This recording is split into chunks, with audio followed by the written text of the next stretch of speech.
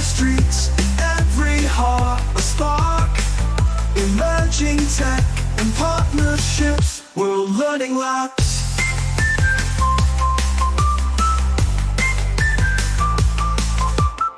High in the Andes, a classroom under stars. Kids programming drones, learning Mars from afar. Their laughter rings over mountains as codes create new flights. In labs that open worlds on the coldest, clearest nights. World Learning Labs. World Learning Labs.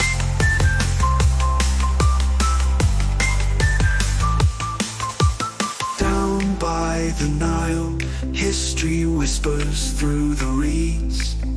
Students in VR headsets explore where pharaohs lead. Past and future mingle as pyramids go digital. In labs that make the old new and the mythical practical. World Learning Labs. Immersive stories told. Hands-on discoveries where young minds mold. From distant shores to nearby streets, in every heart a spark. Emerging tech and partnerships, World Learning Labs. World Learning Labs. World Learning Labs.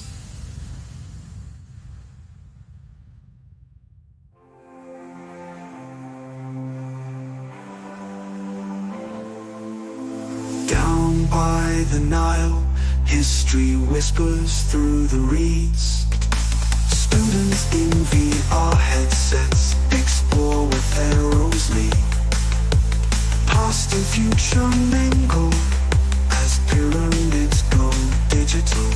In labs that make the old and new and the mythical practical. World Learning Labs.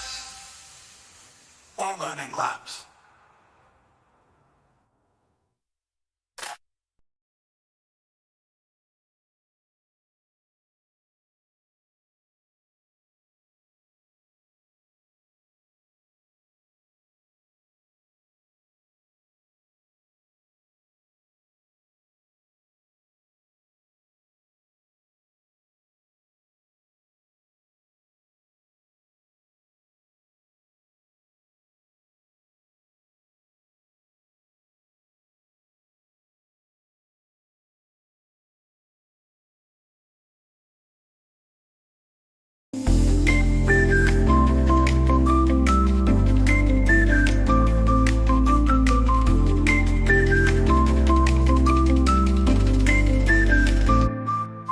In a quiet corner of Kyoto where cherry blossoms sway, a lab lights up with learners where technology meets play.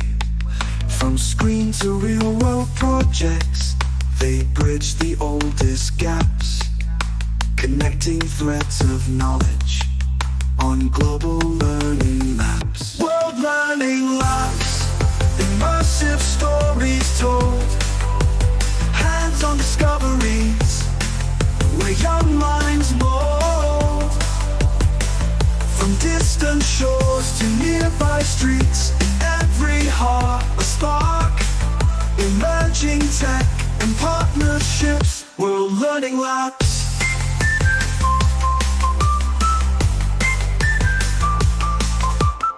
High in the Andes, a classroom under stars. Kids programming drones, learning Mars from afar.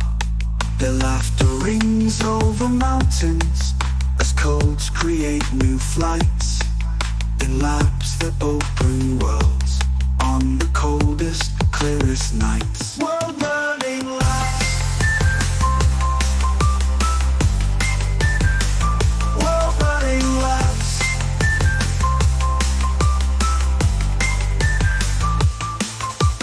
Down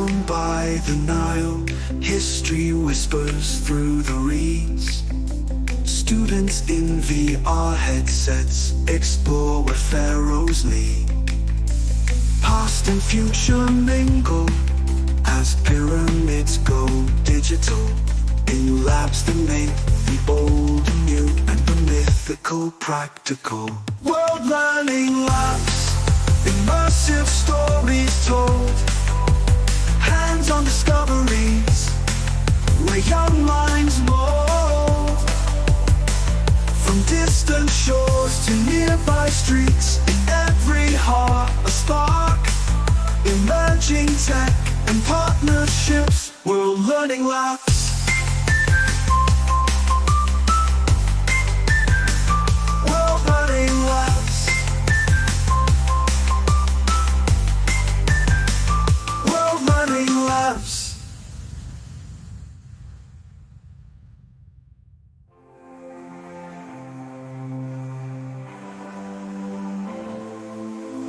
Down by the Nile, history whispers through the reeds.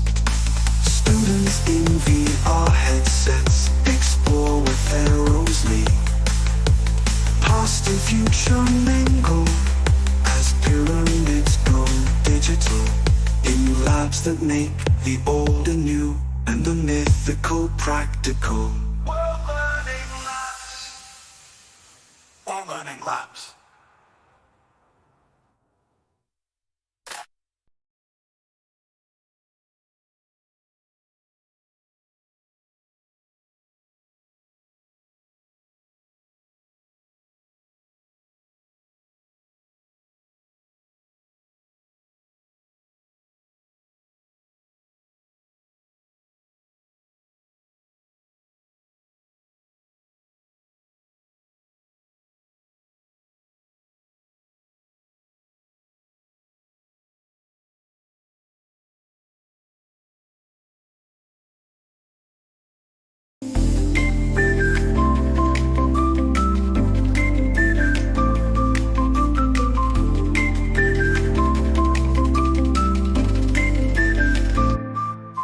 In a quiet corner of Kyoto where cherry blossoms sway, a lab lights up with learners where technology meets play. From screen to real world projects, they bridge the oldest gaps, connecting threads of knowledge on global learning maps. World learning labs, immersive stories told. Hands-on discoveries where young minds mold.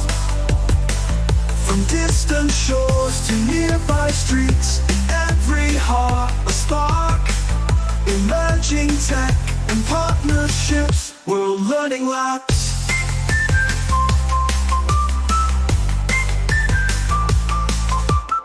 High in the Andes, a classroom under stars. Kids programming drones, learning Mars from afar.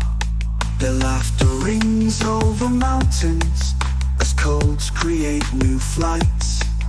In labs that open worlds on the coldest, clearest nights. World learning labs. World learning labs.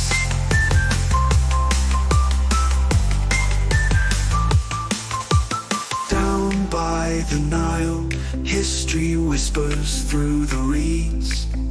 Students in VR headsets explore where pharaohs lead.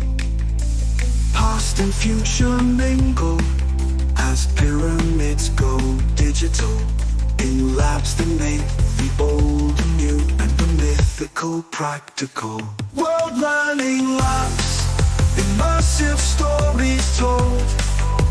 Hands-on discoveries where young minds mold. From distant shores to nearby streets, in every heart a spark. Emerging tech and partnerships, world learning labs. World learning labs. World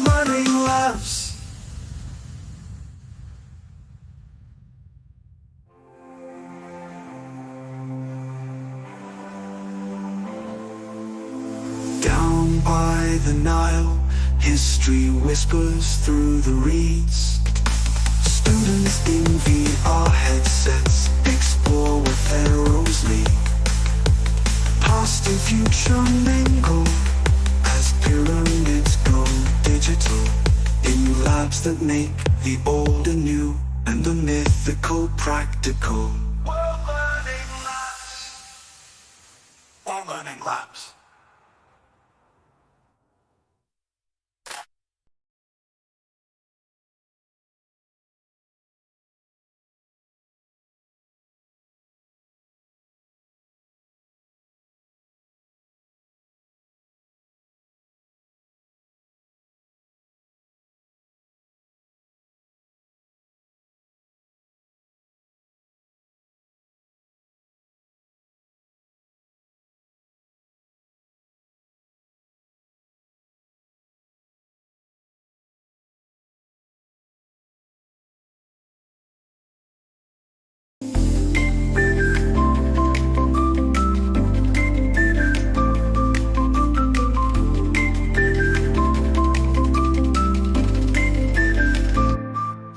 In a quiet corner of Kyoto where cherry blossoms sway, a lab lights up with learners where technology meets play.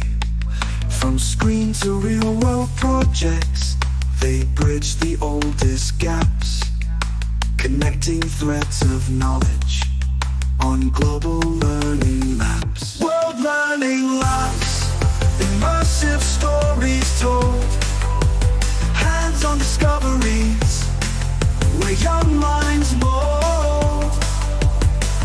From distant shores to nearby streets, in every heart a spark.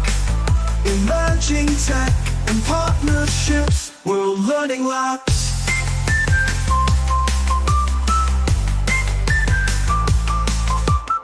High in the Andes, a classroom under stars. Kids programming drones, learning Mars from afar. Their laughter rings over mountains as codes create new flights. In labs that open worlds on the coldest, clearest nights. World Learning Labs. World Learning Labs.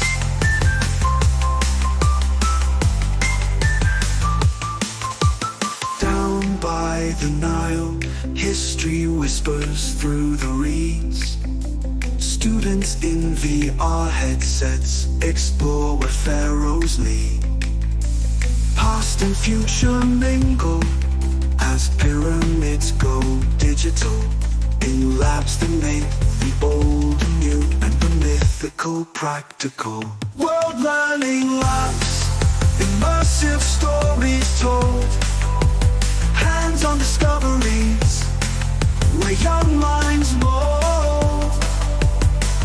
From distant shores to nearby streets, in every heart a spark. Emerging tech and partnerships, World Learning Labs. World Learning Labs. World Learning Labs.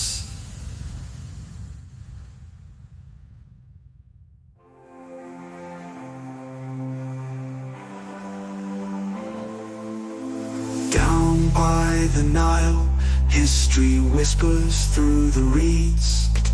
Students in VR headsets explore where pharaohs lead. Past and future mingle as pyramids go digital. In labs that make the old anew and the mythical practical. World Learning Labs. Or Learning Labs.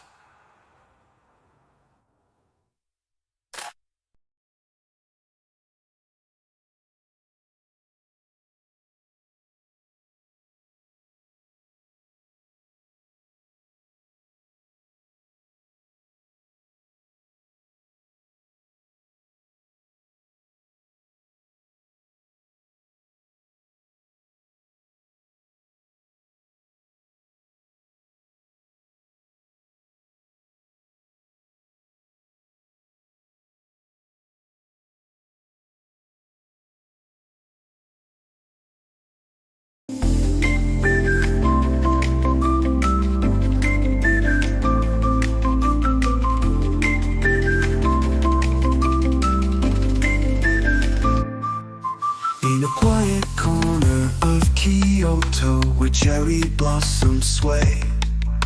A lab lights up with learners, where technology meets play. From screen to real-world projects, they bridge the oldest gaps, connecting threads of knowledge on global learning maps. World Learning Labs, immersive stories told, hands-on discoveries, where young minds mold. From distant shores to nearby streets, in every heart a spark. Emerging tech and partnerships, World Learning Labs.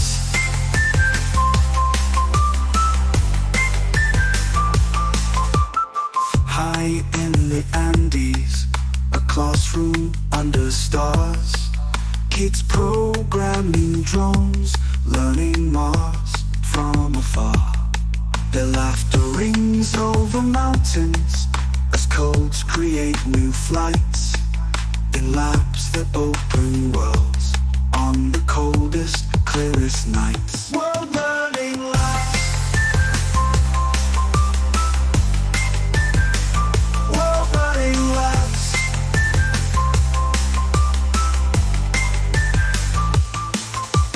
Down by the Nile, history whispers through the reeds. Students in VR headsets explore where pharaohs lead. Past and future mingle as pyramids go digital. In labs that make the old new and the mythical practical. World Learning Labs, immersive stories told, hands-on discoveries, where young minds mold. From distant shores to nearby streets, in every heart a spark. Emerging tech and partnerships, World Learning Labs. World Learning Labs. World Learning Labs.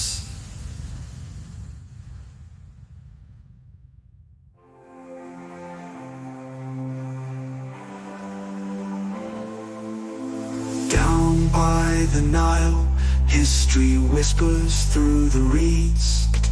Students in VR headsets explore where pharaohs lead. Past and future mingle as pyramids go digital. In labs that make the old anew and the mythical practical. World Learning Labs. World Learning Labs.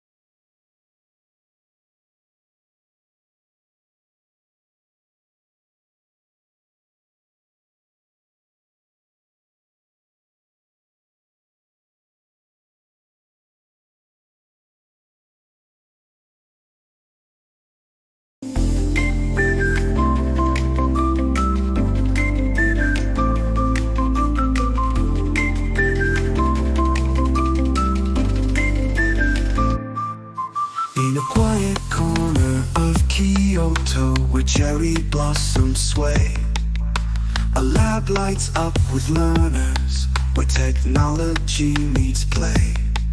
From screen to real-world projects, they bridge the oldest gaps, connecting threads of knowledge on global learning maps. World Learning Labs, immersive stories told, hands-on discoveries, where young minds mold. From distant shores to nearby streets, in every heart a spark. Emerging tech and partnerships, World Learning Labs.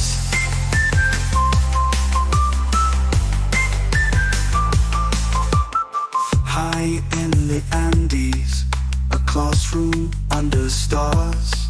Kids programming drones, learning Mars from afar.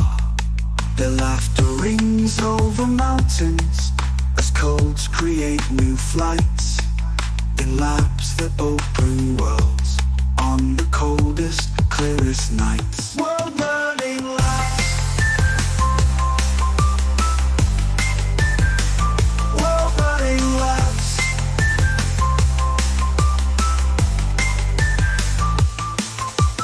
Down by the Nile, history whispers through the reeds.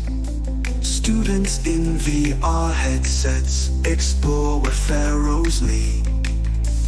Past and future mingle as pyramids go digital in labs that make the old new and the mythical practical.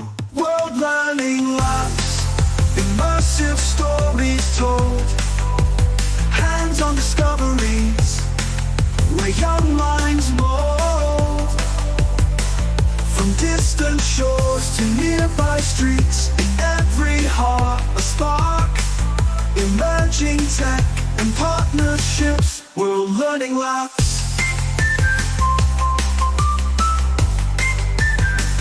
World Learning Labs. World Learning Labs.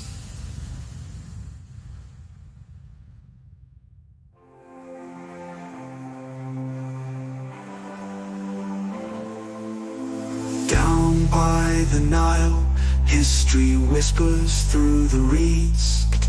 Students in VR headsets explore where pharaohs lead. Past and future mingle as in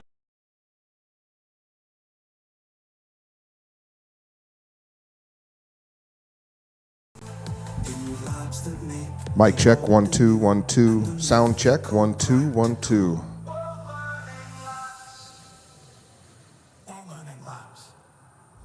Sound check. Sound check.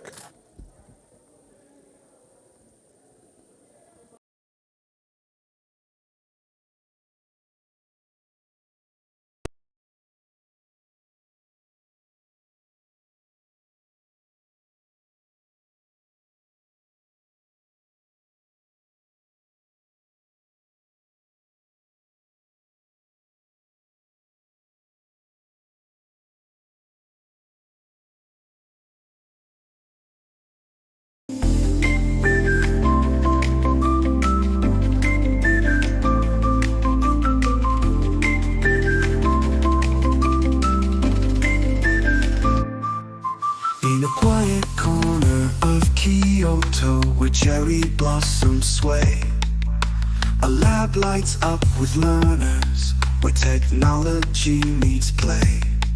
From screen to real world projects, they bridge the oldest gaps, connecting threads of knowledge on global learning maps. World Learning Labs, immersive stories told, hands-on discoveries where young minds mold.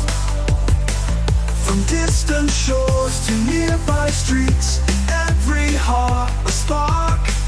Emerging tech and partnerships, World Learning Labs.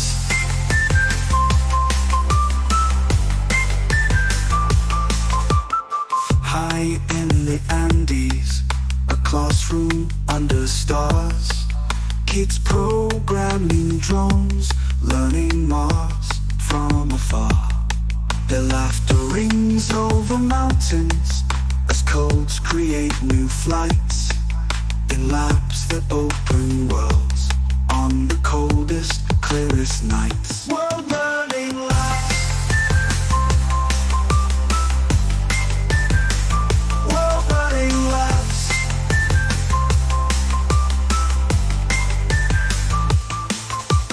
Down by the Nile, history whispers through the reeds. Students in VR headsets explore where pharaohs lead. Past and future mingle as pyramids go digital, in labs that make the old new and the mythical practical. World Learning Labs, immersive stories told, hands-on discoveries, where young minds mold. From distant shores to nearby streets, in every heart a spark. Emerging tech and partnerships, World Learning Labs. World Learning Labs. World Learning Labs.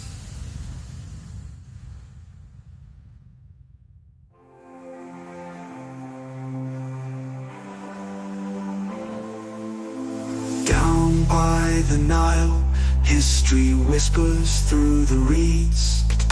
Students in VR headsets explore where pharaohs lead.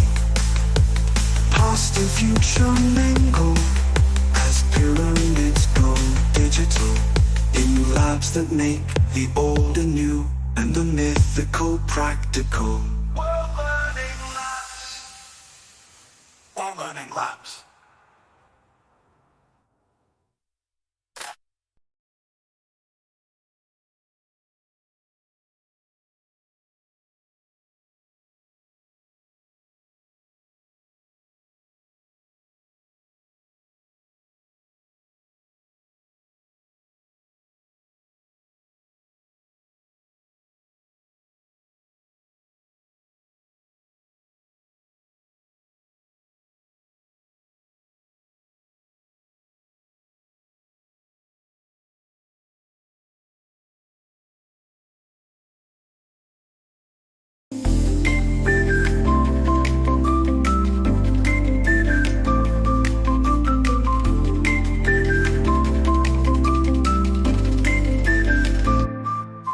In a quiet corner of Kyoto where cherry blossoms sway, a lab lights up with learners where technology meets play.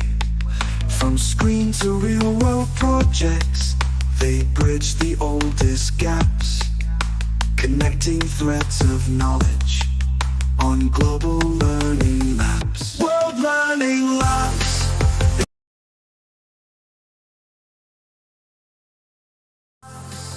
Immersive stories told, hands-on discoveries, where young minds mold.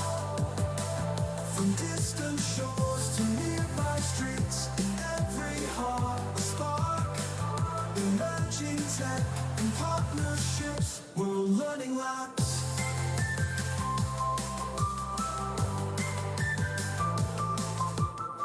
High in the Andes, a classroom under stars. Kids programming drones, learning Mars from afar. Their laughter rings over mountains as codes create new flights. In labs that open worlds on the coldest, clearest nights. World Learning Labs. World Learning Labs.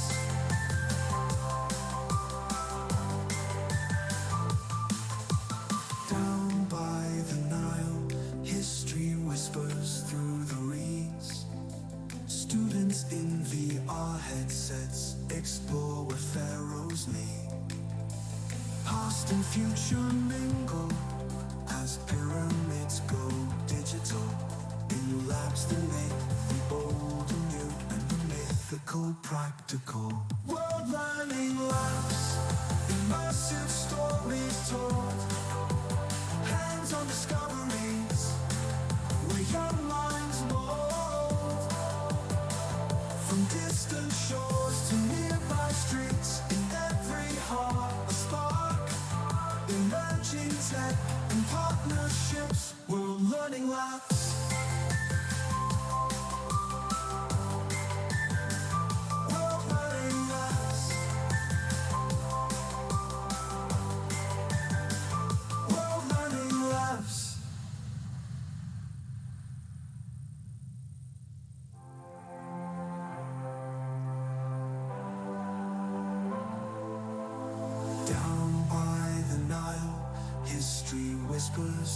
discoveries. Students in VR headsets explore where pharaohs lead.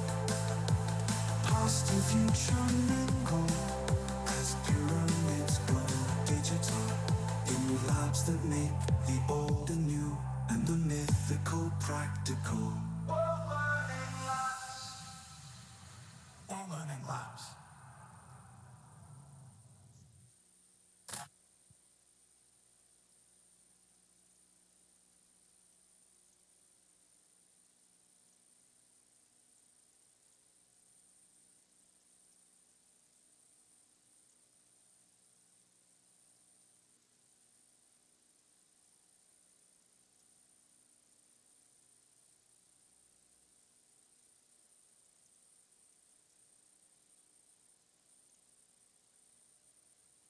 Testing audio, 1, 2, mic check.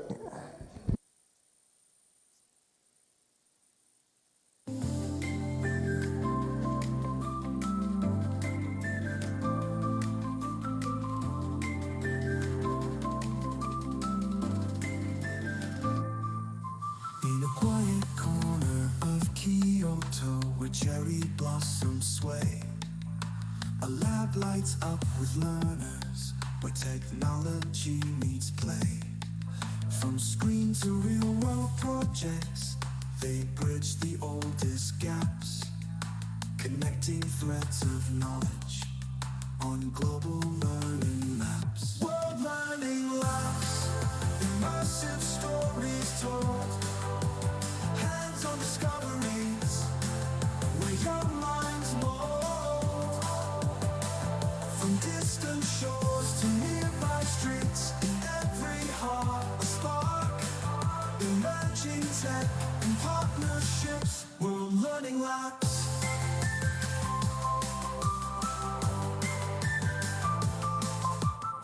High in the Andes, a classroom under stars. Kids programming drones, learning Mars from afar. Their laughter rings over mountains as codes create new flights. In labs that open worlds on the coldest, clearest night.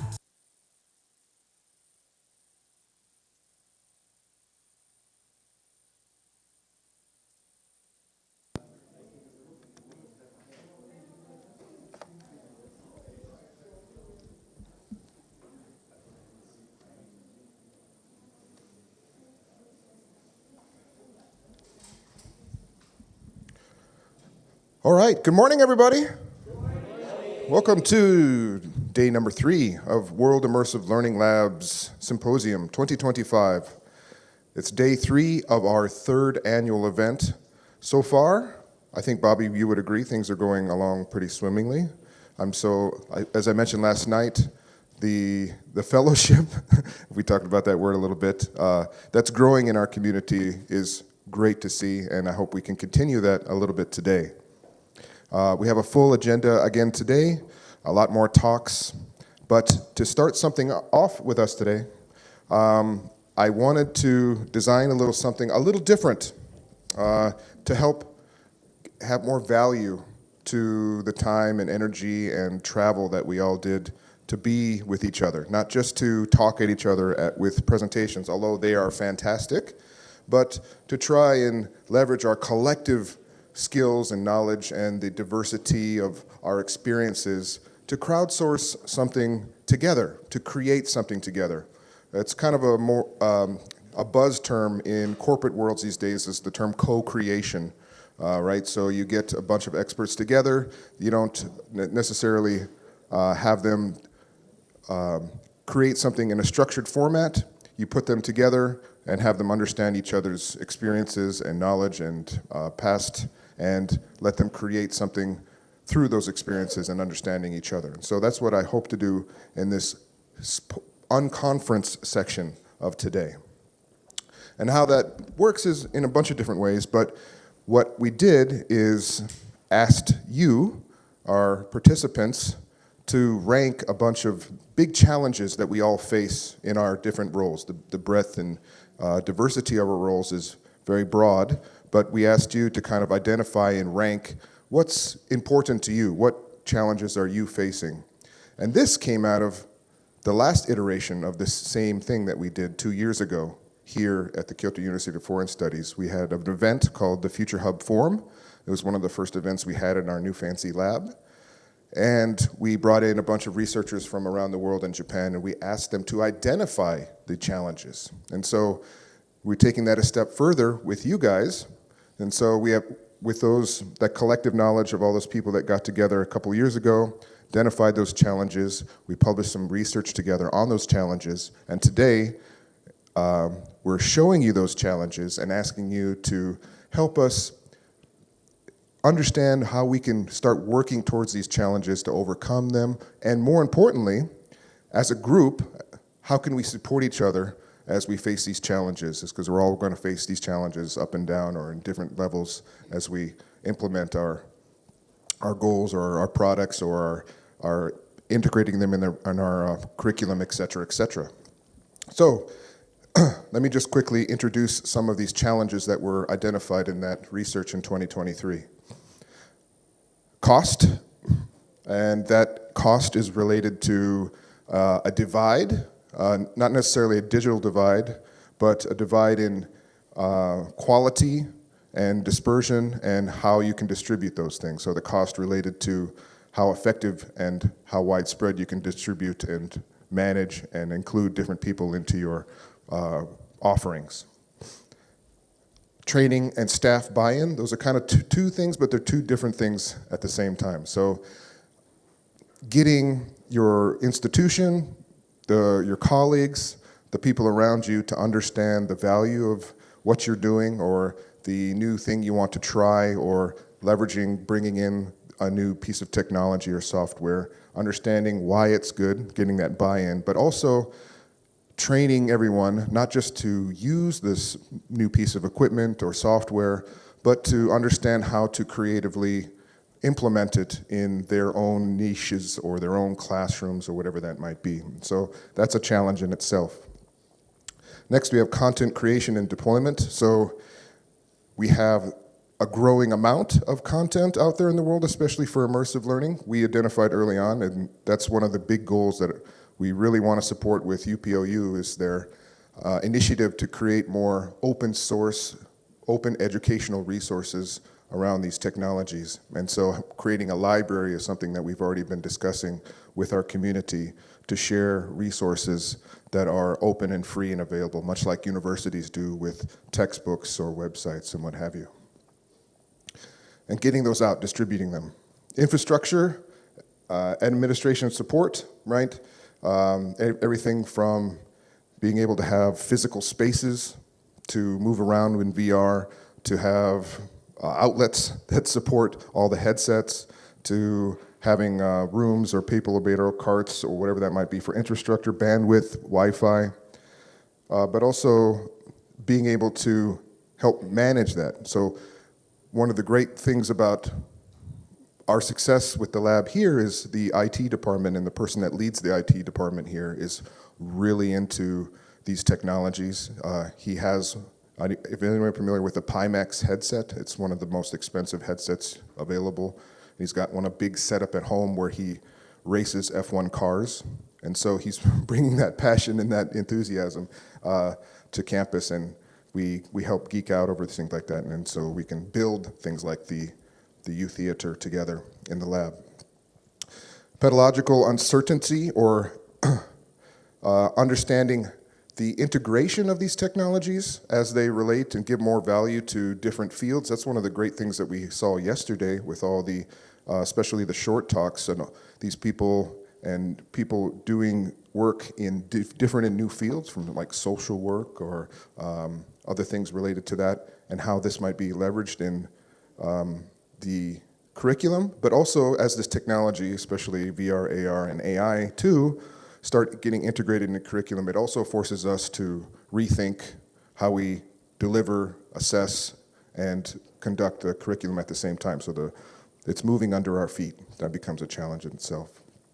Accessibility, inclusivity.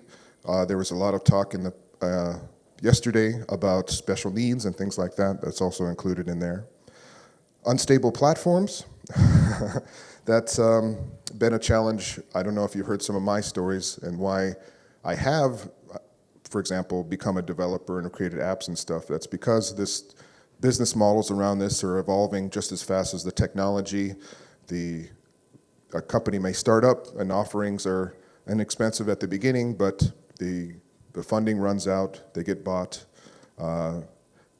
companies move, change their policies, and so you have to kind of work with what's happening. Even the big platforms like Google have given us platforms and taken them away at not the pace that educators would like to have.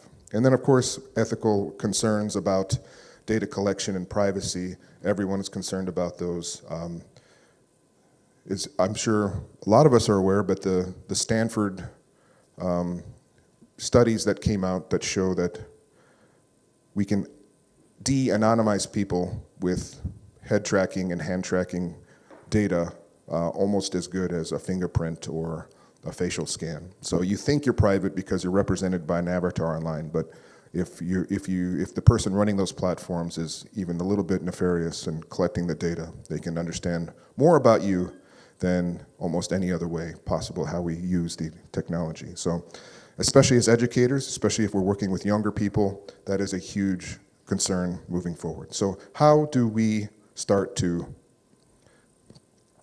address some of these challenges? And so as we go through today, I'm going to ask some of our panels to share an idea or a story of one of these challenges that you may have faced in the past in just a second. But first, to let the panel kind of think about maybe a challenge to share with everyone, I'm going to ask everyone, which of these challenges do you think you ranked highest as a group?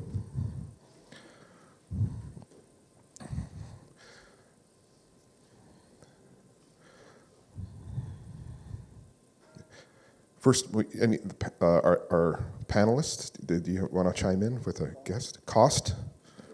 Cost. Everybody says cost. Ethical concerns. Yeah. So the question that I put to you, I asked you, how important is this from non-important to critically important? And so what I found in the data is a lot of you finding these different challenges. And so that's representative of challenges and your specific needs. So a lot of you answered this question wildly different. Some of you thought all of them were important. Some of you thought some things were way more important than others. Right? Let's see. Oops. Let's see. So pretty consistent, but platforms and ethical concerns came out on top.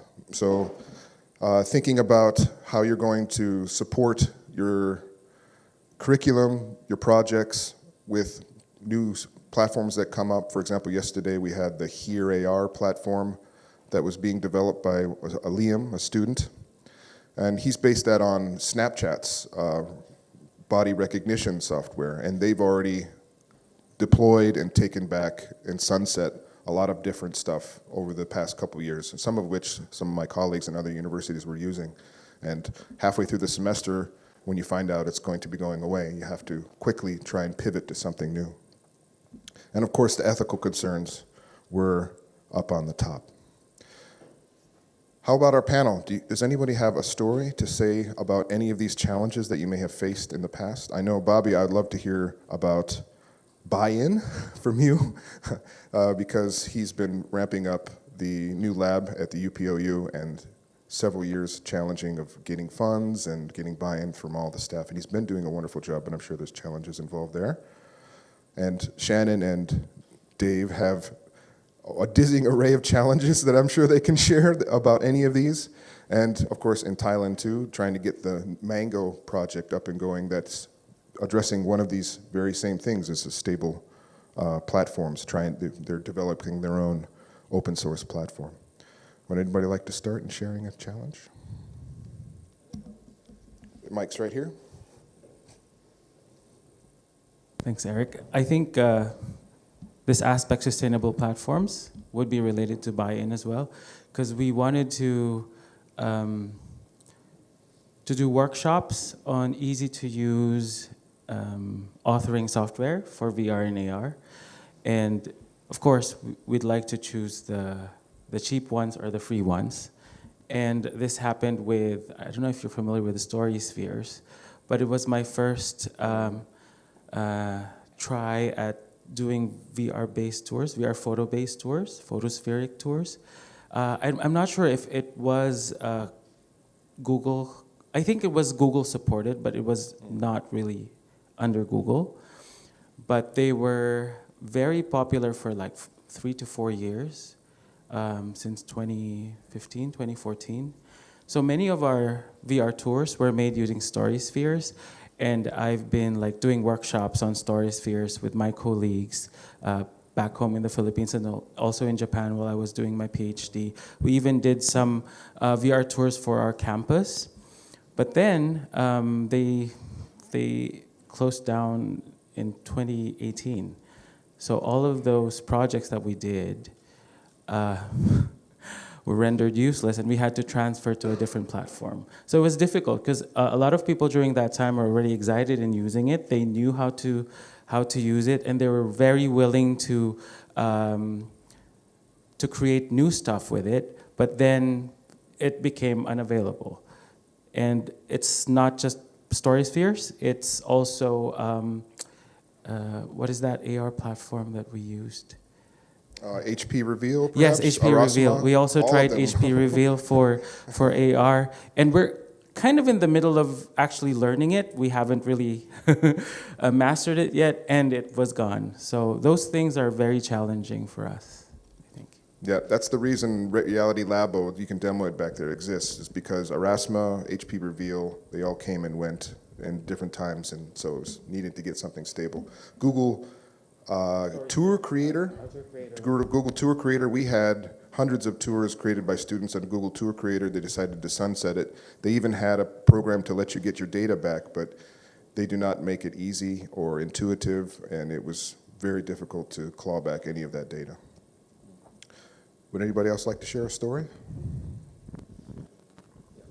Oh, yeah? Okay. Thank you.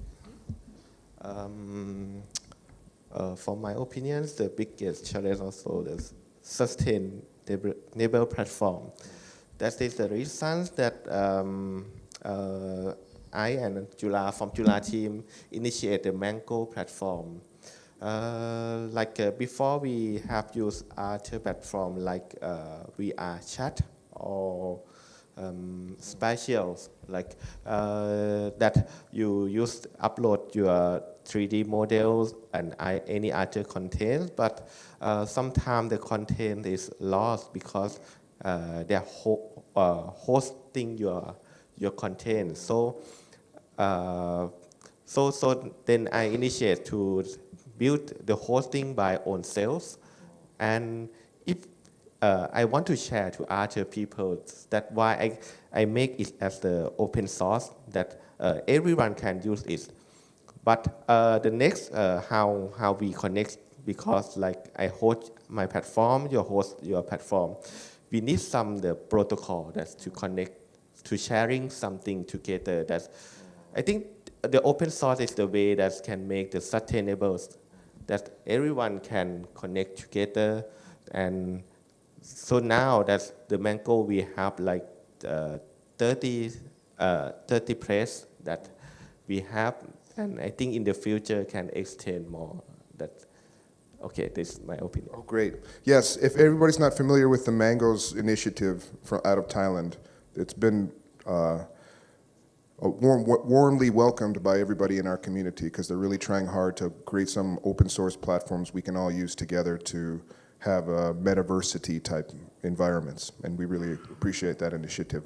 Yes. Last year, we had the International Internet Governance Forum hosted here in Kyoto. So leaders, even presidents, prime ministers from all over the world came, and I was asked to be on a panel for metaverse child safety. And even countries are talking about this. They're talking about the idea of digital sovereignty, like countries like Romania and countries that have to host all of their infrastructure on AWS or Microsoft, and therefore they don't really feel like they have control or agency over their own government services because they're hosted on other people. And so they're, even on a governmental level or country level, they're talking about these very same things about sustainable platforms. Right, so how do we start to think about this? So we're all on this journey of the hype cycle in different stages, and we all kind of flip through it at different times. And so all these challenges were starting to be identified depending on where you are in your journey. Shannon and Dave told us some of this stuff in early. So we start to understand the challenges, and now we're starting to address these challenges in ways, and our community hopefully can help us get into having more productivity using these challenges moving forward. And so we asked you, how do we help each other with these challenges? And so we create partnerships, we share resources, we help create some policy that which we can share and enforce that's more globally recognized. We can author research together and then do community outreach. So these are just some suggestions that we had, ideas that we can work together as a community. Which do you guys think what you preferred, or do you think where we're strongest at to help address some of these challenges? Anybody have a guess? Partnerships? Yeah, that's a good guess. Again, this group is widely varied in their opinions, so I saw in the data that they were all over the place, so it was a close race again. But yes, partnerships and community outreach seemed like the things that you guys think that we can help each other. Getting more people aware of the technology, its value, how it can be used ethically and equally. And then we can help each other by creating partnerships, which I think is kind of an umbrella for the other ones. But if we create partnerships, then we can start sharing resources and creating policy and co-authoring research together. So that's almost like a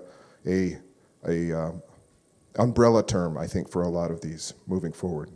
So now we have some idea of the challenges that are important to you and how you think we might work together to solve them. And so we're going to try and get together and work on some of these. And so I took a lot of your comments and a lot of your suggestions and your questions, and I did a quick analysis with the aid of AI and came up with these questions last night. And so the top 4 challenges and then 2 questions each that were formulated based on these. And one of them is kind of trying to address the actual problem, and the other one is asking us what we can just do together as a group to support each other to move towards that problem, right? So we might not have the answers to any of these problems today, but at least we'll start to formulate a plan of how we might help each other moving towards the future with these questions. So we're going to, today we're going to form groups, and I'll let you introduce each other to yourselves to each other and talk about these questions for just a little bit. And then we're going to move on to the next session and let these questions simmer in your mind as we listen to the rest of the talks. And then after the next session is done, we're going to get back into our groups and then ask you as groups to try and come up with some ideas, share your stories and experiences, and then each group will come up and share what you have learned, discussed, and come up with as a group in very short presentations towards the end of the day. Right? Does that sound good so far? And we have our panelists here, and I'm going to ask you guys to be our consultants. So I'm going to ask, while their groups are deliberating, I'm going to ask you to kind of move around and listen in and give advice and listen to the groups and help them out. So to make groups, to gamify things a little bit, I'm going to ask everybody to just randomly draw a card.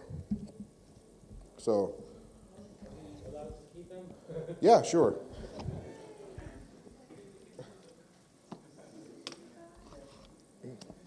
I'm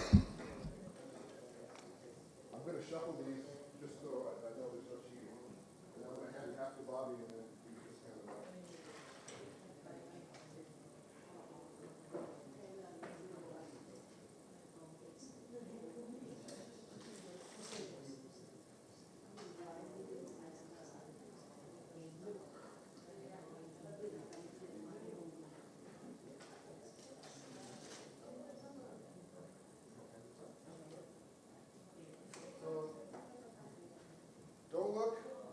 card from the top.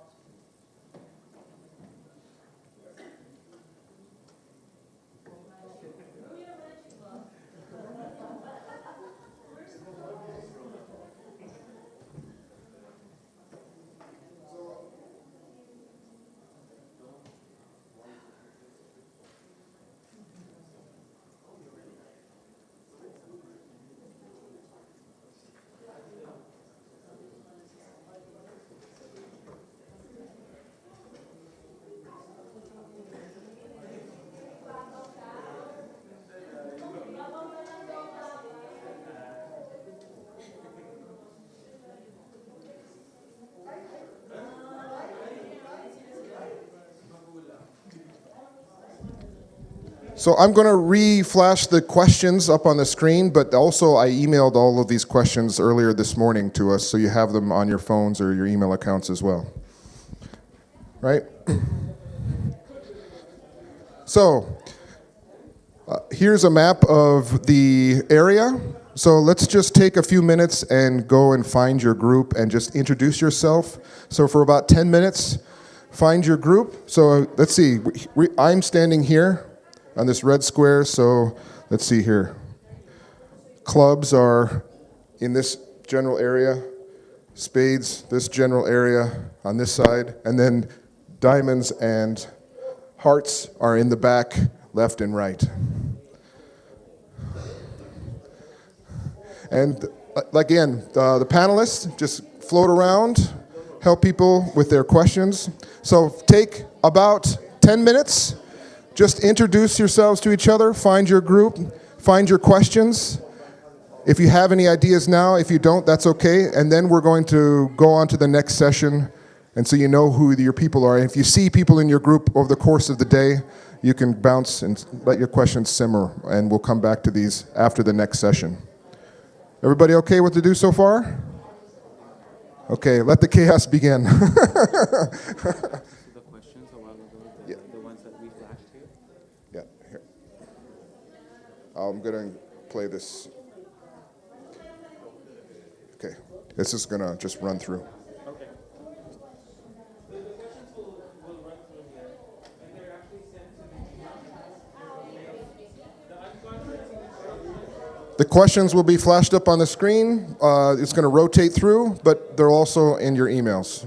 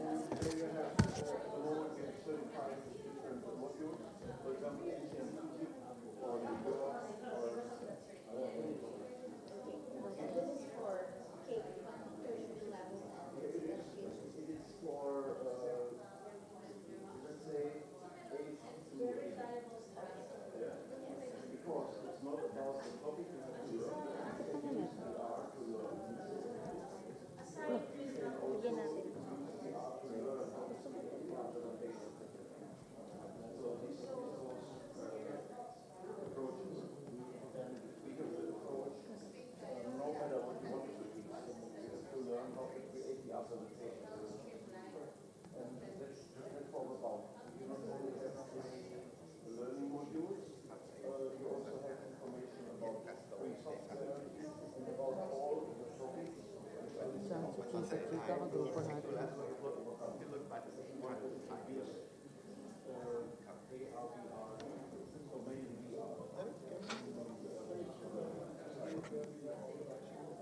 Learning modules, they have a description, what you want to build. So just text and photos, description, you have a tutorial, how to build it with a authority on there. And you also have all the resources. There are all the resources around photos and all information. They are prepared. And in Germany, already a bunch of teachers around government work with the platform, and they download projects. What do you mean how might create a shirt for Are you guys chairing the next session? What time do we supposed to start? 10:40. The short one. this one? 10:40. Short box part 2 intro. Great. Yeah.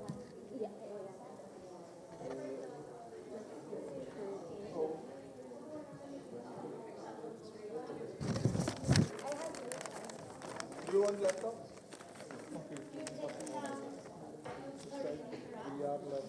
I just didn't catch up the name of the website, right? Yes. VR-learning.org. So where can we share? VR. Where's an idea? Hyphen. Okay. Learning. Learning.org. .org. Magkasama yung search. Oh. Kasama yung VR.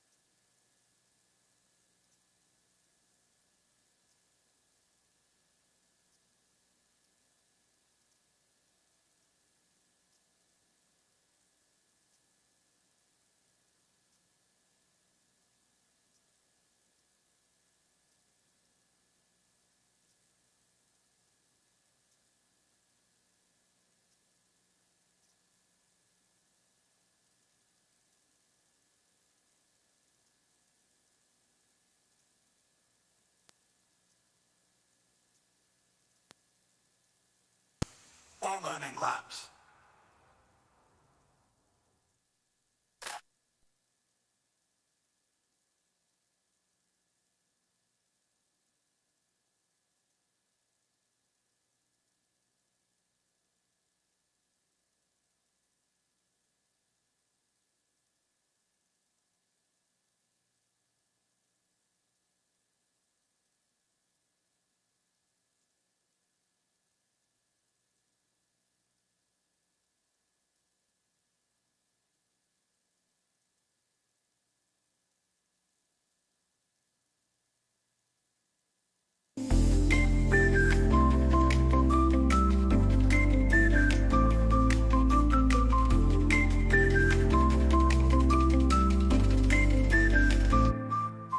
In a quiet corner of Kyoto where cherry blossoms sway, a lab lights up with learners where technology meets play.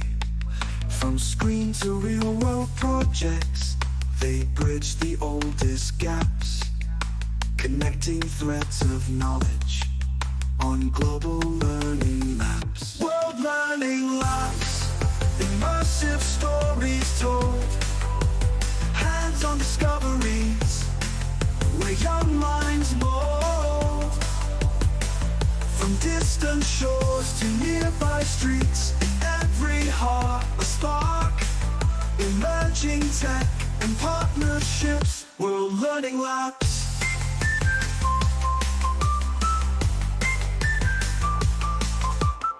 High in the Andes, a classroom under stars, kids programming drones, learning Mars from afar.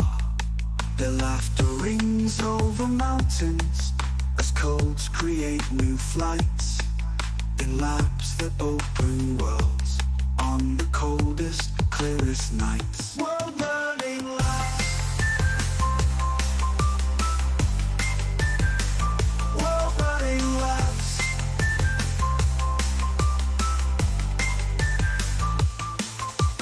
Down by the Nile, history whispers through the reeds. Students in VR headsets explore where pharaohs lead.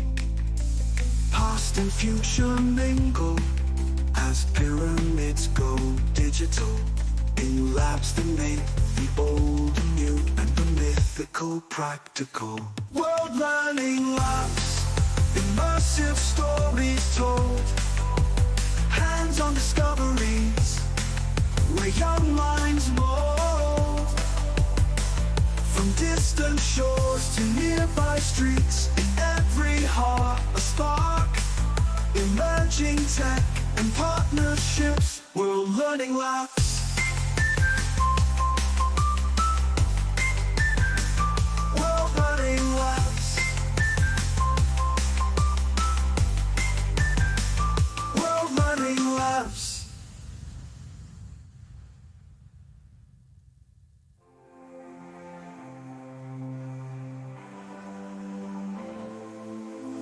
Down by the Nile, history whispers through the reeds. Students in VR headsets explore where pharaohs lead.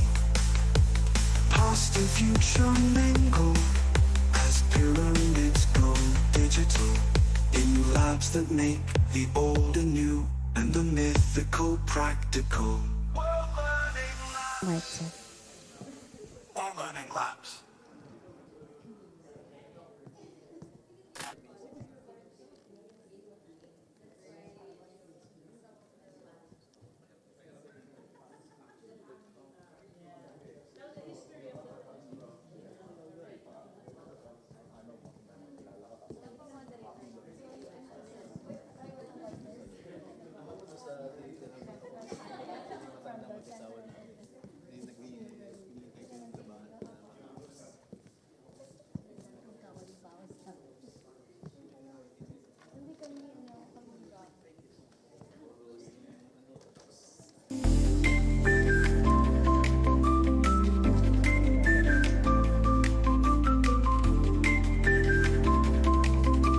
Hello? quiet have like corner of 3 minutes left. Kyoto with cherry 3 minutes blossoms left, sway. and we have to A lab lights up gather with to the other learners area. where technology Thank you meets very play. much. From screen to real world projects, they bridge the oldest gaps, connecting threads of knowledge. Thank you. 3 minutes to gather and on the other side. Immersive Thank you, my dear co-host, for helping.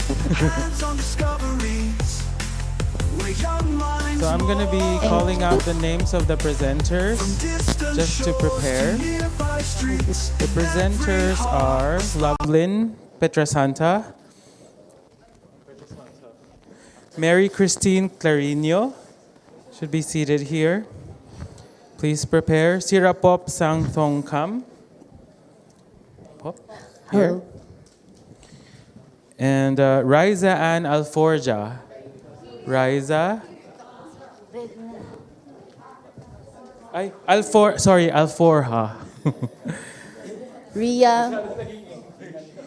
Ria Valerie Cabanas. Cabanes. Min Bobo. Next, we have Blanca Flor Arada. Blanca Flor, are you here? Yes. Next, Anyu Murakami. and then we have a duo, Alvi Alip and Julius Garcia. Alvi and Julius, ready? Please get ready. Next, we have Joanne V. Serrano and Sherry Marasigan and Mary Grace Campolo. who will be presenting for the three co-authors? Do you know? Is Mary here? Mary Grace? Maybe Okay, at the back. getting ready. And Margaret Suarez, I've also seen her, still at the other side. Sorry, Christopher Marlo. Christopher is here. Good. Margaret Suarez. Is she here? Yes, okay. We just need to make sure that everybody's here. John Alain Orbe. Alain, right? John Alain Orbe. Okay. Looks like everybody's here.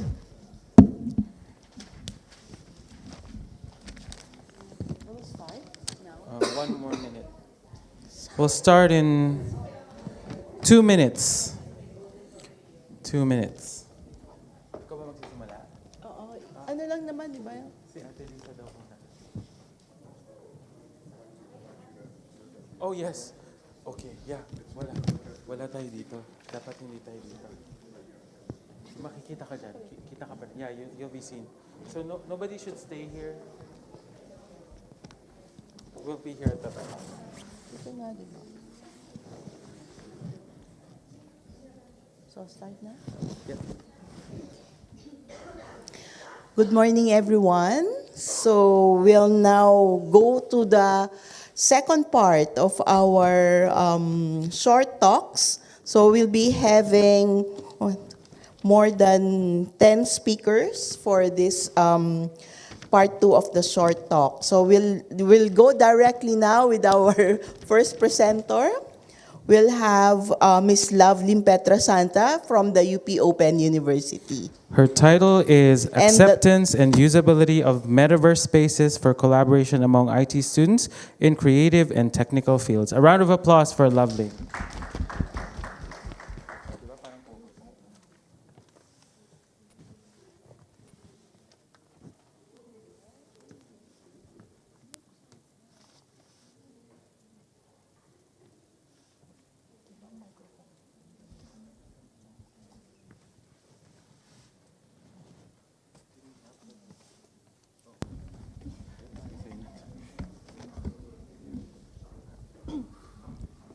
Yeah. Hi, good morning, everyone. I'm Lovelyn, or Love Petrasanta. And today I'll be sharing a research study I co-authored with Mr. Lexter Mangubat titled Acceptance and usability of metaverse spaces for collaboration among IT students in creative and technical fields. This study explores how metaverse platforms, particularly Frame VR, can support student collaboration in a more immersive and interactive environment. So the metaverse has been gaining global attention as a virtual environment that brings together both augmented and virtual realities. In the context of education, it's not just a tool for teachers or educators, but it also opens up new ways for students to collaborate. Through shared virtual spaces, the students can communicate in real time and engage in activities that go beyond the limitations of traditional online platforms. So in this study, we focus on the usability and acceptance of the metaverse for academic collaboration, particularly the IT students who are completing their internship at the University of the Philippines Open University under our office at the Center for Open and Digital Teaching and Learning. And these students specialize in 3D animation, graphic design, and programming. So we saw this great opportunity to introduce them to a technology that they might not be familiar with. One that is already in use at UP Open University and that closely aligns with the skills they're developing as future creators of virtual environments. So this study has two main objectives. First, we wanted to understand how students perceive the acceptance of metaverse spaces for academic collaboration. In other words, how open they are to using this kind of platform for school-related teamwork. And second, we aim to identify the key factors that influence how usable and effective these metaverse platforms are when it comes to supporting collaboration among students in creative and technical fields. Okay, so we use the unified theory of acceptance and use of technology as our guiding model. This framework focuses on key factors that influence how students adopt and use technology, including first, the performance expectancy. Do students believe the metaverse help them complete tasks more effectively? Effort expectancy, is it easy for them to use? Facilitating conditions are the tools and infrastructure in place to support their use, and behavioral intention, are they willing to continue using the metaverse in the future? Yeah, so this study used a mixed methods approach. We conducted a data-based survey, which was analyzed using JASP software, and gathered open-ended responses to capture more detailed feedback and on students' experiences. So our data revealed high to very high ratings across all key dimensions. Behavioral intention received the highest score. This means that students were very willing to continue using metaverse spaces. They also rated usability and usefulness highly. This means that students found the platform both easy to use and helpful for completing their tasks, which strongly supports its usability in an academic setting. Okay, so the reliability of the instrument was strong with Cornbuck's alpha values mostly above 0.78. Interestingly, familiarity with metaverse platforms like Frame VR didn't significantly affect students' intention to use it. So this means that even first-time users were open to adoption, provided the environment was intuitive and helpful.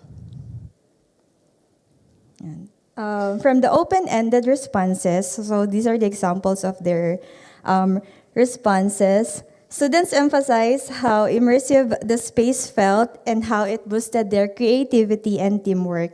And challenges mentioned included occasional lag, internet connectivity, and initial learning curves, but overall the response was positive. From the, our findings support previous studies suggesting that immersive shared environments like the metaverse can enhance engagement, collaboration, and overall sense of presence. Students highlighted the feeling of being there as a key factor in the platform's value, often more so than their previous experience with similar tools. So in summary, IT students in creative and technical fields view the metaverse as a usable and effective tool for collaboration. Their intention to continue using it stems from its demonstrated usefulness and ease of use rather than just familiarity with the technology. So last, for the recommendations, we recommend that institutions invest in strong infrastructure to support immersive technologies, provide training and orientation to help students maximize their use, and enhance usability and educational features in metaverse platforms like FrameVR.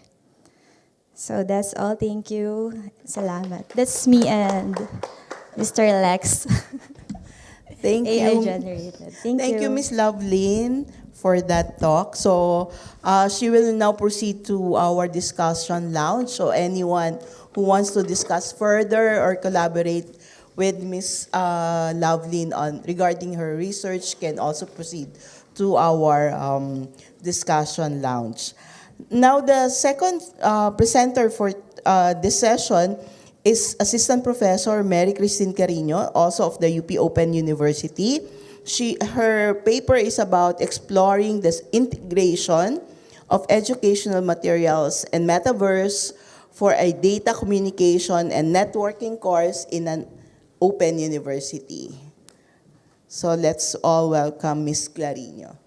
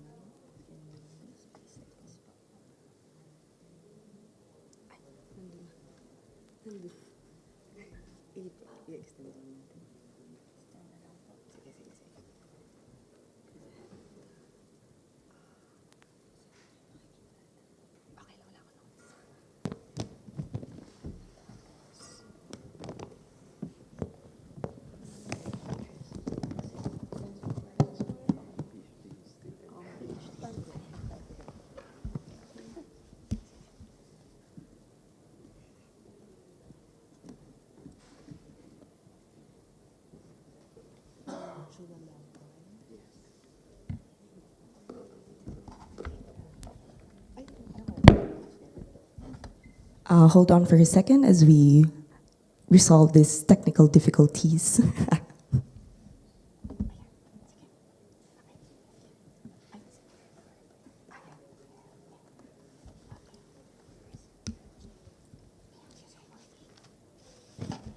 All right, so good morning, everyone.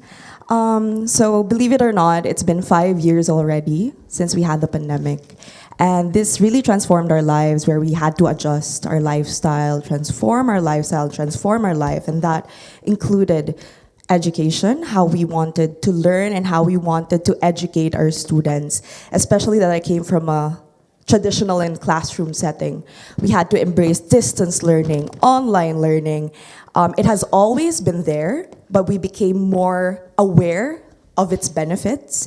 And that included riding and hopping into these tools, these conferencing tools, to be able to interact, not just to gain knowledge or not just for knowledge acquisition, but it was really for building a community, because we are isolated, and for us to still stay connected. And media and these tools really helped us. And now that I am in an open university, I became curious with immersive learning. I recently found out that there's this term called metaverse order of education.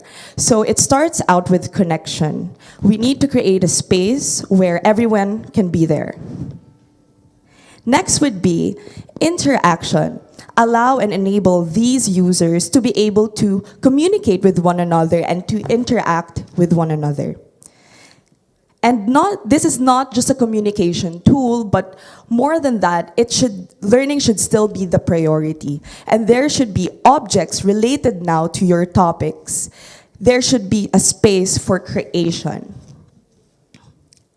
the fourth one would be identifying your users, identifying how diverse it is, knowing who your audience are.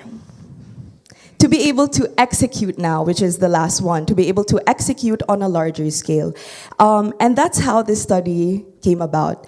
I became curious on how to use VR and the metaverse in an online and open university just like UPOU, and how do I connect these people, not just in a modular, in an asynchronous way, but to also integrate the concepts of a data and communication networking course, which was something that I taught just last semester. So even though there is no longer the pandemic, we could see how these tools can still help us stay connected and still continue learning.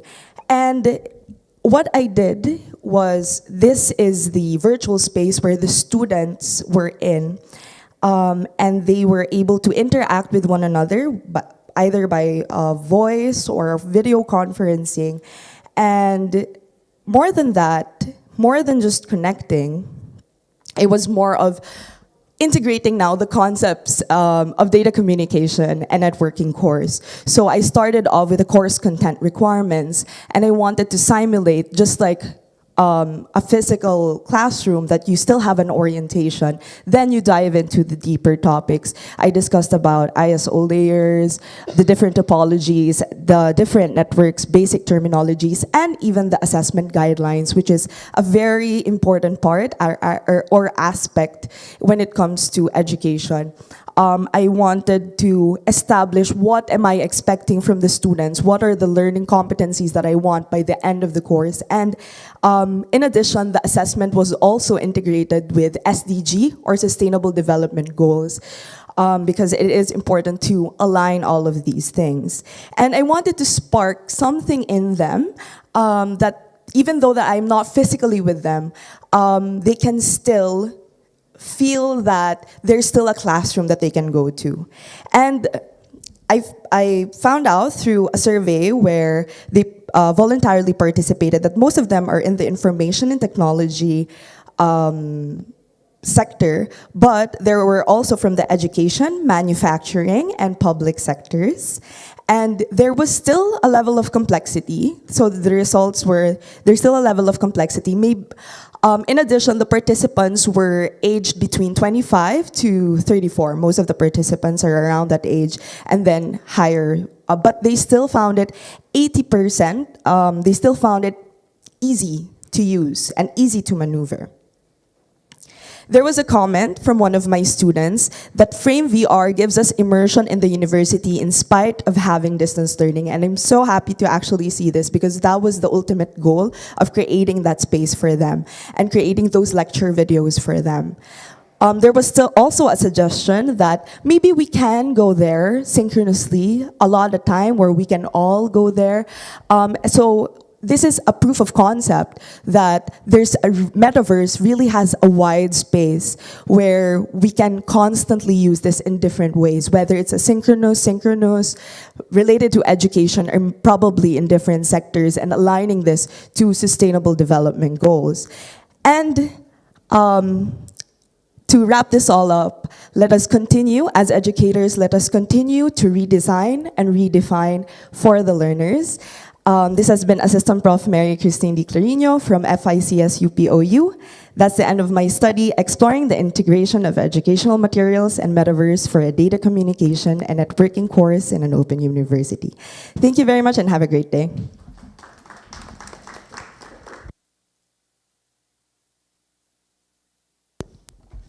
Hello, ayan. Thank you, Assistant Professor Mary Christine Carino. So it's something that maybe many of us are actually doing or would like to start doing in our online classes. So again, Miss Mary, you can proceed to our discussion lounge. Okay, thank you. Our third speaker for this morning is a PhD student from the Chulalongkorn University in Thailand. He's Mr. Sirapop Seitong Kam. I hope I pronounce it right. And he will be discussing the simulation of 5G use cases in the metaverse. Let's all welcome him.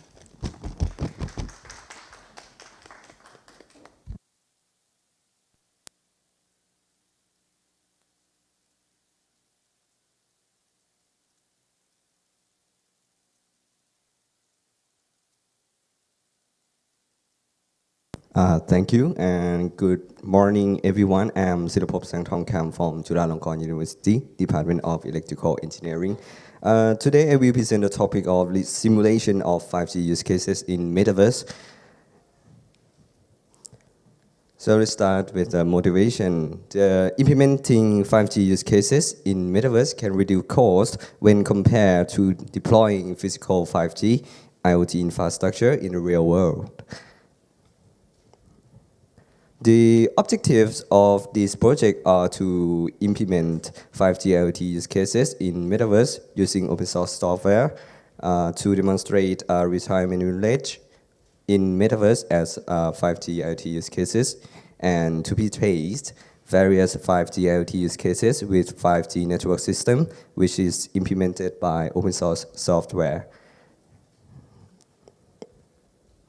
The advent of diverse services in 5G imposed various service requirements on networks. Thus, 5G IoT use case can be classified as shown in a table below, which include broadband IoT, critical IoT, and massive IoT. Network slicing is a key function of 5G network system, which enables logical networks to support such various demands. So what is the network slicing? The network slicing is a technique that enables multiple virtualized and isolated logical networks to be built on a shared physical network. To meet various service requirements of new services in 5G era, the creation of network slice for each service scenario is needed to allocate required resources to serve such requirements. So what is metaverse? I think everyone here knew already, right? Metaverse refers to collective virtual space that is created by convergence of physical and virtual reality. Metaverse features consist of virtual representation, digital twins, real-time monitoring and feedback, and etc. So there are many applications of metaverse as shown in this slide. One of them is 3D simulation, which allow the metaverse be able to mimic the real world visually and explicitly compared to the other means.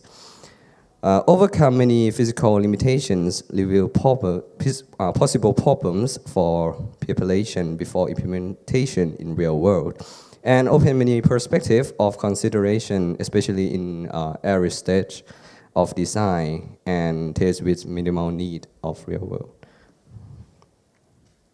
The retirement village is selected as an example to demonstrate the use of metaverse in a smart city design.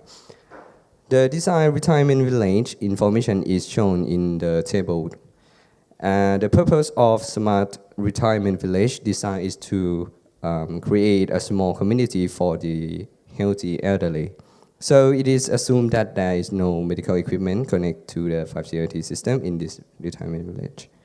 The main function of retirement village consists of electrical power monitoring system, village security monitoring system, outdoor environment monitoring system. The table 2 shows the required components and user equipment of retirement village.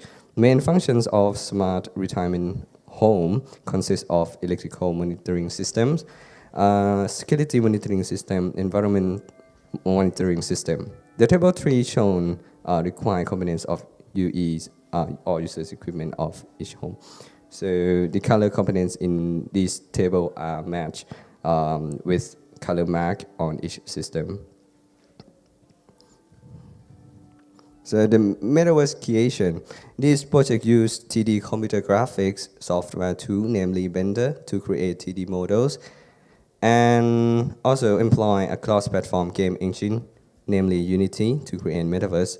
The system components in Metaverse are programmed by using C# scripts to automatically operate and interact as a smart retirement village system.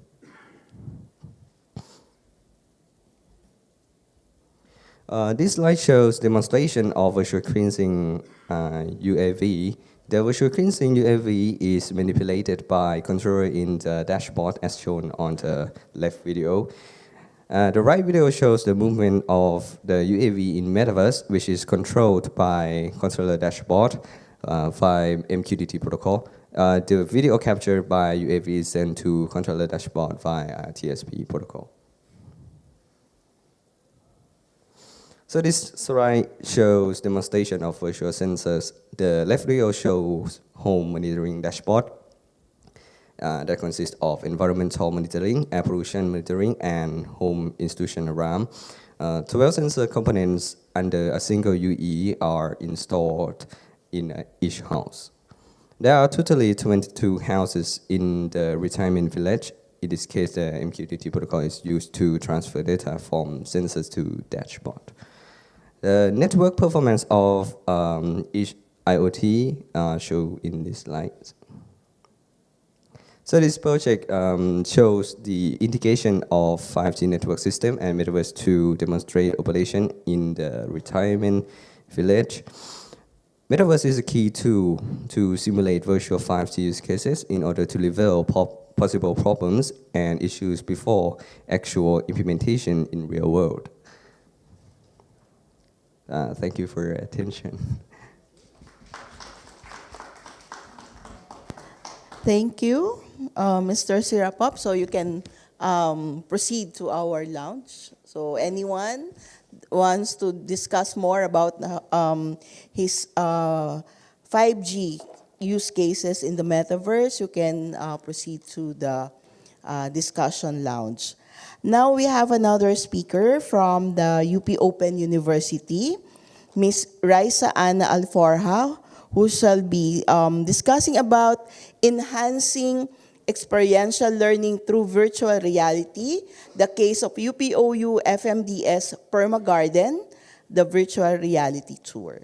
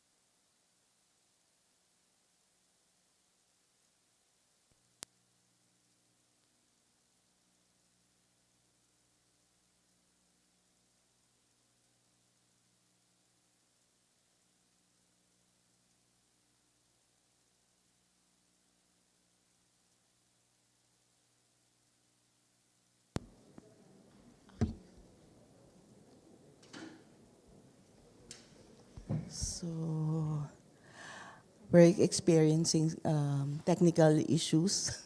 Her computer is not responding to the touch. Anyone who can help us here, please?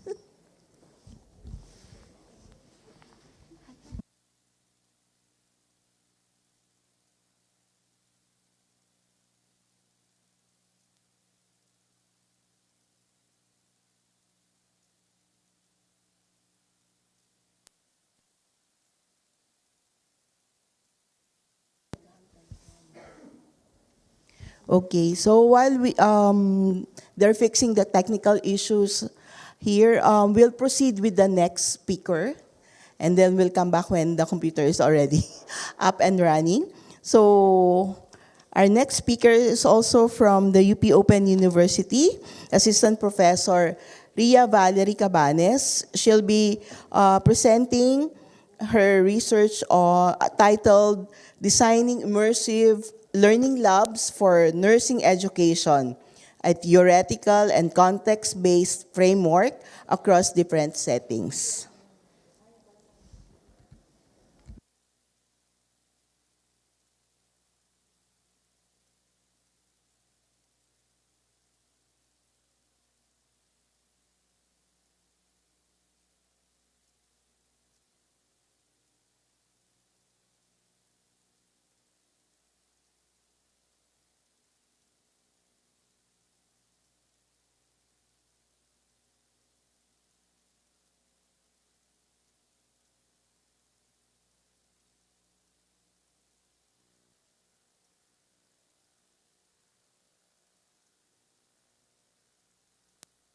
Good morning, everyone.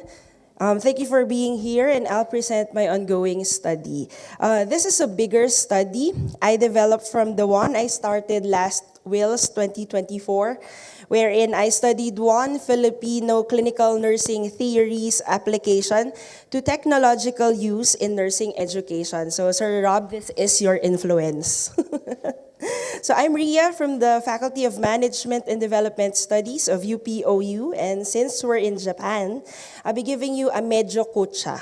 Okay, so this is only 10 slides, and I'll be giving a story about origami. I wanted to connect my theme with that. A practice that transform a simple sheet of paper to something purposeful and beautiful, just like how we like to shape nursing education. So let's start with the image of a plain paper like origami. Philippine nursing has a solid foundation, but it's already showing creases from policy reforms and international standards.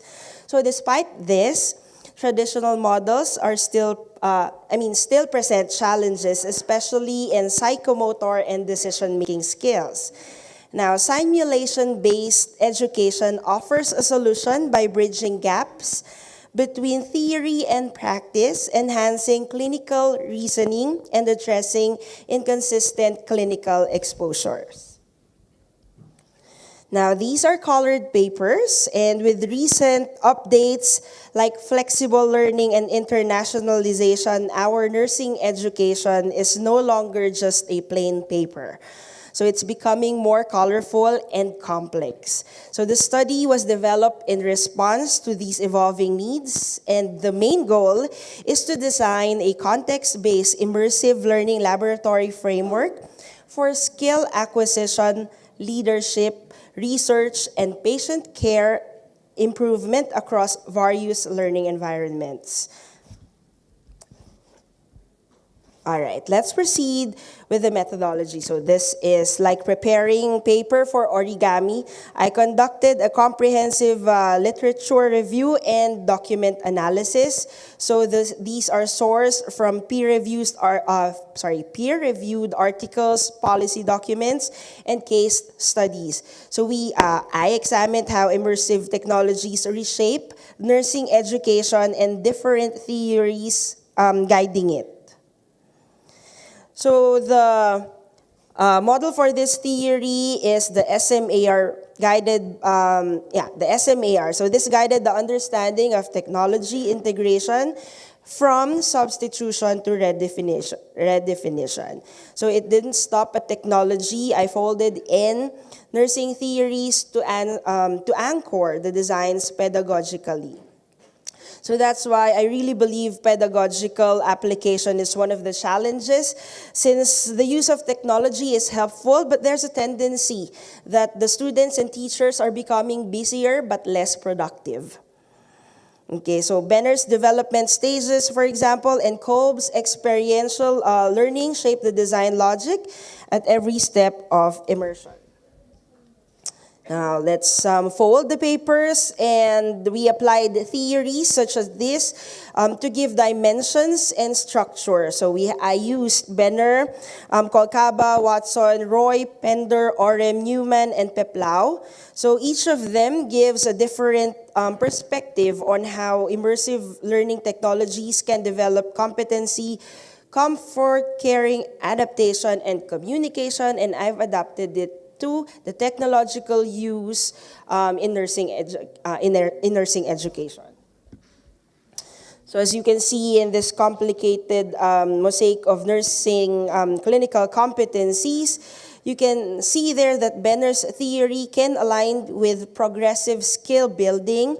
Kolkaba's comfort theory ensures psychological and physical well-being in simulations. And then we also have Watson's caring that promotes empathy and presence. So Roy's model also simulate adaptability under complex conditions. So these aren't abstract ideas. They're backed by case studies demonstrating how immersive tools can support these theories in practice. So the crane takes form, and from these folds, the hybrid immersive learning laboratory, or HILM, which I might also change depending on what will emerge. It blends with technology, theory, and context into one structured model, usable in different settings: schools, community, clinical practice. Like a well-folded crane, you can see here, it is shaped to be functional and adaptable. So the plain crane transformed into a colorful one because we began to identify gaps such as lack of standardization, weak theory integration, and limited scalability. This is addressed by layering the theories into immersive strategies and ensuring the simulations aren't just realistic, but meaningful and evidence-based. So each theory supports a fold in this crane from foundational knowledge to advanced applications. Now let's talk about recommendations. So to scale this up, we must align immersive laboratories with regulatory standards, curriculum goals, and institutional strategy. Accrediting bodies should set clear metrics, QA, and interdisciplinary partnerships will help broaden the access. And for sustainability, we have funding, policy, and faculty development. This will give them the long-term impact. And of course, the last slide. So this is the final origami made from different pieces. It's folded into one, representing the completed framework. And this is the vision of a nursing education system that is integrative, adaptive, and forward-thinking. Thank you very much. Thank you, Assistant Professor Ria, for your very creative presentation of origami and immersive learning labs for your nursing education research. Thank you. So now we'll go back to the research on the use of, on the case of UPOU FMDS Perma Garden virtual reality tour. So the computer is now working. Again, let's us all welcome Ms. Raisa Ana Alforja. All right, I'm back again.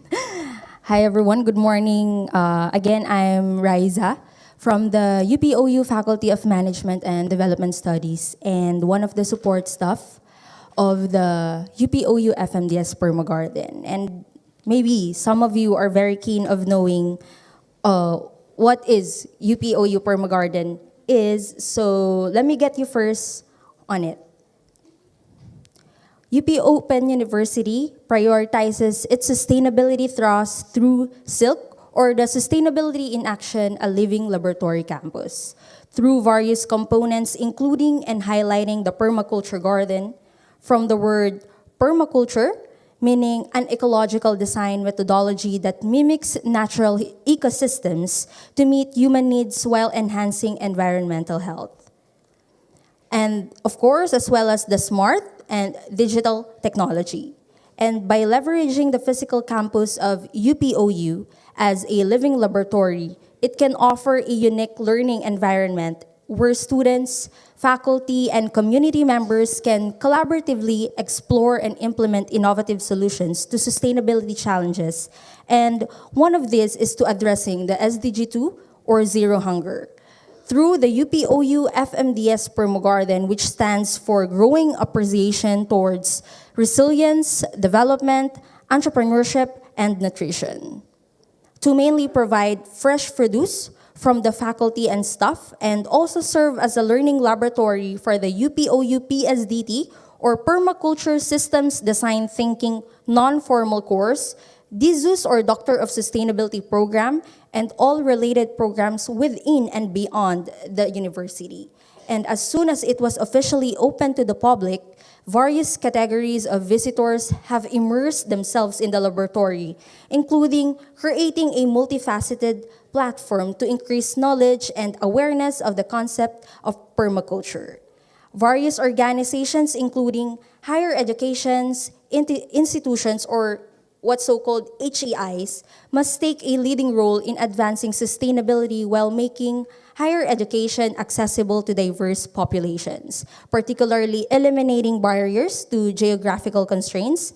And in correlation to that, UPOU developed technology-driven learning models enabling students to access quality education without the need for physical attendance, making it ideal for those in remote areas and have diverse needs outside academic learning. And being suitable for integration into nearly all academic courses, a 360 photo-based virtual reality tour of the UPOU FMDS Perma Garden was developed during the culmination of a collaborative effort in 2023 between the FMDS and the UPOU Immersive Open Pedagogies, or IOP program. And as a project, it employed a 360 photography to capture the garden scenes, which you can see in the screen right now. A methodology spearheaded by, of course, a special shout out to Doc Ro Figueroa and Chancellor John V. Serrano, who served as the FMDS Dean at the time. And this VR environment was constructed and hosted by Hiroshi Taniguchi and Miss Josie Rica Esquerra. And this VR tour is just part of nearly all projects related to the integration of technology to the permaculture garden. And with the usual argument, criticisms, and misconception about permaculture, related studies showed that integrating technologies could address these challenges, making permaculture a more practical and scalable solution for sustainable and regenerative agriculture. And with the development and utilization of this photo-based VR tour, a thorough evaluation of their potential contributions is essential in addressing the evolving needs of learners and ensuring the continuity and the quality of education in the face of future challenges. And in response, an ongoing in exploring the in-person user experience and perceptions once they participated in navigating the said photo-based VR tour was initiated. And its degree of success is identified in terms of, first, the usability, perceiving VR tour as beneficial in deepening in-person users' understanding of permaculture principles, sustainable practices, and environmental stewardships showcased in the garden itself, particularly to the increase in its biodiversity, while its perceived ease of use addresses how learners experience the VR platform's interface, navigation, and usability, which is crucial for technological barriers like difficulty in operating VR devices, or the lack of familiarity may hinder adoption and the engagement. As baseline findings of this ongoing study, three significant themes emerge from the user's experience that could align to the improvement of the technology in terms of the positive emotional response, awareness, and understanding of the concept or approaches of permaculture and its ease of use. And with this baseline output, it has been initially shown that responses and the usability can be influenced by the level of awareness of the learner or the user regarding the concepts to be presented in the VR tour. Could the VR tour be useful for those with foundational knowledge? Or maybe it's the other way around, wherein those who have no background can able to maximize the VR the most. As a result, it might be interesting for further study at a pedagogical level to further examine VR, its uses and elements that make a tour beneficial for either beginner or you're an advanced or you're an experts. And also the updating of its complete features must also be prioritized, considering that it was developed, the UPOU FMDS Permagarden virtual reality tour was developed 2 years ago. Hence, a lot has been changed to its landscape already. To end, let us all reflect and live to a responsible use of technology to integrate with permaculture, sustainable policies, and consumer behavior. With this, we could heal our planet and feed the world. Thank you. Okay, thank you, Ms. Raisa. So, thank you for giving us a glimpse into the UPOU Permagarden VR tour. So if you want to see or join the tour, you may join Raisa in the discussion lounge to see the whole VR tour. And hopefully next year, you'll be able to join us to tour the actual Permagarden of UPOU. So now let's proceed to our next speaker, a master's degree student from the Chulalongkorn University, Mr. Min Bobo, and he will be discussing about MetaAuth, Central Authentication and Authorization System for Mangoes. Yes.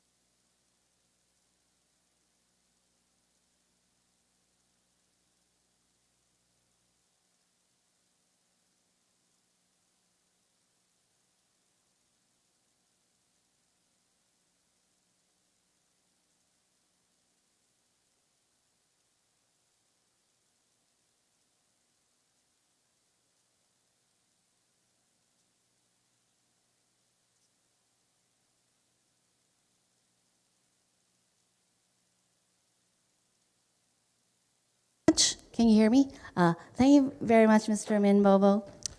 It's good to see the insides of Mango and making us feel safer with our data and all the systems inside that would really make it work for us.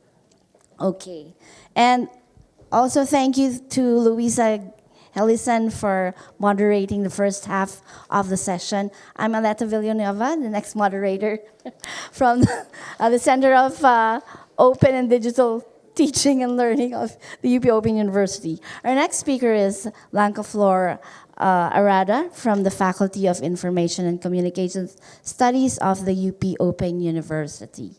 Want to start?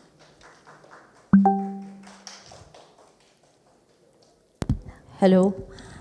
はじめまして、皆さん、私は荒田白花です。フィリピン大学、オープンユニバーシティの状況です。どうぞよろしくお願いします。So I'm here in front of you to present my research study, which is evaluating frame VR usability for IS-295 capstone presentations.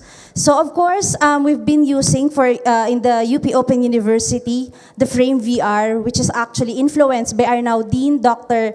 Roberto B. Figueroa. So another shout out. And then what is frame VR? So it is actually a browser-based platform. Any devices that has an internet browser app can access the frame VR, but it has something to do with the memory capacity because it's fully videos and graphics. And then also Frame VR has interactive avatars. By means of the updates, it's already improved.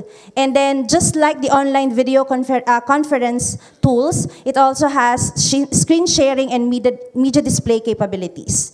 So that is the Frame VR. And then for the IS-295 capstone project overview, as much the same as with the capstone courses. So the students will have the development of the IS systems, and then with the collaboration with their advisor, of course, the advisee has more workload, and then it has consultations with the advisor, and then it will be presented to the advisor, and if there's a possibility for a stakeholder, it's better, and it also has a panel member. And then with the study, we're going to use the system usability scale. It is a standardized 10-item questionnaire, and then it creates reliable usability scores from 0 to 100. And then the following are the research objectives, of course, is to assess the usability of Frame VR as a virtual capstone presentation space, and then identify the challenges and limitations that the students and the faculty met while using the virtual space, and then also provide the recommendations for enhancing the usability and effectiveness of using this space for these settings. And then the methodology, since SUS has at least, because this is a virtual presentation space, it has a very small cohort, so I just managed to have 5 respondents, but of course, the more the better, so it will be more reliable, the results of the study. So I have a combination of students and advisors. And for data collection, of course, I've used SUS questionnaire, and then the analysis is by using descriptive statistics and thematic analysis of responses. And then the interpretation is we have to identify the strengths, weaknesses, and recommendations. So this is the space that I've made. It's already pre-designed, of course, for the Frame VR. I've added elements such as for the presentation of the students, and then the webcam. Actually, one of the panel members is also here, which is Prof. Mary. I don't know why she did not open her camera at the time. I forgot why. Maybe she's outside. And then I've added elements. So this, and of course, I've put the logo of UP Open University as a branding that this room is for, of course, it's part of the course in UPOU. And then for the results of this study, so based on the 5 users, we have scores of as low as 60 and as high as 90, and the average SUS benchmark must be 68 to be accepted to be usable. And then what are the feedbacks? So we have the positive themes, which is immersive learning experience, flexibility in presentation format, and it also enhances spatial interaction and accessibility from any location because Frame VR is a browser-based platform. And then what are the negative themes? Some of the first-time users, they are confused because of the functionalities and the buttons. And then steep learning curve initially, of course. As also the one who designed the space, I have also this problem such as the elements I did not lock. So one of the participants in the room deleted the YouTube, the stream. So that's why, so that's a very good lesson learned, that I have to lock all the elements so that no one can delete the elements that I've already set up. And then also some of the comments is the leave and exit buttons are inconspicuous in the interface. And also, as a first-time user, I did not know how to record the whole presentation. So I have used a third-party software. And what are the key quotes? Using the virtual experience is easy and enjoyable. And another one is an orientation, how to use the environment must also be available. And then for the implications and recommendations, so for using these types of tools in classroom learning, so we have to have a frame VR orientation, and of course, for the technicalities, for the developers, so make it simple, the user interface and the user design, and also this should have provided in-app tutorials and tooltips. And then what are the conclusions and future work? Excuse me, so Frame VR shows a promise of SUS score of 76, which is above the industry average. And then also for the short-term improvements, address technical issues and interface refinements. And then for future research, we may conduct comparative studies for different platforms, such as example is also the Gather Town, that the 2D-based platform. And then for the long-term vision, explore integration with other educational technologies. So that's all. Thank you very much. Domo arigatou gozaimasu. Thank you very much, Ms. Blanca. You've, at least I don't have to replicate this study. You've done it already, and I'm learning from it. I'm a fan of Frame VR as well. So our next speaker is from Hokusei Gakuen University.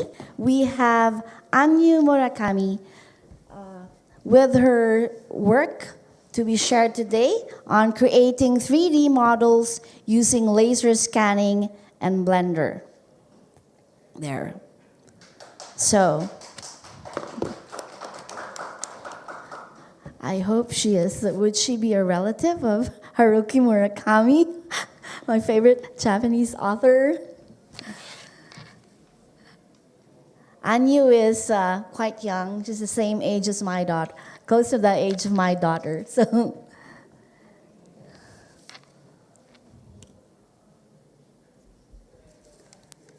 she just finished her bachelor's degree, and now she's going to share with us perhaps a product of her program there.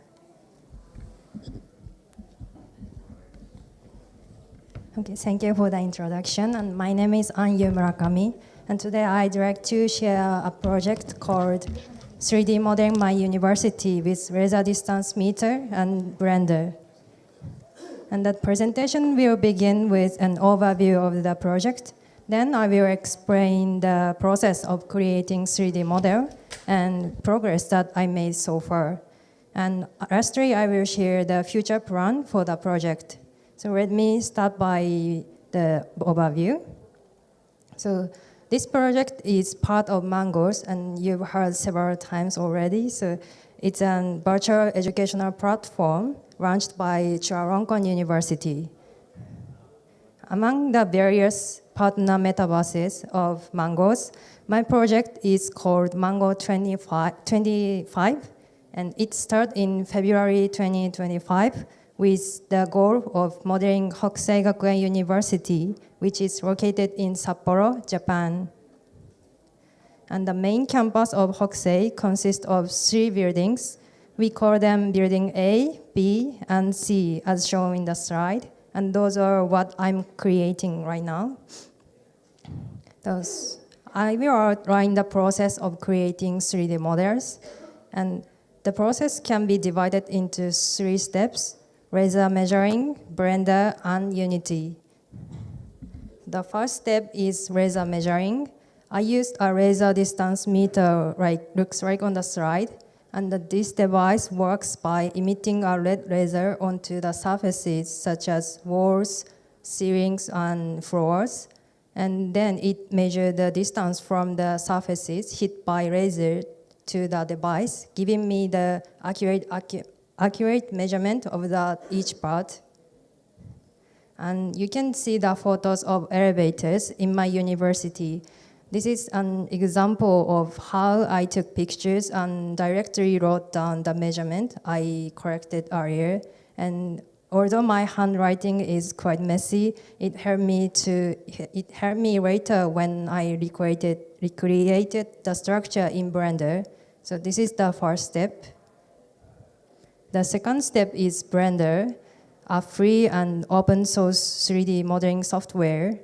I began learning Blender as part of this project, so it's a good opportunity to develop my new skills. And I've been modeling each building floor by floor based on the measurement. And this slide shows the first floor of building A and B. When compared to the actual floor plan, the model is relatively accurate in terms of the layout and proportion. And as part of the exterior modeling, I created the building's exterior lettering, which represent the university's name.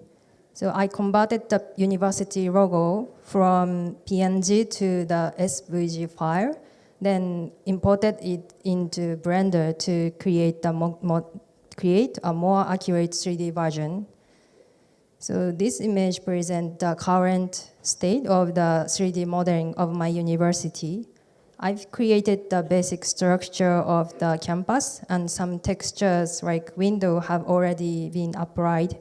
So this is the second step.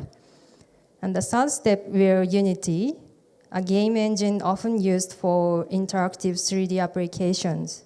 I'm still in the process of learning how to use it, but I plan to build scene view like campus ground or trees and so on. So finally, I'll talk about the future plans. The most immediate goal is the completion of Building C, one of the main buildings of the university. And the model is currently under the development, like pictures. And another building I plan to model is the library, which is connected to the main buildings. And it has a unique design, so I will need to plan carefully to maintain both accuracy and efficiency. And also, I plan to work on furnishing the interiors of the building. Now the inside of the classrooms is empty, so I will create desks, chairs, and other campus equipment to look more realistic. So in summary, I believe that 3D models have the great potential for various use on campus and hope to explore these possibilities as the project continues. That's all. Thank you so much. And that's a lot of math, architecture, engineering, and art, and design in the work that you do. So if you'd like to network or talk more about Anyu's work, you can head over on the other side. And I think Blanca is also there in case you'd like to engage with them. Our next speaker is Alvi Alip from the University of Philippines Open University. This work is done together with Julius Garcia of the Technological University of the Philippines.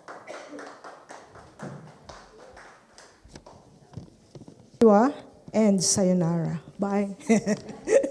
Anyway, the topic of our research is about a framework on virtual and augmented reality users' experience in metaverse. So we're studying the interrelationship of visual elements, environmental context, and communication. So for a short introduction, I know by now we already know how the developments and the innovations of metaverse, AR, and VR are really on the go. But along with this are the challenges that we have to address. So for our study, we want to address how the user experience in AR and VR, or the metaverse, how the visual elements, how the environmental components, and how the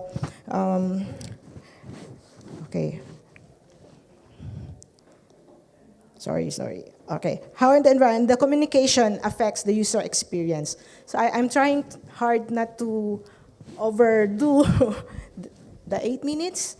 So I'll just run through the slides. The first element is the visual thing, and the things written down there are the areas to be addressed.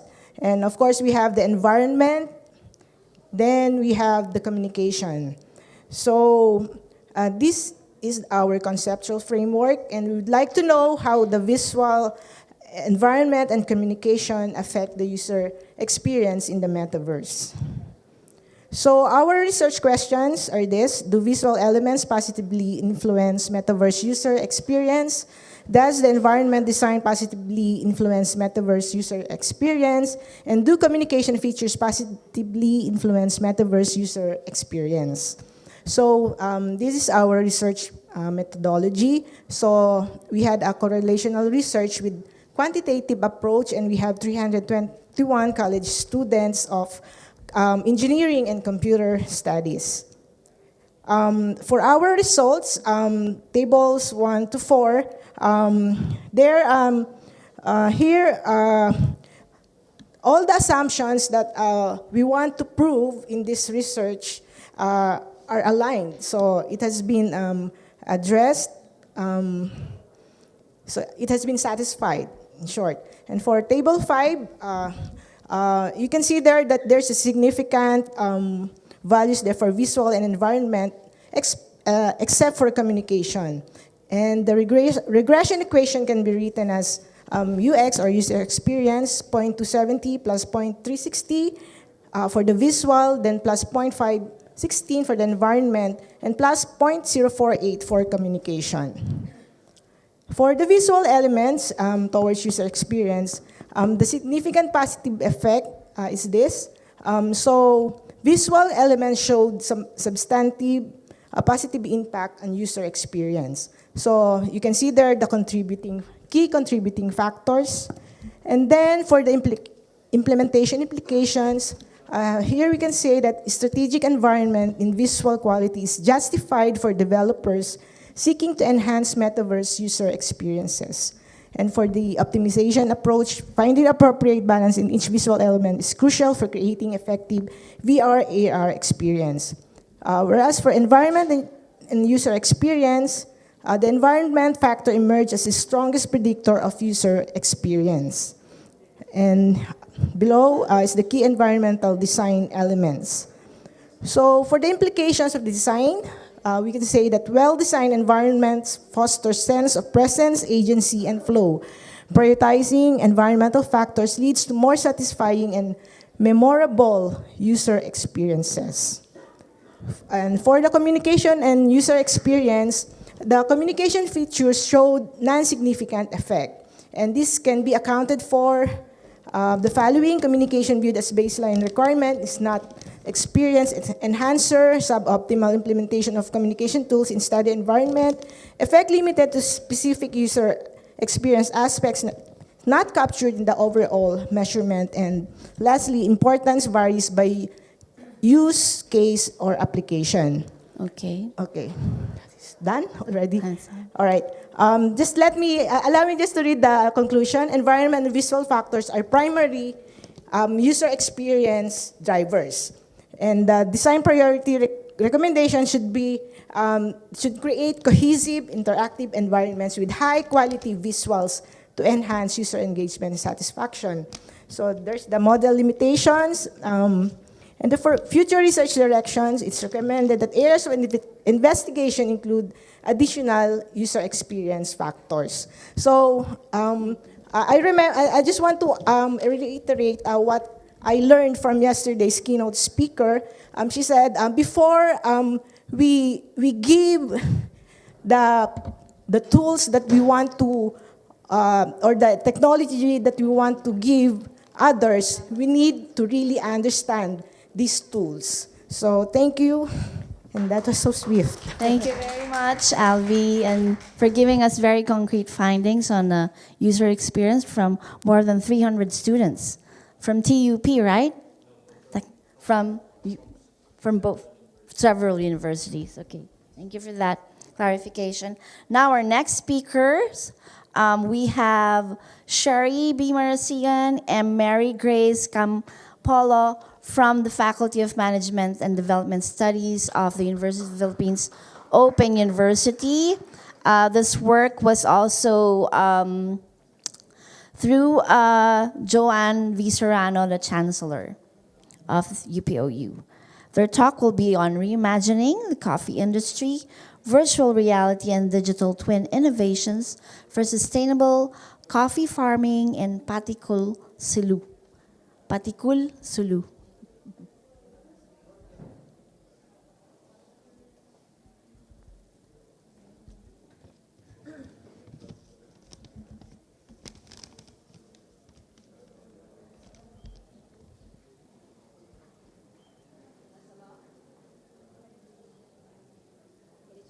Minasama. We are here to present to you the preliminary data of our research. No? As mentioned by Dr. Aleta, we are 3 in the project with Chancellor Joanne Serrano, myself, and Ms. Mary Grace Compolio. So our research talks about the virtual reality and digital twin innovations. No? It's making use of this technology on how the community would really be able to make use of such marginalized communities of being able to make use of such technology. So the question there is, how can digital twin and virtual reality contribute to the enhancement of enhancing the sustainability of the coffee industry in Patikul, Sulu. Patikul, Sulu is a municipality in the province of Sulu in the southern part of the Philippines, which has been known for being a war-torn area. I don't know if most of you know that it's also very popular for its coffee. So I don't know if is there anyone among you who does not drink coffee here. No? So Sulu is one of the best sources of coffee in the Philippines. So reimagining, that is to form a new conception of that locality of Sulu and the coffee industry.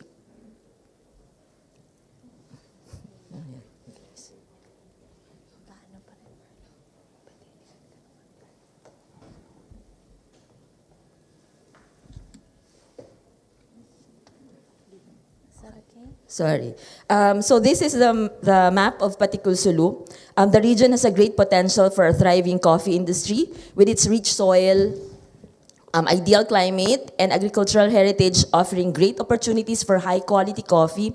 However, its coffee industry has long been underdeveloped.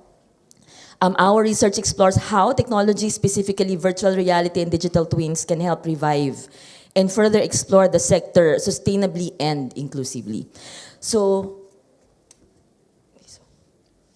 Kahawasug, this one, Kahawasug, when translated, means coffee of Sulu. It's more than just a coffee. It's a symbol of Tausugs. Tausugs are the people of Sulu. It's a symbol of Tausug's identity and resilience. Despite its potential, the industry has been disrupted by decades of conflict, leaving farmers behind in terms of access, technology, and training.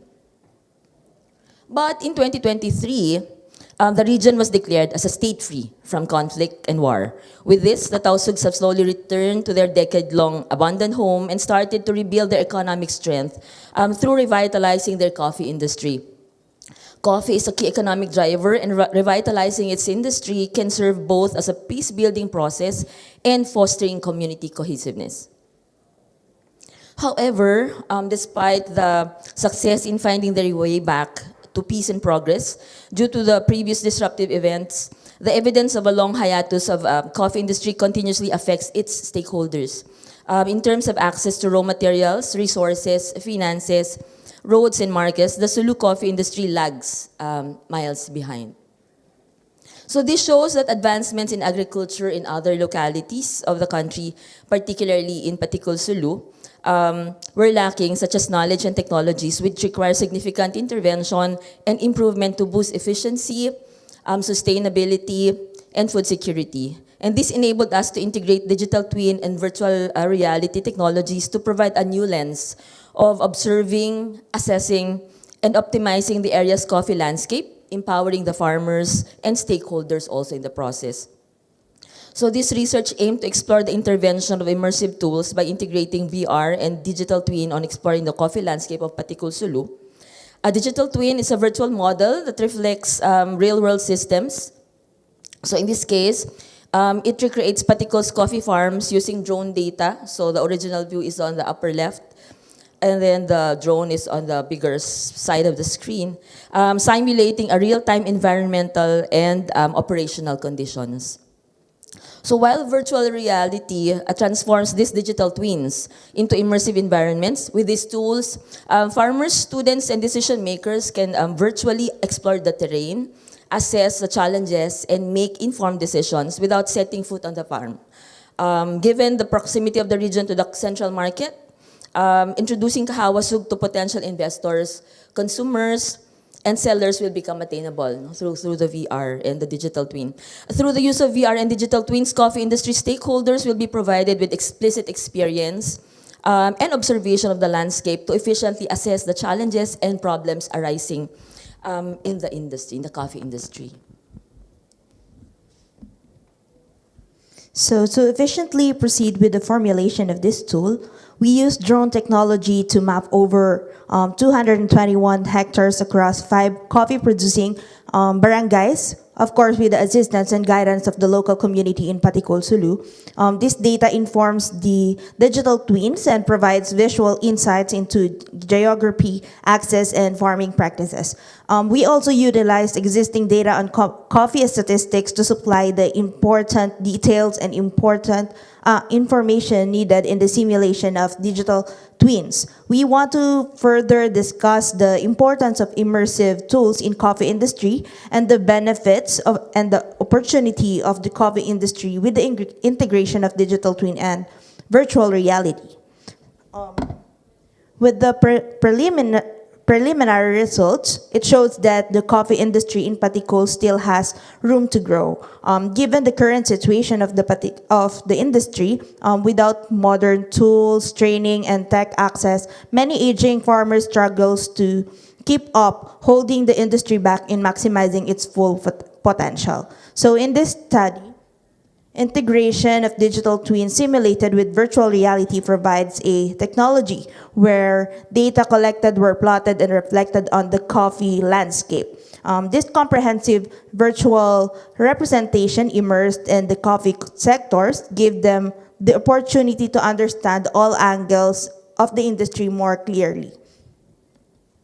So digital twins allowed us to simulate better crop management, track resources, and observe the natural and anthropological impact on the environment. Viewing the coffee landscape digitally allows the users to observe the situation and assess what interventions could possibly be integrated in the industry for its sustainability. Digital twin visualize everything, number of coffee trees, volumes of harvest, road distances, and access to processing facilities or even in the market. This data guides better decision making at all levels of the value chain.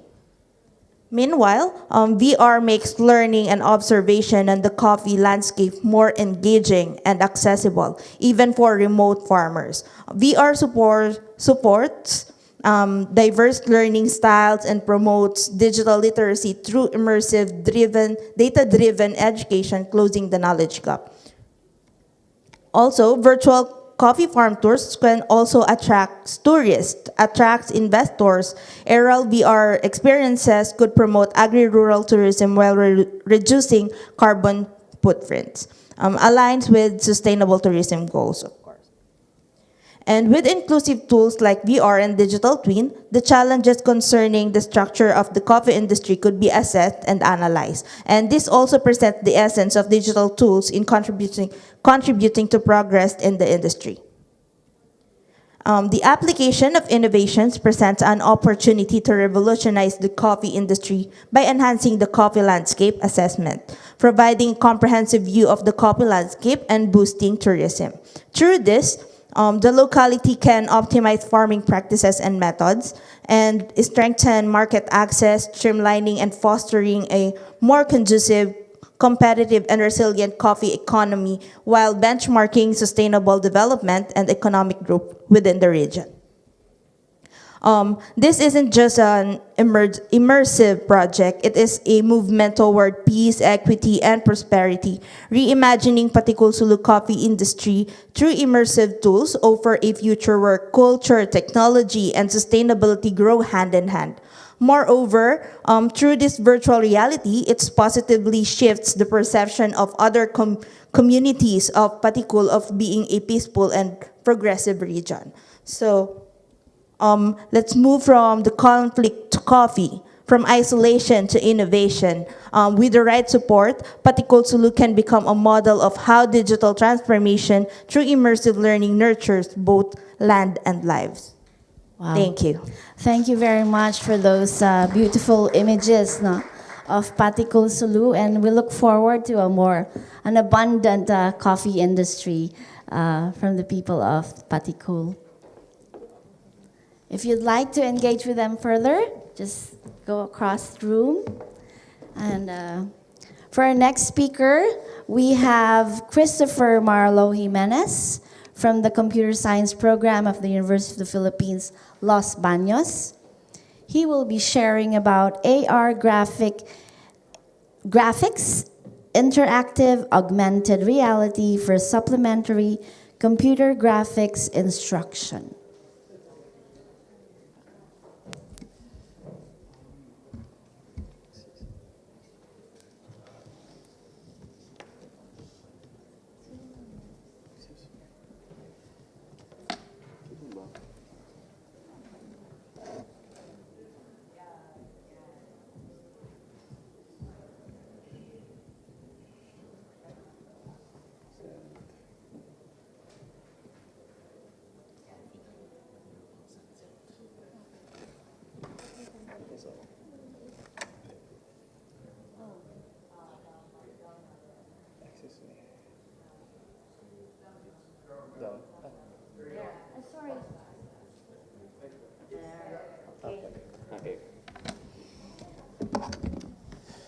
Okay. Hello. Good day, everyone. So first of all, I would like to thank the World Learning Labs for this opportunity.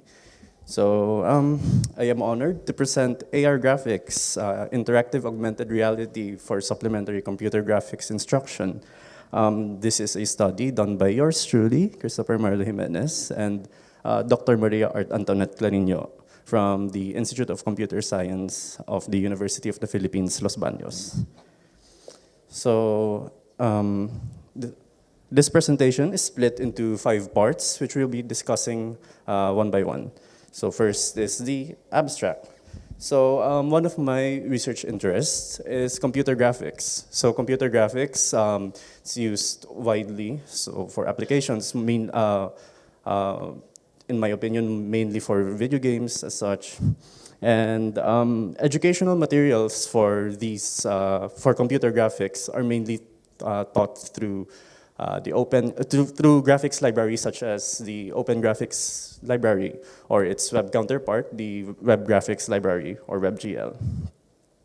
So we developed AR graphics, an augmented reality application to supplement or add on to computer graphics instruction. So this application teaches foundational topics in computer graphics. This is written in Swift, and it offers modules in computer graphics such as affine 3D transformation, lighting, simple animation, alpha blending, etc. And users are also given the ability to upload and use their own 3D models. So for example, they create a model in Blender or they download the model online, they can they can import it into the application and use it for their own purposes. So one of the limitations of this study is that it is only made for iPhones, for iOS devices. So there are no versions of it made in Android or for tablets. So it's also only made for iPhones running iOS 15 or later specifically. And Apple's Xcode, their integrated development environment, was used for the application's development. And furthermore, this application is purely offline, so it is not connected to any online database. It contains all the learning materials, all of the objects within the application itself. So this is enabled by core data. It is a persistence framework offered by Apple. Anyway, so the following are the functionalities of the application. So first is a navigation system for going around the application, for navigating through pages, for navigating through scenes, through views, and this enables the user to access its various features. Next is object rendering that enables the user to render their selected object onto the real world using AR. Next is various on-screen controls, such as sliders or buttons for manipulating or transforming these objects. And then lastly is, as aforementioned, a way to import and use custom models. So this slide shows the user flow diagram. So I will be going through it via a video. So we will be presenting. So there. So from the home screen, we can go to the open modules button. So we can scroll through the lessons. Those are the lessons. There's also a instructions view for viewing how to use the application for and then next is custom models, where the user can upload their custom models, their 3D models. And then going back to modules, we can select, for example, the playground. And then I can select an object to render. So that's the application. So I can change its color, I can view around it, I can, for example, rotate it around. So in a second, there I can rotate it around, I can change its scale, and I can change its location. I can also add some lighting, etc. And this is just one of the many features of the application. I can also add a light configuration. And these lessons are mainly very much inspired, motivated by ComSci 161. It is an elective at the University of the Philippines, Los Baños. It involves those, so rotating an object around, rendering an object, but they are all web-based. So my approach here is using AR, doing the exact same thing, but using AR, integrating AR into it. And now we move on to the system assessment. So the system was assessed using the SUS, or the System Usability Scale. So UP Los Baños students were tasked to use the application, explore its features, and subsequently assess its usability. So the SUS, even if you have, for example, a small sample, it still provides reliable results. So, sorry. Okay, now we move on to the results in discussion. As mentioned earlier, the iOS mobile application was created to supplement or not replace computer graphics instruction.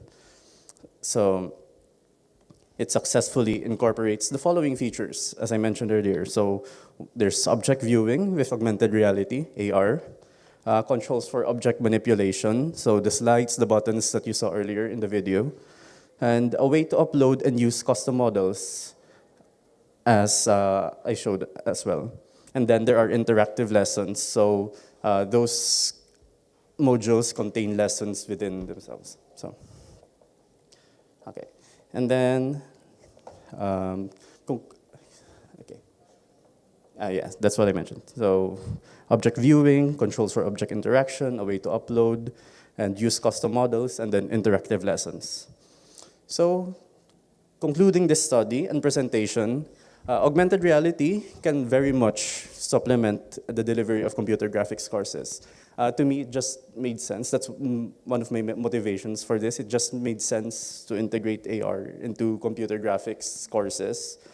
Having scored as well a high SUS score of 90.77 proves that the output of this study, the application, is usable and effective.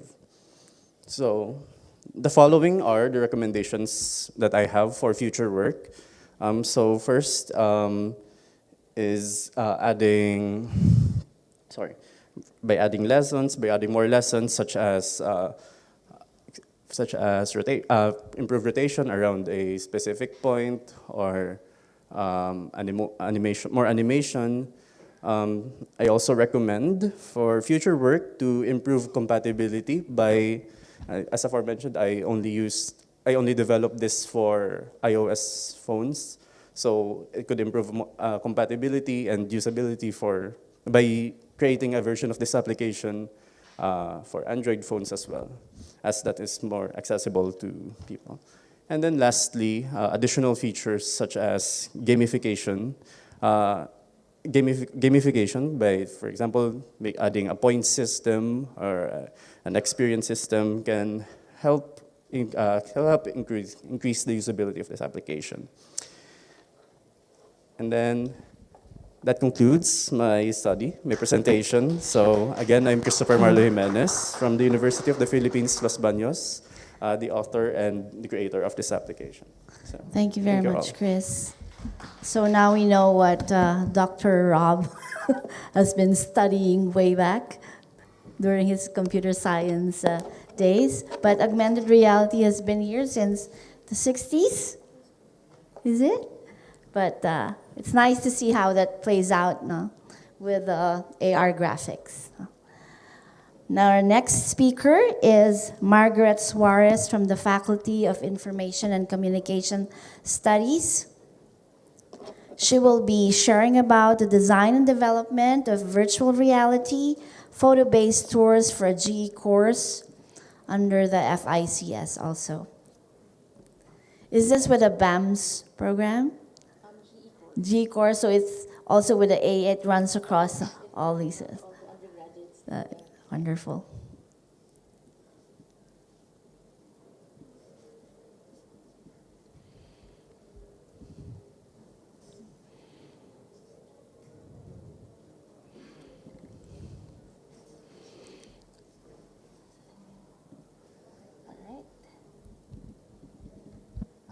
All right. Thank you so much for that kind introduction, Ma'am Aleta. And good day, everyone. Today, I am very much excited to present our documentation and preliminary results for the research study on the design and development of VR photo-based tours for a GE course. So the team consists of myself, of our current Dean Rob Figueroa, Dr. Jason Petras, Ma'am Ana Katrina Marshall, and Ma'am Mayel Liwanag, all from the University of the Philippines. So let me introduce what is WICA 1 first. So WICA 1 is a general elective course offered across the UP system. It is titled WICA, Kultura at Lipunan, or in English, Language, Culture, and Society. True to its name, Project Hasaan, meaning to sharpen in English, in Filipino, aims to enhance the course delivery by integrating VR photo-based tours and H5P interactive materials. This innovative project is part of the General Education Program Enhancement of the UP System's Office of the Vice President for Academic Affairs, and is in collaboration, as I've mentioned, with among UP Open University, UP Diliman, UP LB, and UP Baguio. So our key outputs of the Wika 1 Hasaan project includes 10 H5P interactive video lessons for Wika 1, each with self-check quizzes and a complete teaching guide. And also 4 VR photo-based tours, which were also created, showcasing the different UP campuses. And the course proposed also a MOOC through UPOU's platform, and all materials went through a team-based quality assurance process to ensure learning effectiveness. So for our project methodology, let me just run through. First we've worked on aligning the Wika 1 syllabus and existing course materials with learning objectives, of course, to ensure the digital content supported meaningful learning outcomes. So this included developing instructional designs based on UPOU's resource-based course package templates. And we also created activity and assessment guides to help our faculty effectively use these materials. We've also focused on script writing and wireframing to create structured learning pathways for video lectures and VR tours. These followed by production and editing of high-quality video materials. And then, of course, moving forward, integrating and the documentation and research component is a next key step. So I'll be sharing with you our initial data from the research study shortly. If I may share again, this research study will focus on the development of VR photo-based tour for Wika 1, which was created through 3D Vista, of course, with the help of Mr. Hiroshi Tanaguchi, and then our Dean, Rob Figueroa. These VR tours are part of the Module 10 of Wika 1, which is the pagsasabuhay, pagpapatatag, at pag-uswag ng wikang Filipino. So here are our sample VR photos. So from UP Baguio, we documented the Museo Cordillera of the UP University of the Philippines, Baguio, which is, the museum is an ethnographic museum dedicated to the preservation and enrichment of the indigenous cultures of the Cordillera Administrative Region and its nearby provinces in the north of Luzon. And then, we also documented from UP Los Baños, the UPLB Student Union Building, also known as SU. It's the primary student space on campus, and including the office. It is where the Office of Student Affairs is, and it serves as like a 24/7 study space during exam weeks of students. And then we also documented the UP Philippine General Hospital, which serves as the National University Hospital. It's a premier tertiary referral center and teaching hospital of the University of the Philippines, Manila. And then last but not the least, we also documented the UP Centro ng Wikang Filipino, which is based in UP Diliman. It promotes the Filipino language as the medium for teaching and research and publication. So quickly, our main objectives is to study and assess the usability first of the technology acceptance of Wika 1 virtual tour by examining students' experiences, ease of use, and engagement with the platform. And the methodology used, of course, we used survey. It was deployed using Google Forms to gather data from high school students at the Shensaya Science Fair last March 2025. It covered key areas such as usability, technology acceptance, user experience, and future adoption, and improvements. So the profile of the respondents, so most of them are young male students, and majority had previously viewed 360-degree image or video, which could have been contributed to their ability to engage with the virtual tour more effectively. So as our preliminary results include, for the usability and ease of use, let's start with the navigation and interaction. So most users rated the virtual tour highly, saying it was easy to use, which supports past studies showing that simple interfaces lead to better virtual experiences. So when it comes to user friendliness, more than half said that the tour wasn't difficult or complex.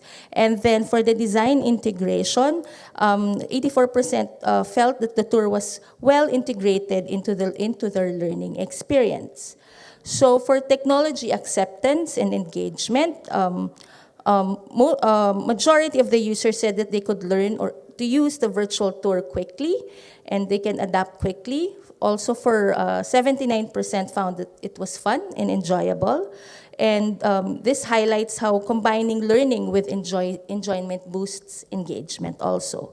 And importantly, majority of them agreed that the tour was compelling and kept their interest, proving that high level of immersion is key to keeping users engaged throughout the learning experience. So for user experience and interaction, a majority of the respondents rated that their experience positively. And most said that navigation aligned with their expectations and found that the virtual environment easy to adapt to and very natural to explore on. And then as for future adaptation and improvement, many respondents suggested adding captions. And they also suggested that we explore different angles and improve the tour length. So several participants expressed interest in engaging with more VR-based learning activities in the future. So as a conclusion, the Wikawan Hasaan project successfully integrated VR and interactive tools to enhance language learning in the UP system. The virtual tour was well received for its usability, engagement, and immersive design, and high user satisfaction and adaptability point to the strong potential of immersive technology in education. This project also offers a scalable model for future digital learning innovations across disciplines. So, as a way forward, we are looking ahead as we do. We aim to improve acceptability by adding captions to support a wider range of learners. We also plan to adapt the pacing of the tour by breaking it into shorter modular segments as suggested, and we would really much would like to explore more interactive VR activities. With that, thank you so much, and maraming salamat po.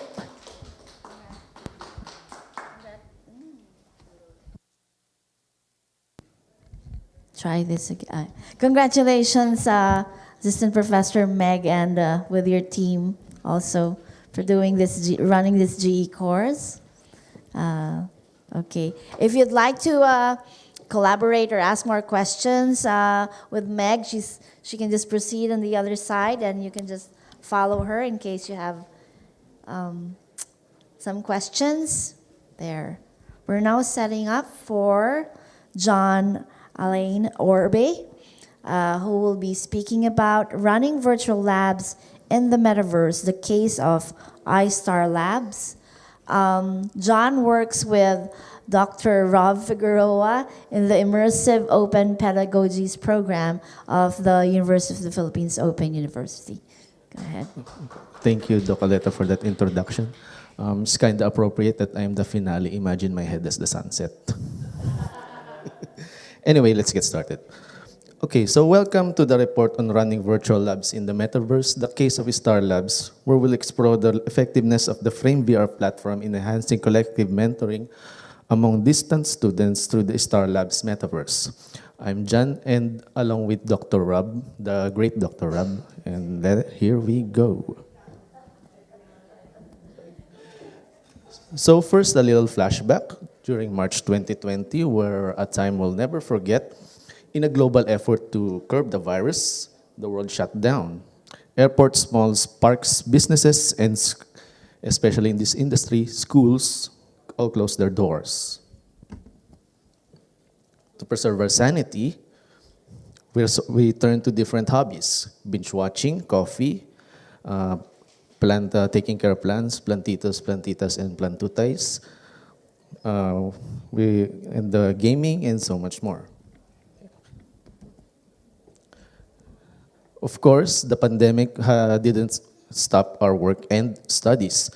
To keep the show going, we switched to online sessions where we often struggled to focus, barely staying awake 5 minutes in, sometimes doing other things while the speaker is talking. And as the quarantine dragged on, that online meeting became a chore. It became boring, so to speak. And when the lockdowns eased and vaccines were administered, the world slowly returned to normal. Yet, people remain divided on whether to continue virtually or return to face-to-face meeting sessions and gatherings. Okay, fast forward to 2024, I started working under Dr. Rab at UPOU as lab prefect and coordinator for Star Labs. FrameVR was used with video game-like elements to promote collective mentorship among students, with Dr. Rab as the primary mentor. So the first order of business under STAR was to find the common time for at least 10 students to attend. So this became the first major challenge since they were based in different locations and they have different sense of time. So luckily, logistics were out of the picture. Otherwise, I would have looked like the man in the picture over there. So after numerous failed scheduling attempts, the stars, so-called, were aligned. After Doodle Discord polls, we have established a common time, 4 to 5 p.m. Tuesday. So the schedules have matched. On the pilot meeting day, in the central picture, it was like the first day of school. Everyone was quiet except for one person who forgot how to mute. Despite that, the pilot sessions was a success, and a couple more sessions followed every 2 weeks. Now for the data part. To break down the demographics, there were 15 respondents. It's around 70% sample size, where 92.8% are currently studying or have studied at UP, including not just OU but other constituent units as well. In terms of gender, it's an almost equal distribution, with males a little bit more than the females. And for the location, here are the locations of the participants. In the Philippines, they're based in Manila, Laguna, Cebu, Bohol, and Tacloban. So given our geographical and traffic situation, this can be considered remote locations. There's one participant, though, that's located internationally in Tokyo.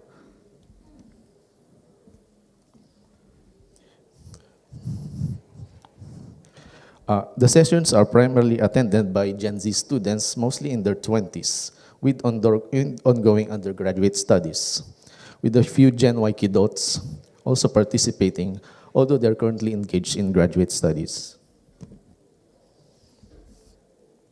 Now, I did some good data gathering, and the survey shows that Star Labs improves the participants' learning, effectiveness, presentation skills, and collaboration opportunities. They also find Star Labs to be a really useful tool in their projects. Now, as for usability, while there were initial technical and connectivity difficulties, the participants eventually grasped the navigation and controls, showing overall positive usability. Next, for future use, the participants expressed their intent to use Star Labs for future learning activities, integrate it into their academic work, and want more courses to adopt the system. They believe it can play an essential role in learning moving forward. Now, subjectively, participants have responded well to the virtual and immersive nature of Star Labs. It made interacting and collaborating more comfortable, offering a unique experience. Every meeting, they presented continuous updates and improvements on their projects. One very good example here is Liam and Daniel, special mention. They attend the Star Labs meeting, and as you can see, the results of their presentation. Of course, first-timers, especially the older ones, faced issues with the controls, the navigation in the metaverse, and its learning curve. especially if it's a non-gamer. Also, internet connectivity hindered the smooth sessions, although eventually it became more natural for them. Now, as a replacement for physical labs, it's a mixed bag. While convenient in some settings, face-to-face interaction enhances our work are still desired. Personally, I believe in the best of both worlds. And the last slide will show one of the lighthearted moments during the Star Labs meeting. And sit. Chutamate.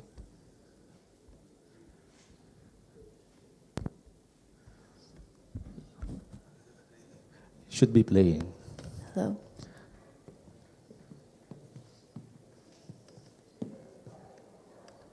I think they should be playing. Wait.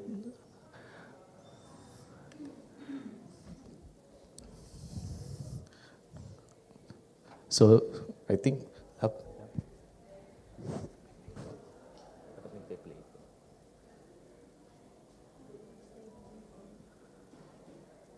Okay.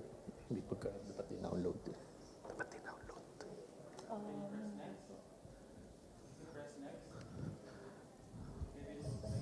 No. Wait, we'll just download it.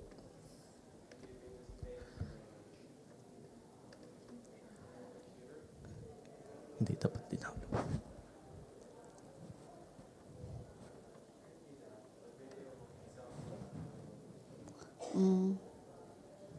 Yeah, that should be a video. But anyway, that's it. Thank you for our Thank you for the presentation. Thank you for watching. Okay, thank you very much, John, and showing us this experiment with Dr. Rob. Dr. Rob Figueroa, come over for the next session. But thank you very much. This is where the short talks end. And for the next part, we have Dr. Rob to explain some housekeeping. Thank you. Another round of applause for our presenters and for our moderators, Dr. Aleta and Ma'am Liza. Okay, we finished earlier, an hour earlier. So we're going to be having our lunch now at around 12:30. And then if you can, and if you want to visit the Future Hub, I'm pretty sure that some of you are interested in visiting it. We can actually continue our discussions there at 1:30. So for those who don't know how to get there, I can meet you at the front gate, and then we'll go there together. We'll spend around 30 minutes there. But for other people who want to extend lunch, you can just go straight to this venue at 2 p.m. 2 p.m., okay? To continue our unconferencing session. So again, for those who want to see the Future Hub, what? Oh, they can't. Oh, hi, everyone at the back. Again, we'll be finishing early today, so we're gonna have lunch at 12:30 now, and then maybe those who want to join us at the Future Hub can meet me at the gate at 1:30, and then we go back here at 2 p.m. Okay? The main gate you're talking about? Yeah, just the front gate, main gate. Yeah, so lunch will finish at 2. We'll see you here at 2 p.m. Here. Okay? We took some of you over to the Future Hub Immersive Lab that we're building here at the Kyoto University yesterday. Those of you who didn't get a chance to take a tour have an option to come to the lab. Bobby's going to come bring you. We have lots of things to show you as we're doing here.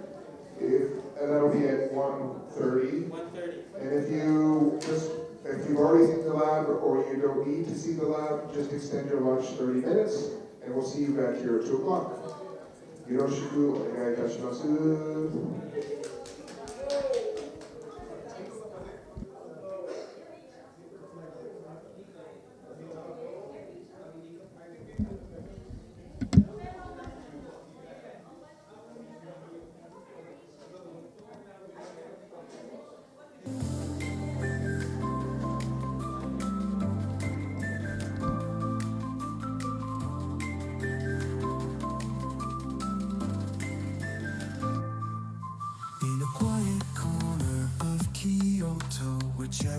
blossoms sway. A lab lights up with learners, where technology meets play. From screen to real world projects, they bridge the oldest gaps, connecting threads of knowledge on global learning maps. World Learning Labs, immersive stories told, hands-on discoveries, where young minds mold. From distant shores to nearby streets, in every heart a spark, emerging tech and partnerships, World Learning Labs.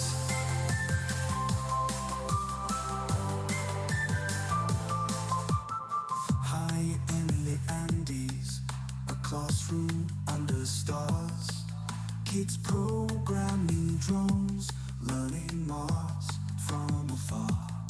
Their laughter rings over mountains as codes create new flights in labs that open worlds on the coldest, clearest nights. World Learning Labs. World Learning Labs.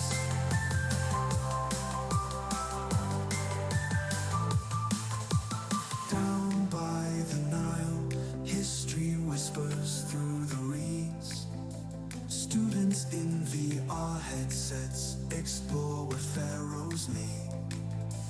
Past and future mingle as pyramids go digital in labs that make the old and new and the mythical practical. World Learning Labs, immersive stories told, hands-on discoveries, where young minds mold. From distant shores to nearby streets, in every heart a spark, emerging tech and partnerships, World Learning Labs.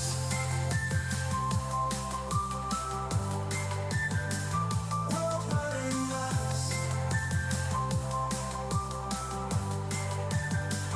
World Learning Labs.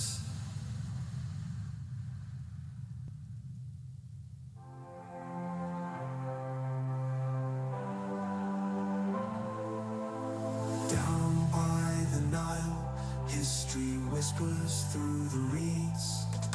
Students in VR headsets explore where pharaohs meet. Past and future mingle as pyramids go digital in labs that make the old and new and the mythical practical. World Learning Labs. World Learning Labs.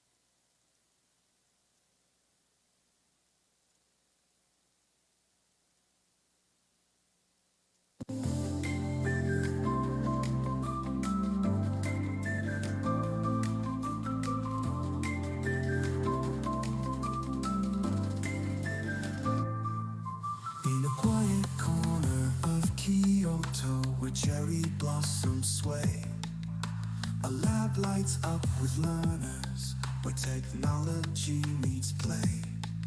From screen to real world projects, they bridge the oldest gaps, connecting threads of knowledge on global learning maps. World Learning Labs, immersive stories told, hands-on discoveries, where young minds mold. From distant shores to nearby streets, in every heart a spark, emerging tech and partnerships, World Learning Labs.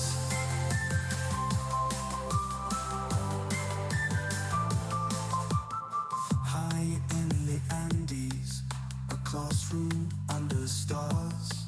Kids programming drones, learning Mars from afar. Their laughter rings over mountains as codes create new flights in labs that open worlds on the coldest, clearest nights. World learning labs. World learning labs.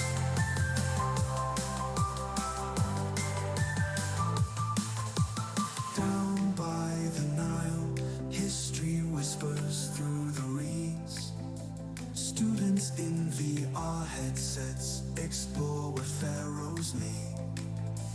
Past and future mingle as pyramids go digital in labs that make the old and new and the mythical practical. World learning labs, immersive stories told, hands-on discoveries where young minds mold. From distant shores to nearby streets, in every heart a spark. Emerging tech and partnerships, world learning labs. World learning labs. World learning labs.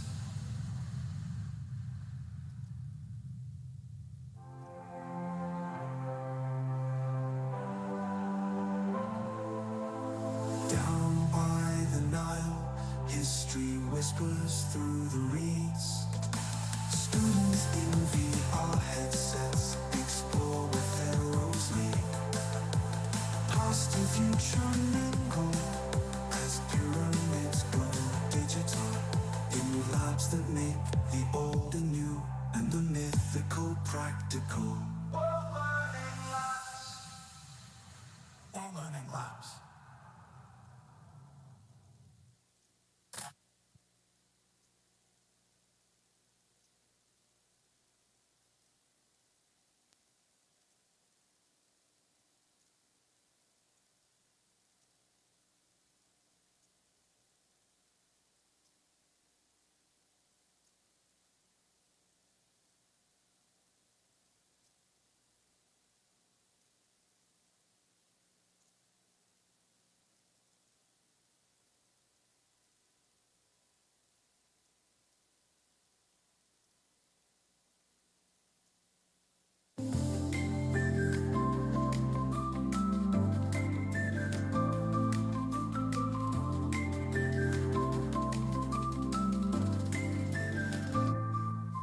In a quiet corner of Kyoto where cherry blossoms sway, a lab lights up with learners where technology meets play.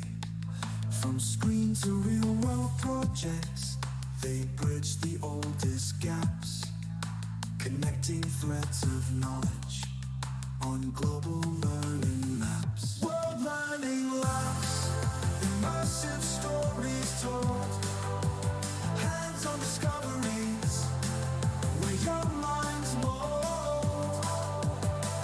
From distant shores to nearby streets, in every heart a spark. Emerging tech and partnerships, world learning labs.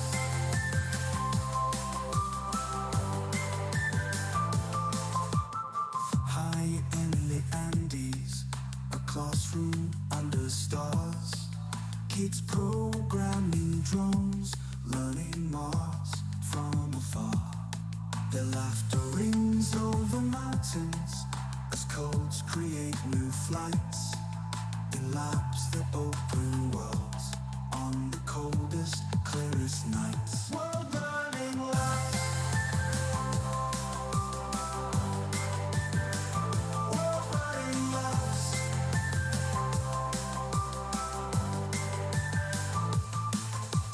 Down by the Nile, history whispers through the reeds. Students in VR headsets explore where pharaohs meet. Past and future mingle as pyramids go digital that make the old and new and the mythical practical. World learning labs, immersive stories told, hands-on discoveries where young minds mold. From distant shores to nearby streets, in every heart a spark. Emerging tech and partnerships, world learning labs. World learning labs. World learning labs.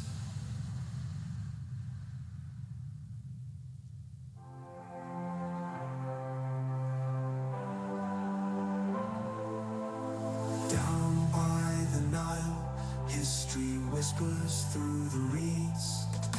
Students in VR headsets explore where pharaohs lead. Past and future mingle as pyramids grow digital. In labs that make the old and new and the mythical practical. World learning labs. World learning labs.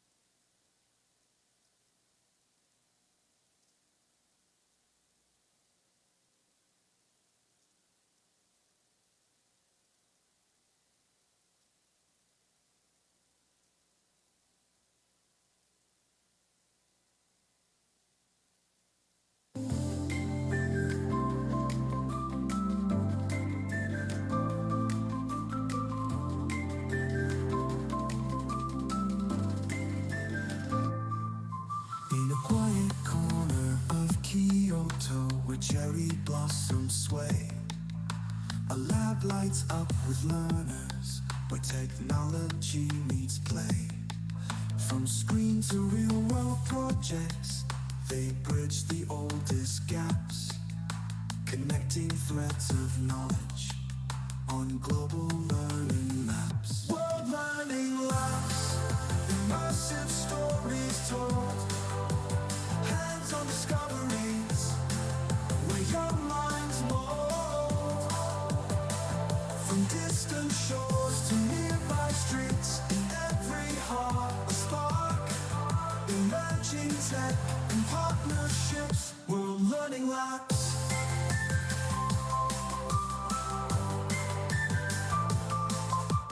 High in the Andes, a classroom under stars. Kids programming drones, learning Mars from afar. Their laughter rings over mountains as codes create new flights. In labs that open worlds on the coldest, clearest nights. World learning labs. World learning labs.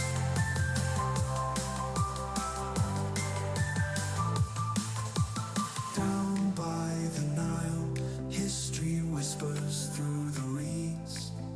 Students in VR headsets explore where pharaohs meet.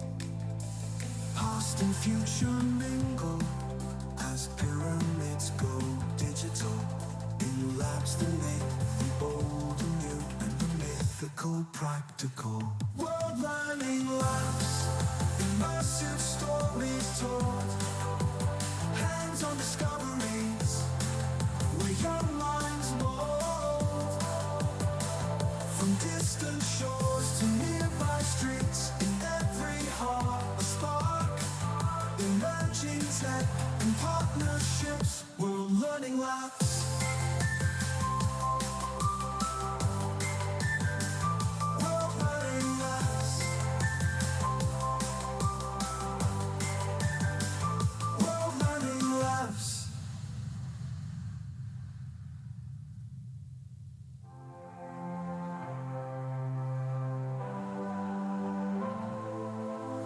Down by whispers through the reeds. Students in VR headsets explore where pharaohs lead. Past and future mingle as pyramids go digital. In labs that make the old and new and the mythical practical. All learning labs.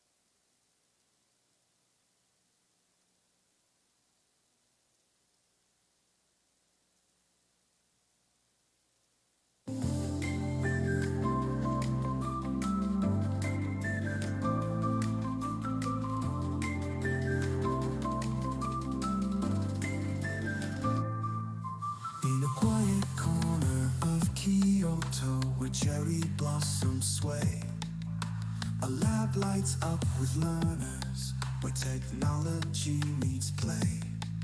From screen to real world projects, they bridge the oldest gaps, connecting threads of knowledge on global learning maps. World Learning Labs, immersive stories told, hands-on discoveries where young minds mold. From distant shores to nearby streets, in every heart a spark, emerging tech and partnerships. World Learning Labs.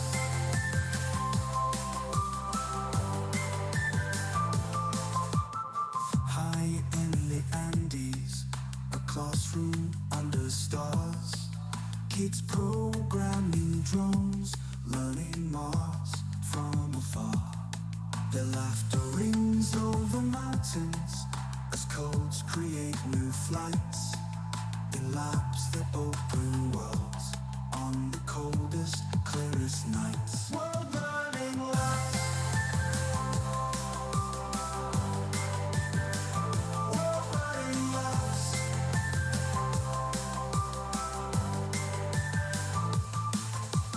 Down by the Nile, history whispers through the reeds.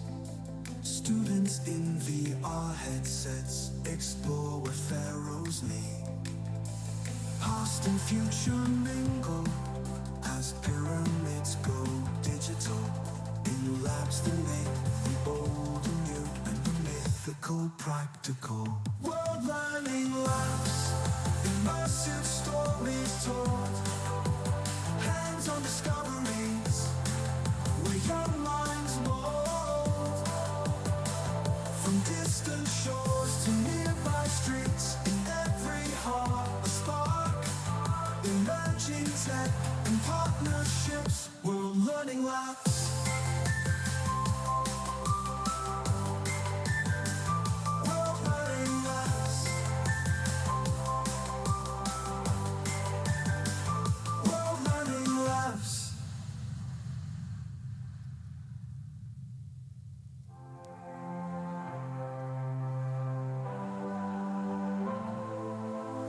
Down by the Nile, history whispers through the reeds. Students in VR headsets explore where pharaohs lead. Past and future mingle as pyramids go digital. In labs that make the old and new and the mythical practical. All learning labs. All learning labs.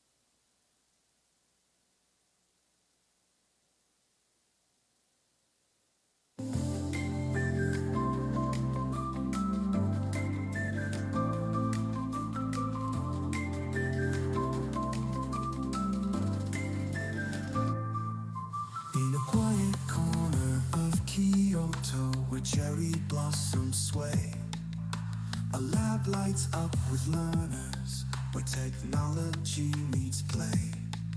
From screen to real world projects, they bridge the oldest gaps, connecting threads of knowledge on global learning maps. World Learning Labs, immersive stories told, hands-on discoveries, where young minds mold. From distant shores to nearby streets, in every heart a spark, emerging tech and partnerships, World Learning Labs.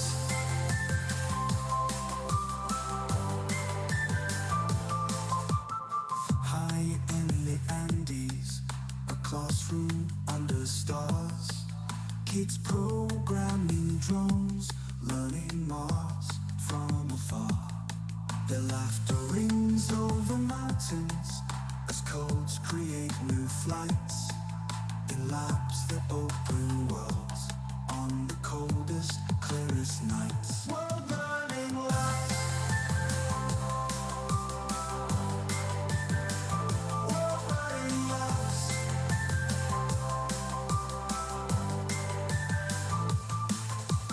Down by the Nile, history whispers through the reeds. Students in VR headsets explore where pharaohs meet. Past and future mingle as pyramids go digital, in labs that make the old and new and the mythical practical. World Learning Labs, immersive stories told, hands-on discoveries, where young minds mold. From distant shores to nearby streets, in every heart a spark, emerging tech and partnerships, World Learning Labs.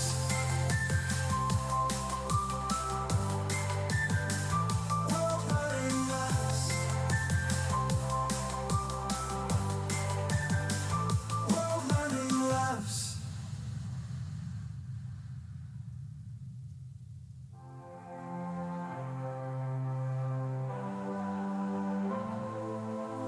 Down by the Nile, history whispers through the reeds. Students in VR headsets explore where pharaohs lead.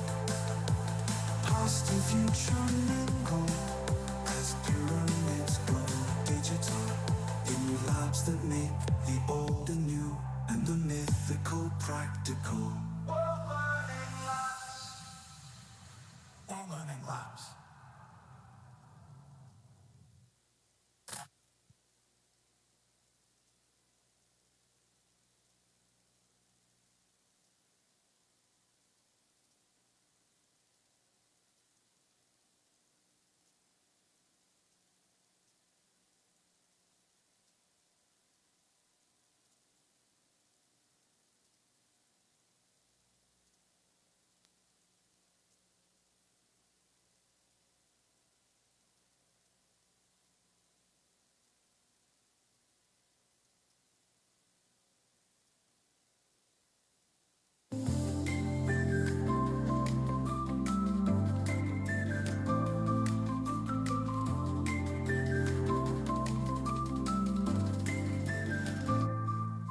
In a quiet corner of Kyoto, where cherry blossoms sway, a lab lights up with learners, where technology meets play.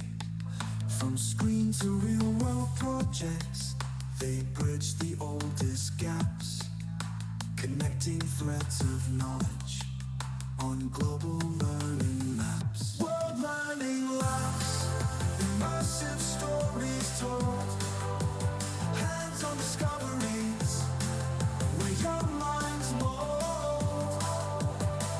From distant shores to nearby streets, in every heart a spark, emerging tech and partnerships, World Learning Labs.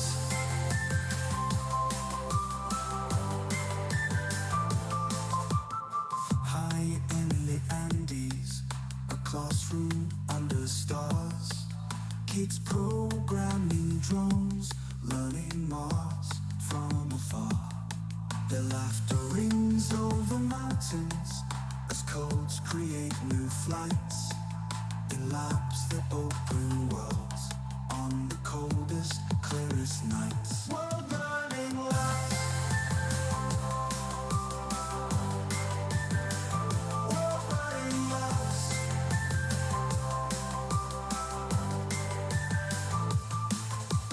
Down by the Nile, history whispers through the reeds. Students in VR headsets explore where pharaohs meet. Past and future mingle as pyramids go digital in labs that make the old and new and the mythical practical. World learning labs, immersive stories told, hands-on discoveries where young minds mold.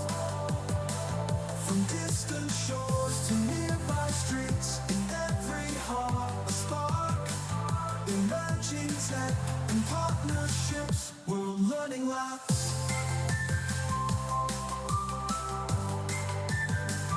World learning labs. World learning labs.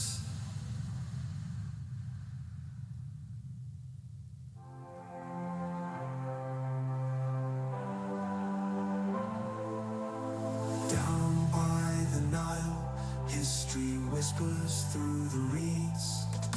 Students in VR headsets explore where pharaohs meet. Past and future mingle as pyramids go digital in labs that make the old and new and the mythical practical. All learning labs. All learning labs.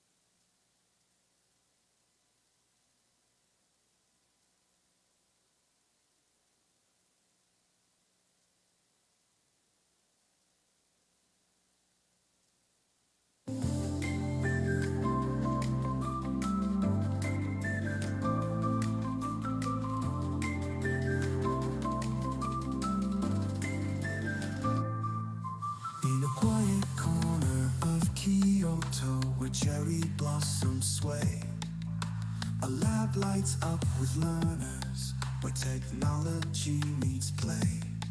From screen to real world projects, they bridge the oldest gaps, connecting threads of knowledge on global learning maps. World learning labs, immersive stories told, hands-on discoveries where young minds mold. From distant shores to nearby streets, in every heart a spark.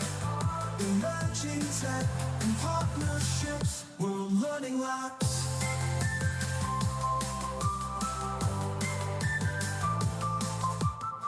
High in the Andes, a classroom under stars.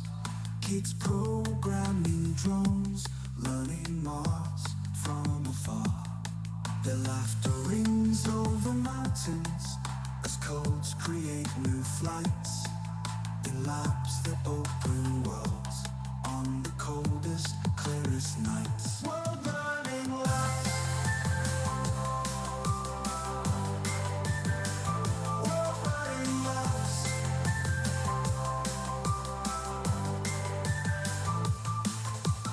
Down by the Nile, history whispers through the reeds. Students in VR headsets explore where pharaohs meet. Past and future mingle as pyramids go digital in in labs that make the old and new and the mythical practical.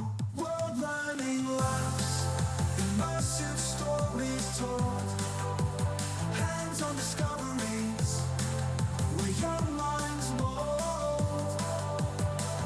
From distant shores to nearby streets, in every heart a spark, emerging tech and partnerships, world learning labs.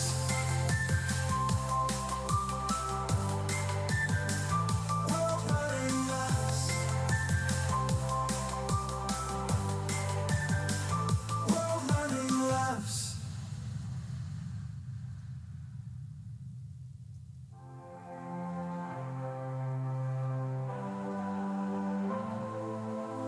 Down by the Nile, history whispers through the reeds. Students in VR headsets explore where pharaohs lead. Past and future mingle as pyramids grow digital. In labs that make the old and new and the mythical practical. All learning labs. All learning labs.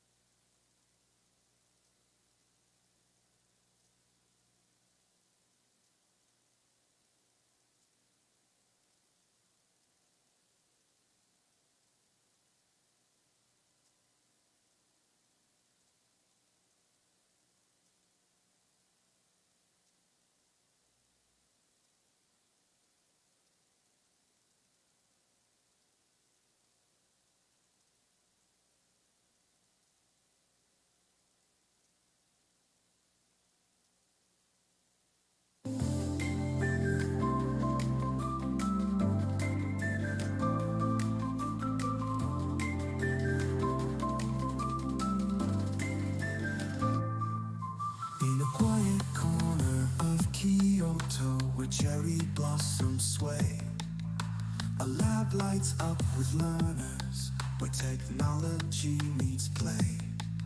From screen to real world projects, they bridge the oldest gaps, connecting threads of knowledge on global learning maps. World learning labs, immersive stories told, hands-on discoveries, where young minds mold.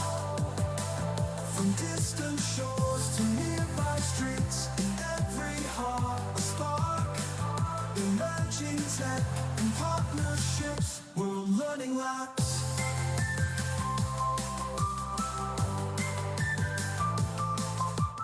High in the Andes, a classroom under stars, kids programming drones, learning Mars from afar.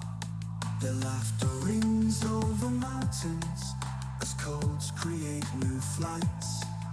In labs that open worlds on the coldest, clearest nights. World learning labs. World learning labs.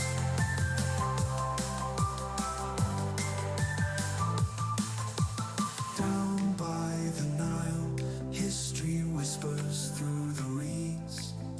Students in VR headsets explore where pharaohs meet. Past and future mingle as pyramids go digital. In labs that make the old and new and the mythical practical. World learning labs, immersive stories told, hands-on discoveries, where young minds mold. From distant shores to nearby streets, in every heart a spark, emerging tech and partnerships, world learning labs. World learning labs.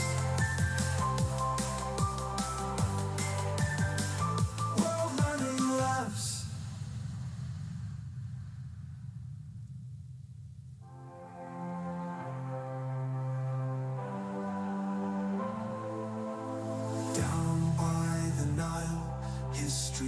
whispers through the reeds.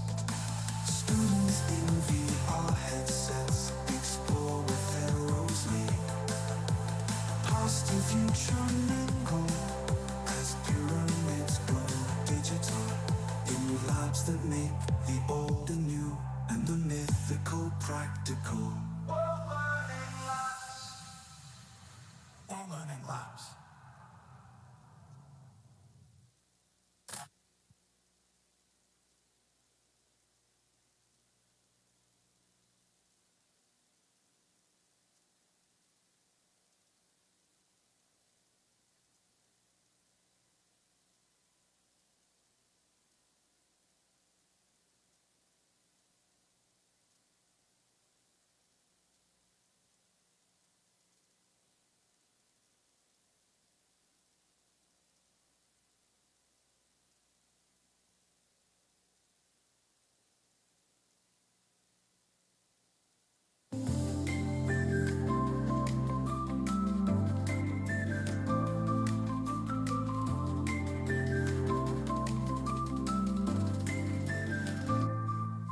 In a quiet corner of Kyoto where cherry blossoms sway, a lab lights up with learners where technology meets play.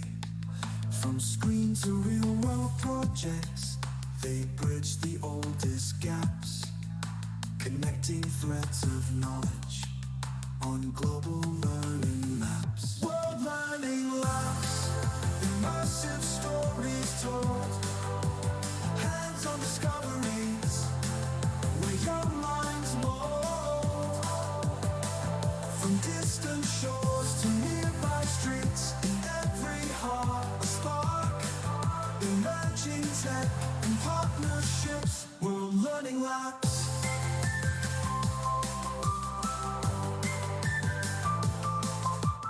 High in the Andes, a classroom under stars, kids programming drones, learning Mars from afar. Their laughter rings over mountains as codes create new flights in labs that open worlds on the coldest, clearest nights. World Learning Labs. World Learning Labs.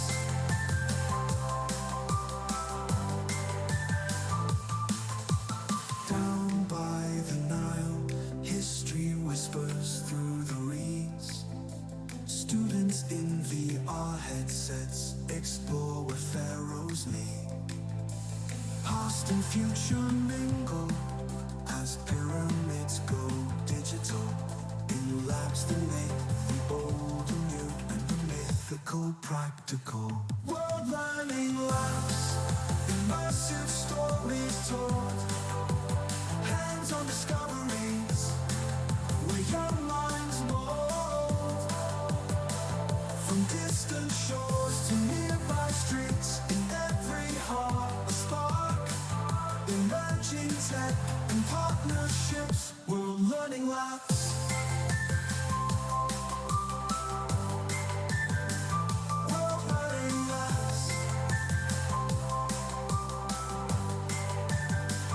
World Learning Labs.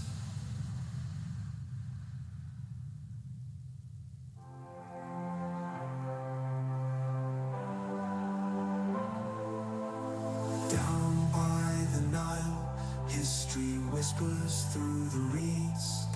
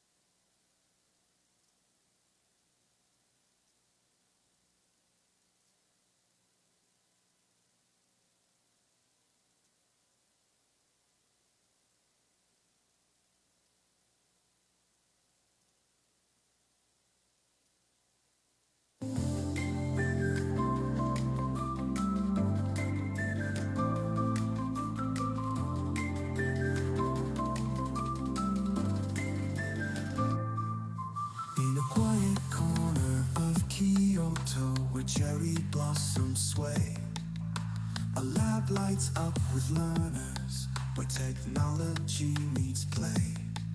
From screen to real world projects, they bridge the oldest gaps, connecting threads of knowledge on global learning maps. World Learning Labs, immersive stories told, hands-on discoveries, where young minds mold.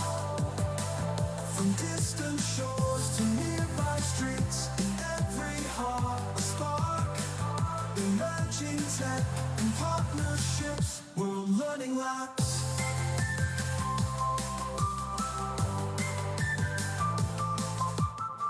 High in the Andes, a classroom under stars, kids programming drones, learning Mars from afar. Their laughter rings over mountains as codes create new flights in labs that open worlds on the coldest, clearest nights. World Learning Labs. World Learning Labs.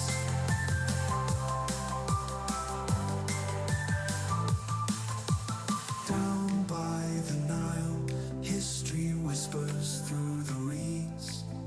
Students in VR headsets explore where pharaohs meet.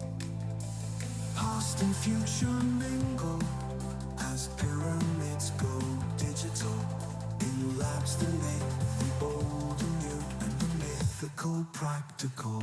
World Learning Labs, immersive stories told, hands-on discoveries, where young minds mold. From distant shores to nearby streets, in every heart a spark, emerging tech and partnerships, World Learning Labs.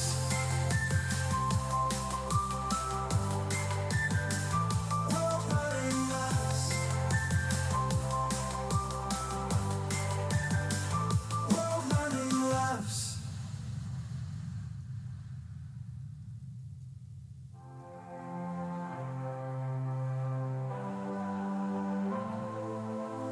Down by the Nile, history whispers through the reeds.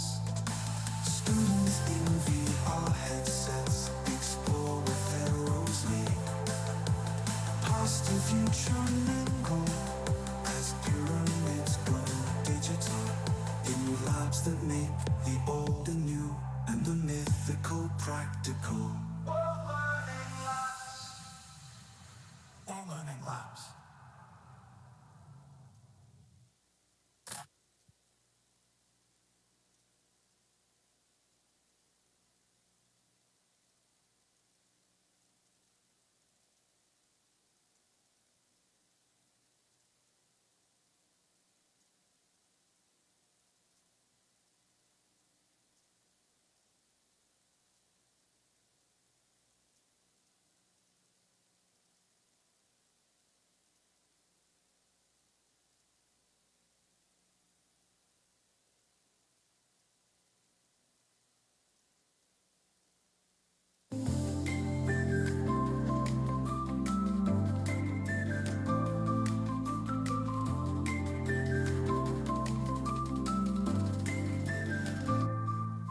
In a quiet corner of Kyoto, where cherry blossoms sway, a lab lights up with learners, where technology meets play.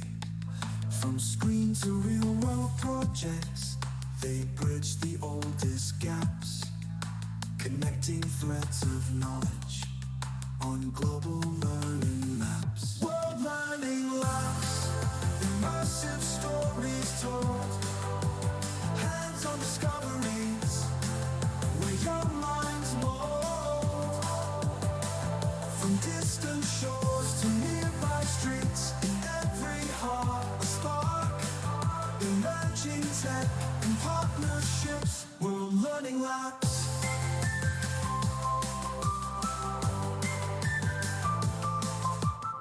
High in the Andes, a classroom under stars,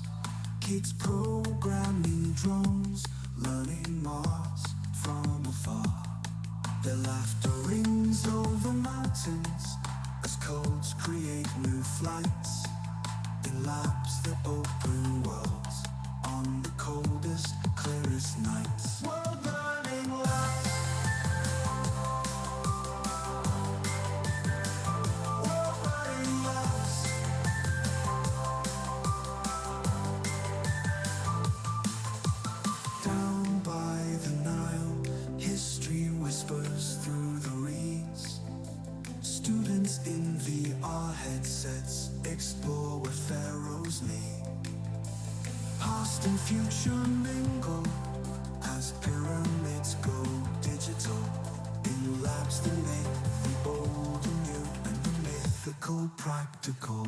World learning labs, immersive stories told, hands-on discoveries where young minds mold. From distant shores to nearby streets, in every heart a spark. Emerging tech and partnerships, world learning labs. World learning labs. World learning labs.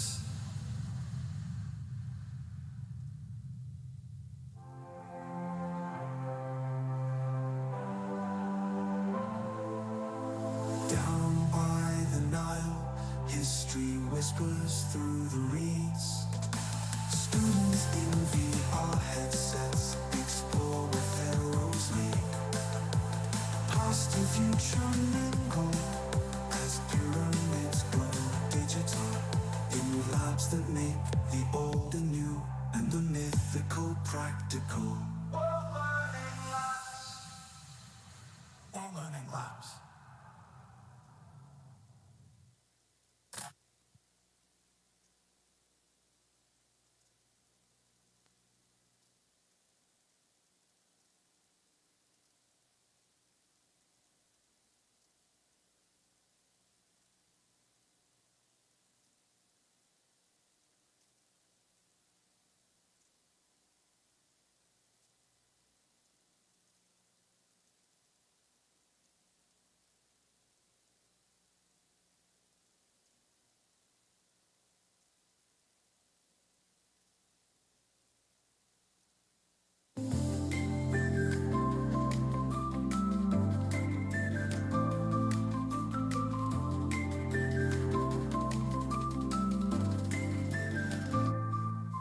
In a quiet corner of Kyoto where cherry blossoms sway, a lab lights up with learners where technology meets play. From screen to real world projects, they bridge the oldest gaps, connecting threads of knowledge on global learning maps. World learning labs, immersive stories told, hands-on discoveries where young minds mold. From distant shores to nearby streets, in every heart a spark. Emerging tech and partnerships, world learning labs.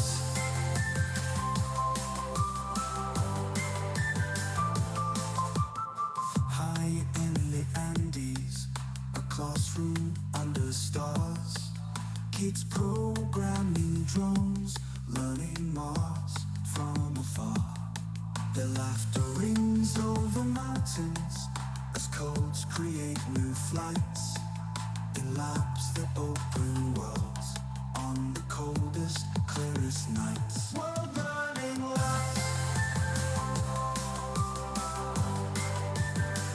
World learning labs.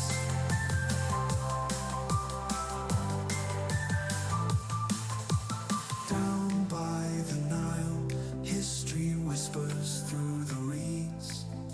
Students in VR headsets explore where pharaohs meet.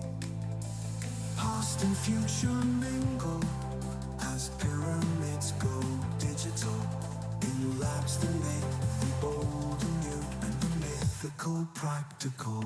World learning labs, immersive stories told, hands-on discoveries where young minds mold. From distant shores to nearby streets, in every heart a spark. Emerging tech and partnerships, world learning labs.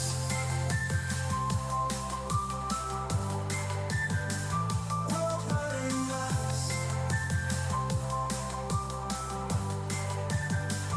World learning labs.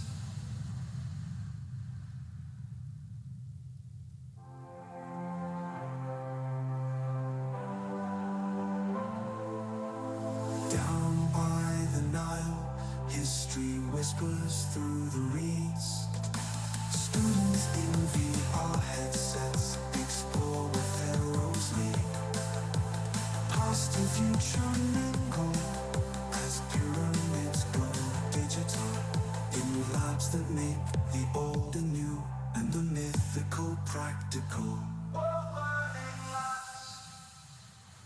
All learning labs.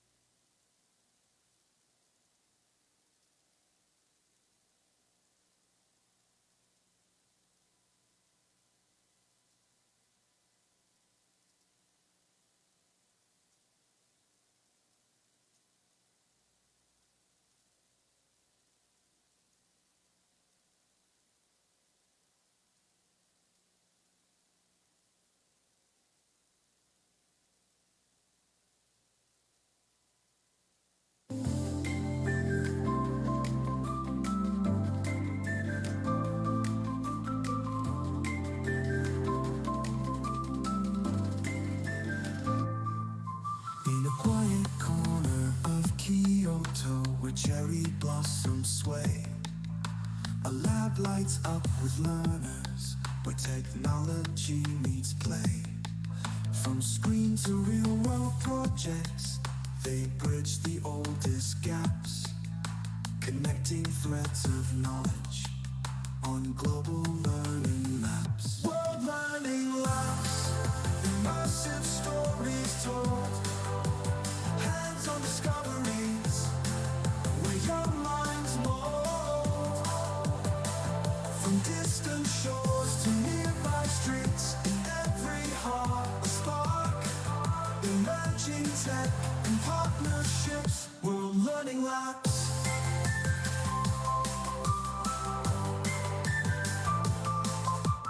High in the Andes, a classroom under stars, kids programming drones, learning Mars from afar. Their laughter rings over mountains as codes create new flights in labs that open worlds on the coldest, clearest nights. World Learning Labs. World Learning Labs.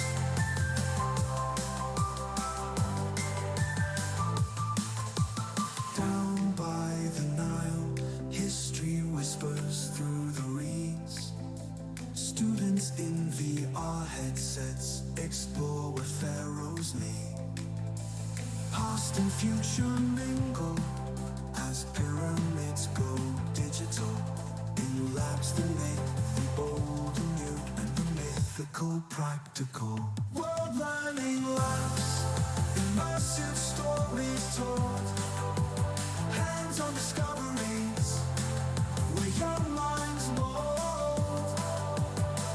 From distant shores to nearby streets, in every heart a spark, emerging tech and partnerships. World Learning Labs. World Learning Labs. World Learning Labs.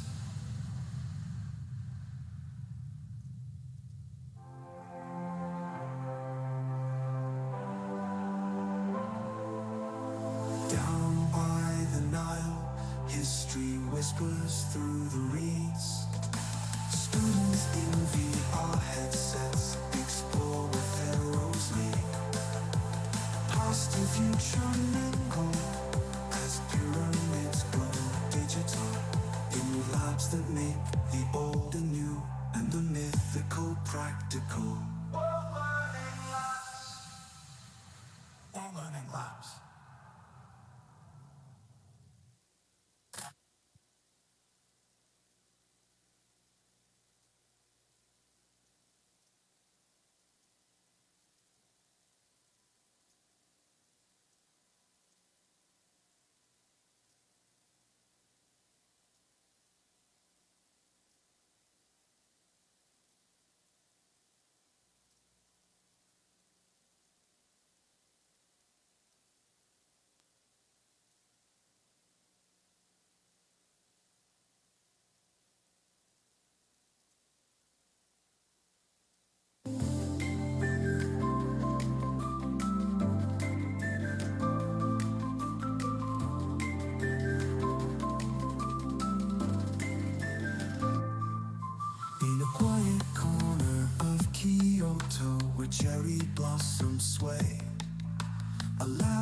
lights up with learners, where technology meets play.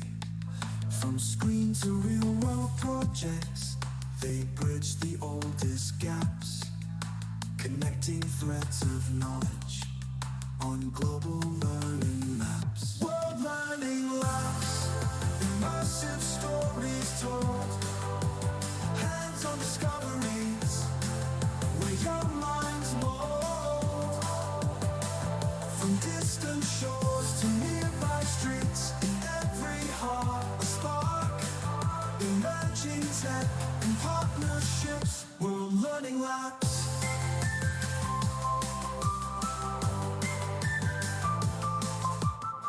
High in the Andes, a classroom under stars, kids programming drones, learning Mars from afar.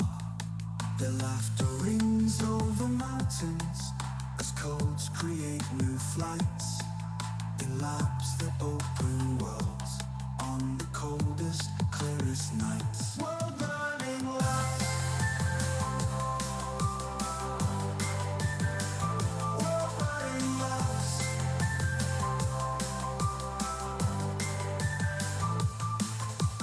Down by the Nile, history whispers through the reeds. Students in VR headsets explore where pharaohs meet. Past and future mingle as pyramids go digital, in labs that make the old and new and the mythical practical.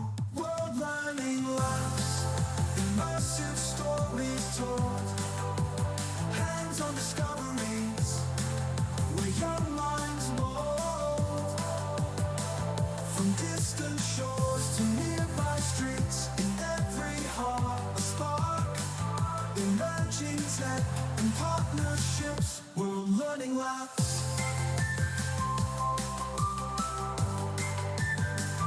World Learning Labs.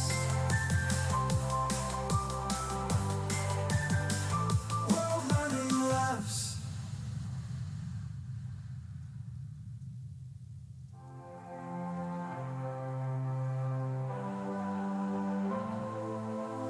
Down by the Nile, history whispers through the reeds.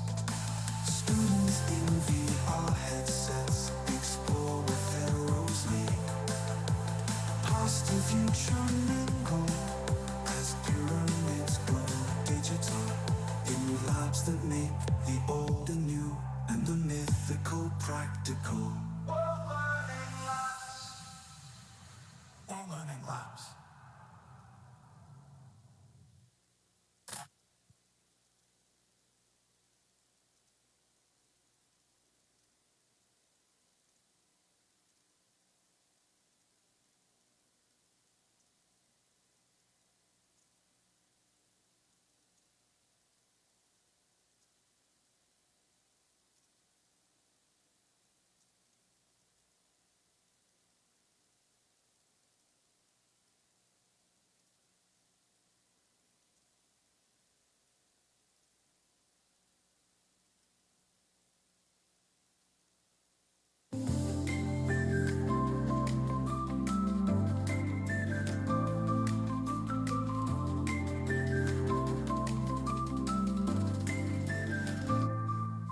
In a quiet corner of Kyoto, where cherry blossoms sway, a lab lights up with learners, where technology meets play. From screen to real world projects, they bridge the oldest gaps, connecting threads of knowledge on global learning maps. World Learning Labs, immersive stories told, hands-on discoveries, where young minds mold. From distant shores to nearby streets, in every heart a spark, emerging tech and partnerships. World Learning Labs.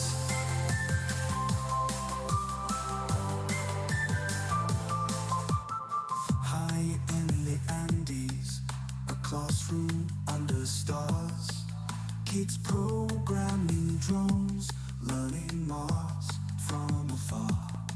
Their laughter rings over mountains as codes create new flights in labs that open worlds on the coldest, clearest nights. World learning labs.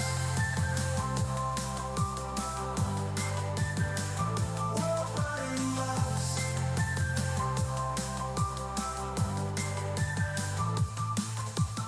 Down by the Nile, history whispers through the reeds. Students in VR headsets explore where pharaohs meet. Past and future mingle as pyramids go digital in labs that make the old and new and the mythical practical. World learning labs, immersive stories told, hands-on discoveries where young minds mold. From distant shores to nearby streets, in every heart a spark. Emerging tech and partnerships, world learning labs.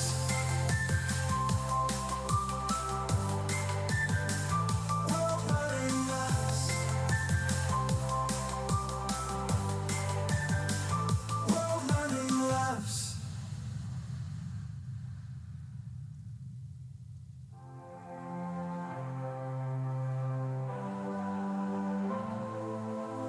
Down by the Nile, history whispers through the reeds.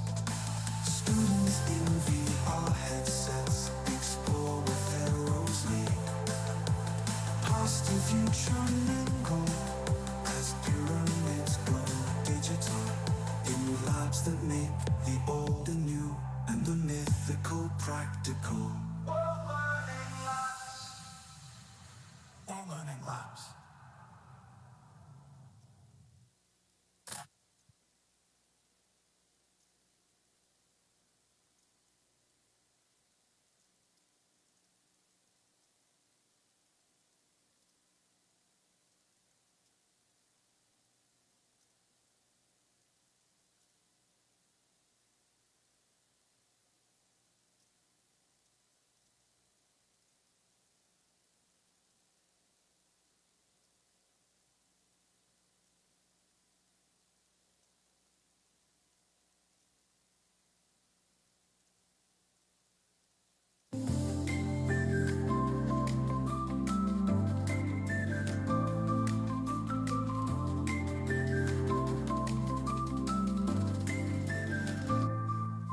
In a quiet corner of Kyoto where cherry blossoms sway, a lab lights up with learners where technology meets play. From screen to real world projects, they bridge the oldest gaps, connecting threads of knowledge on global learning maps. World learning labs, immersive stories told, hands-on discoveries where young minds mold. From distant shores to nearby streets, in every heart a spark. Emerging tech and partnerships, world learning labs.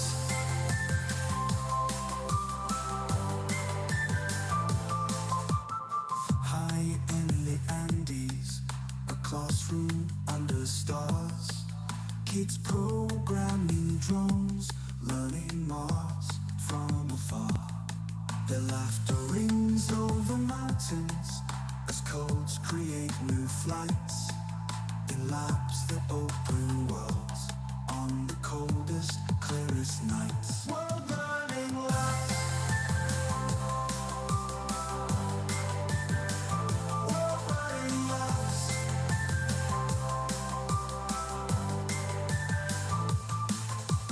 Down by the Nile, history whispers through the reeds. Students in VR headsets explore where pharaohs meet. Past and future mingle as pyramids go digital in labs that make the old and new and the mythical practical. World learning labs,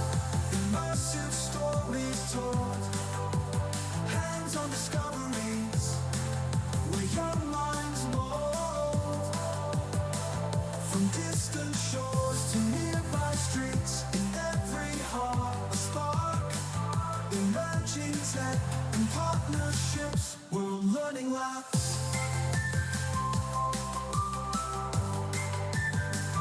World learning labs. World learning labs.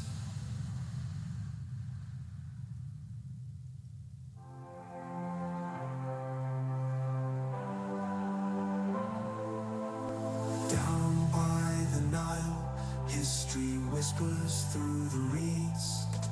Students in VR headsets explore where pharaohs lead. Past and future mingle as pyramids grow digital. In labs that make the old and new and the mythical practical. All learning labs. All learning labs.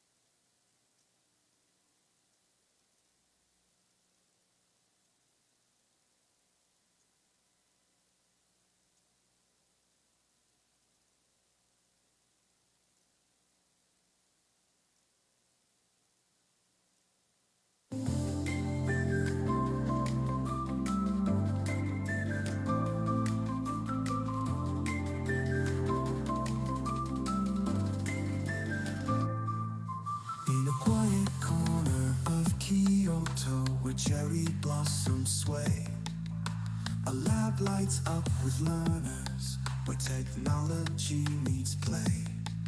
From screen to real world projects, they bridge the oldest gaps, connecting threads of knowledge on global learning maps. World learning labs, immersive stories told, hands-on discoveries where young minds mold.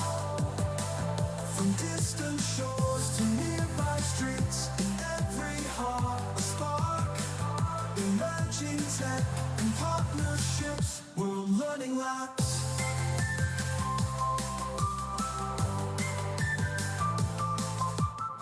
High in the Andes, a classroom under stars. Kids programming drones, learning Mars from afar. Their laughter rings over mountains as codes create new flights. In labs that open worlds on the coldest, clearest nights. World learning labs. World learning labs.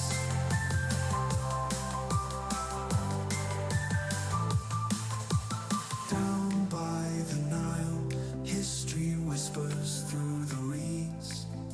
Students in VR headsets explore where pharaohs meet. Past and future mingle as pyramids go digital. In labs that make the old and new and the mythical practical.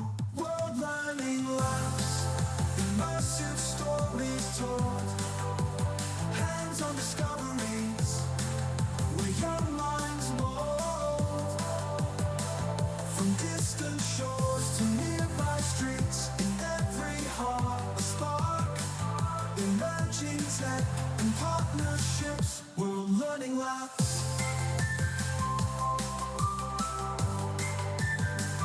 World learning labs. World learning labs.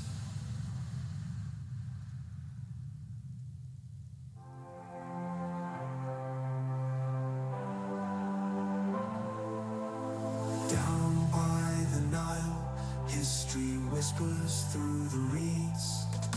Students in VR headsets explore where pharaohs lead. Past and future mingle as pyramids grow digital. In labs that make the old and new and the mythical practical. All learning labs. All learning labs.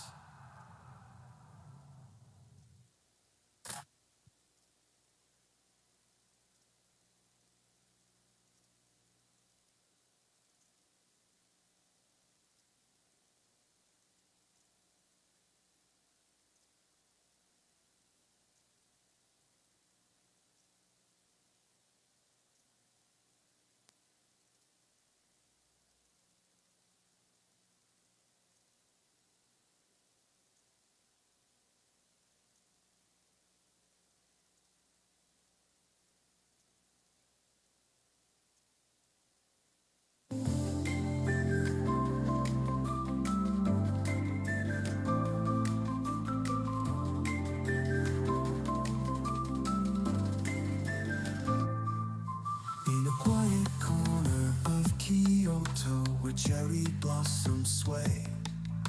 A lab lights up with learners, where technology meets play. From screen to real world projects, they bridge the oldest gaps, connecting threads of knowledge on global learning maps. World Learning Labs, immersive stories told, hands-on discoveries, where young minds mold. From distant shores to nearby streets, in every heart a spark, emerging tech and partnerships, World Learning Labs.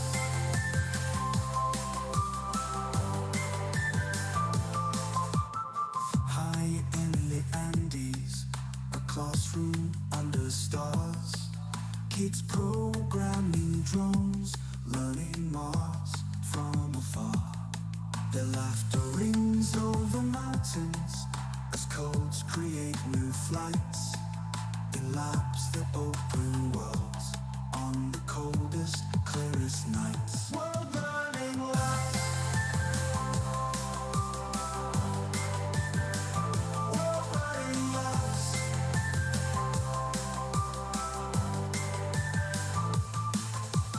Down by the Nile, history whispers through the reeds. Students in VR headsets explore where pharaohs meet. Past and future mingle as pyramids go digital in labs that make the old and new and the mythical practical. World Learning Labs, immersive stories told, hands-on discoveries, where young minds mold. From distant shores to nearby streets, in every heart a spark, emerging tech and partnerships, World Learning Labs. World Learning Labs. World Learning Labs.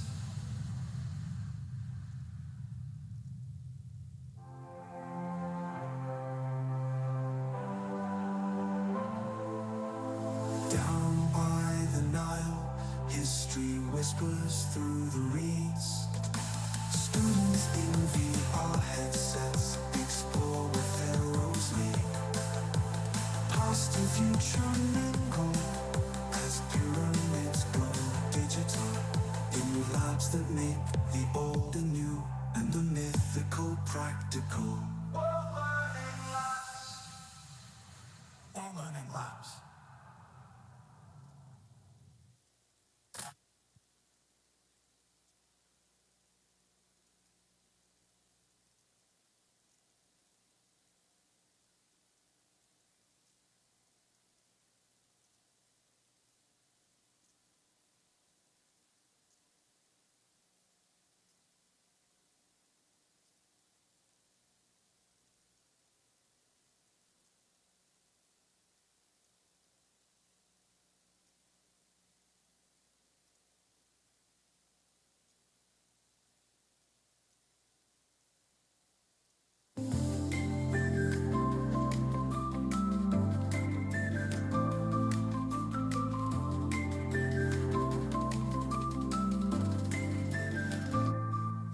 In a quiet corner of Kyoto, where cherry blossoms sway, a lab lights up with learners, where technology meets play.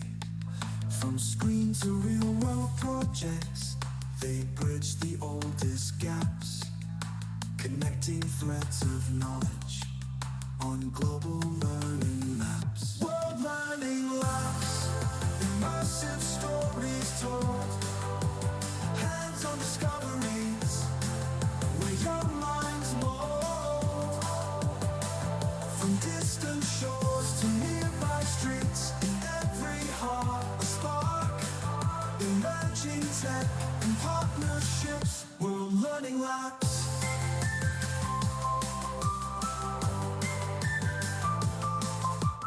High in the Andes,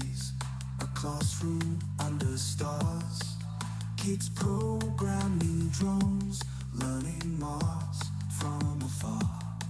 Their laughter rings over mountains as codes create new flights in labs that open worlds on the coldest, clearest nights. World learning labs.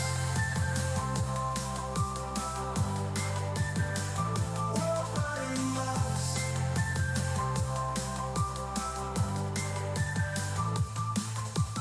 Down by the Nile, history whispers through the reeds. Students in VR headsets explore where pharaohs meet. Past and future mingle as pyramids go digital in labs that make the old and new and the mythical practical. World learning labs, immersive stories told, hands-on discoveries where young minds mold. From distant shores to nearby streets, in every heart a spark. Emerging tech and partnerships, world learning labs. World learning labs. World learning labs.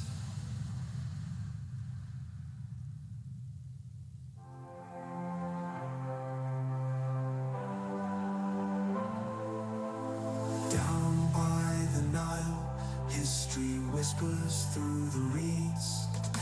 Students in VR headsets explore where pharaohs lead.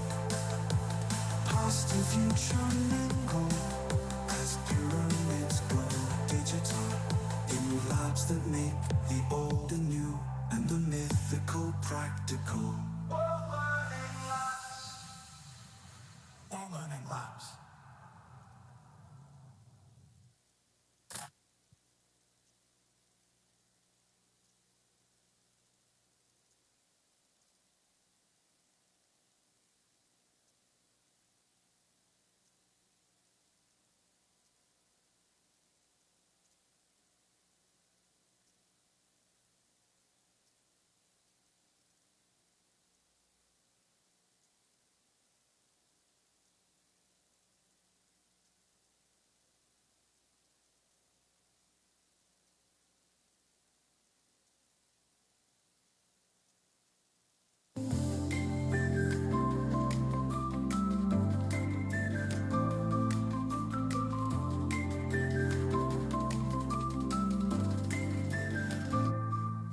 In a quiet corner of Kyoto where cherry blossoms sway, a lab lights up with learners where technology meets play. From screen to real world projects, they bridge the oldest gaps, connecting threads of knowledge on global learning maps. World learning labs, immersive stories told, hands-on discoveries where young minds mold. From distant shores to nearby streets, in every heart a spark. Emerging tech and partnerships, world learning labs.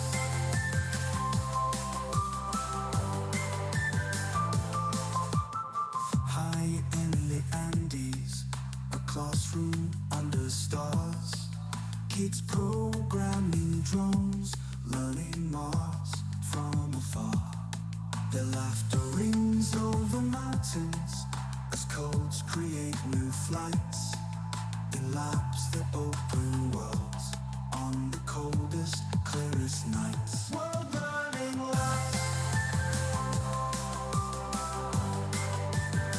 World learning labs.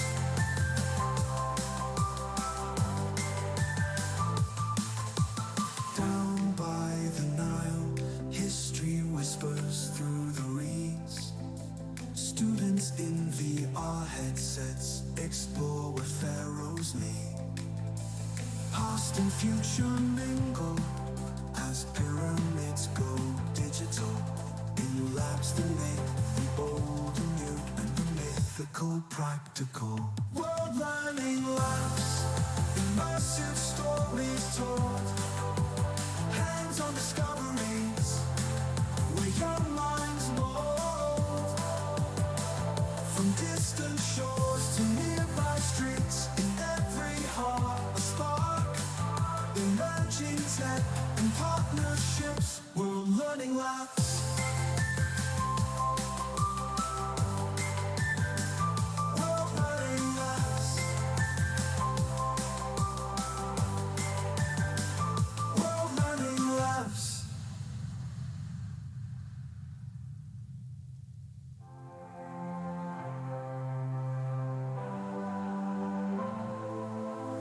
Down by the Nile, history whispers through the reeds. Students in VR headsets explore where pharaohs lead. Past and future mingle as pyramids grow digital. In labs that make the old and new and the mythical practical. World learning labs. World learning labs.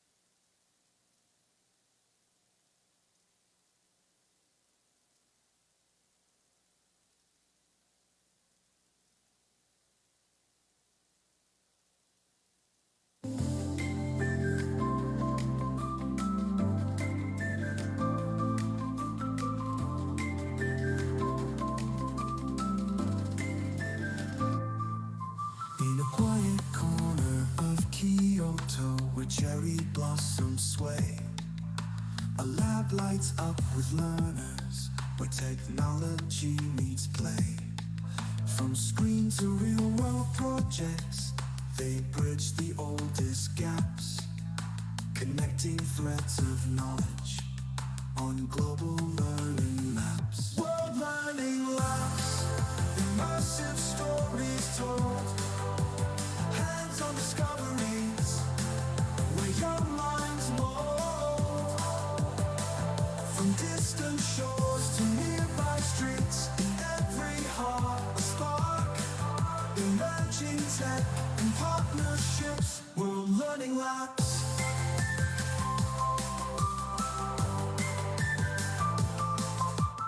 High in the Andes, a classroom under stars.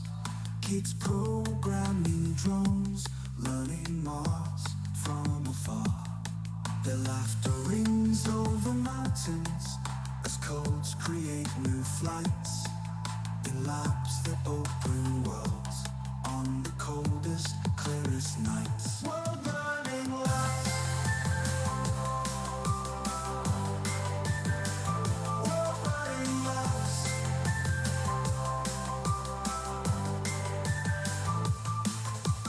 Down by the Nile, history whispers through the reeds.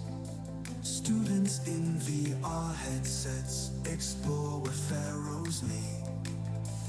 Past and future mingle as pyramids go digital. In labs that make the old and new and the mythical practical.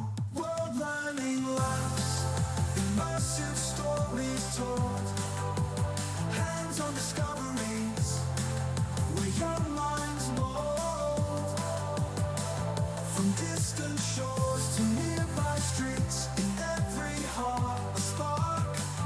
Emerging tech and partnerships, world learning labs. World learning labs. World learning labs.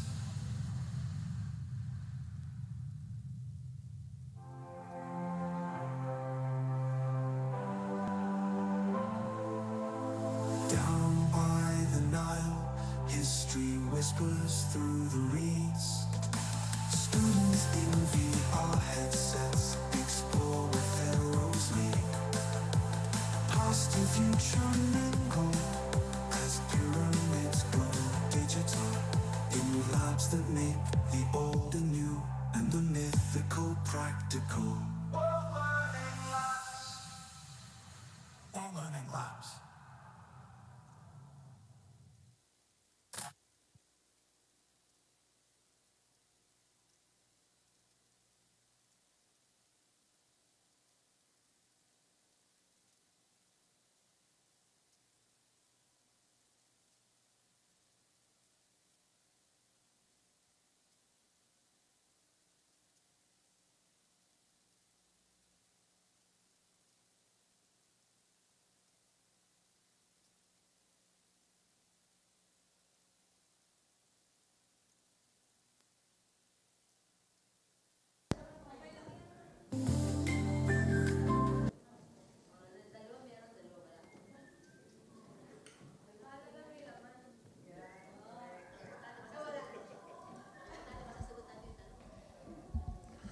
All right, ladies and gentlemen, welcome back from lunch. I think there's probably still maybe a few people that haven't yet trickled back from the break, but we have crossed our time that we said we'd start. So I'd like to suggest that you find your group mates, your spades, your clubs, your diamonds, your hearts, usually around the same place that you met in the morning session. And we're going to go around and have our consultants check with the teams and work on presenting your ideas, reiterate what you've gone over in the morning. If there's a new member, maybe have that person introduce themselves to the group. And then we're going to choose an order from which have all the members of the group come up to the front area, maybe give a brief introduction of yourself, and then you can either elect a representative for your group to talk for them, or each speak a little bit about what you discussed or your own ideas. That's completely up to your group. Please confer with your group mates how you'd like to share what you've discussed and the ideas that you came up with in your group. There isn't really that much of a time limit if you want to speak for longer, but we're going to probably try and shoot for between 5 and 10 minutes for the group presentations. Right, so as people start coming back, we're going to try and guide them into your groups. So for the time being, let's get back in our groups, remind ourselves of the questions. I put those back up on the screen, and talk about how you might share your ideas with the rest of the group as we move forward. I'm going to check back in with you in about 15 minutes to see if we need more deliberations and time. So for now, have a good discussion.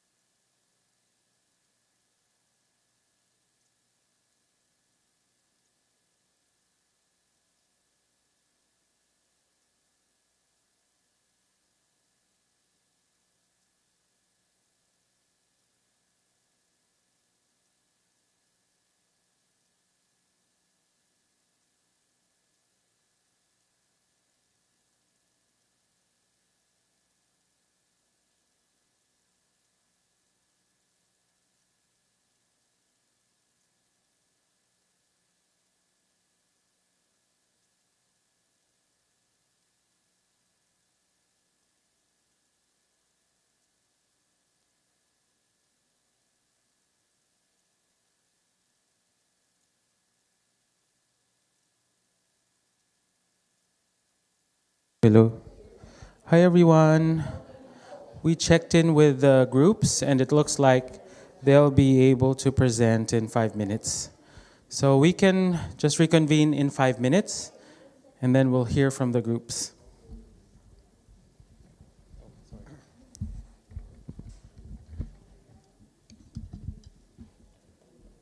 Is that the right mic? Sorry, I just grabbed it from you. That's fine.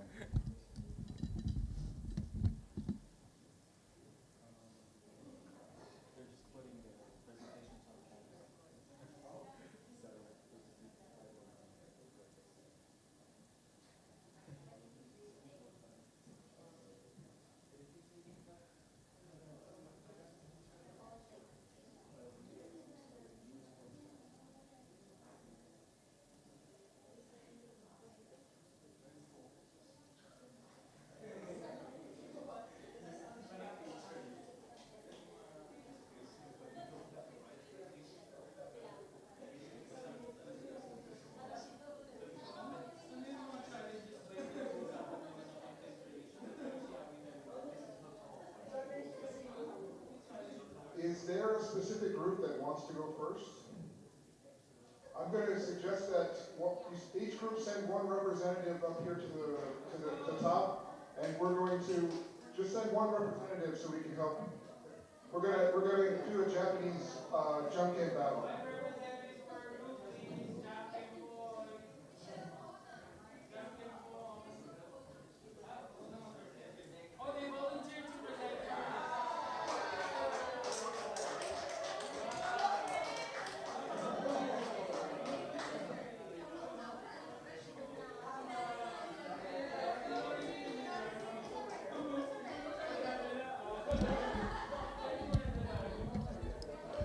Which team volunteered to go first?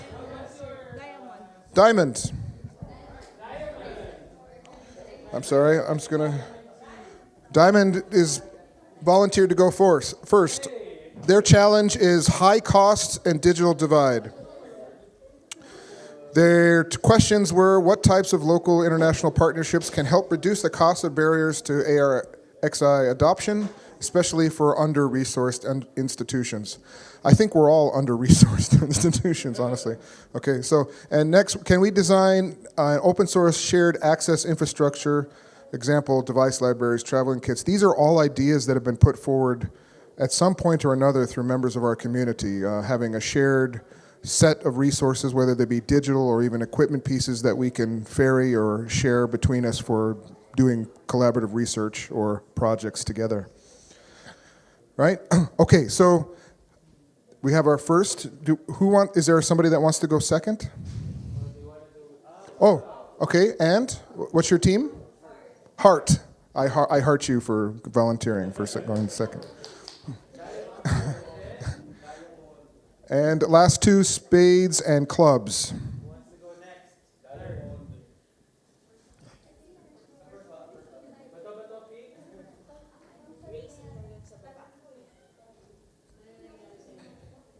Who wants to go last?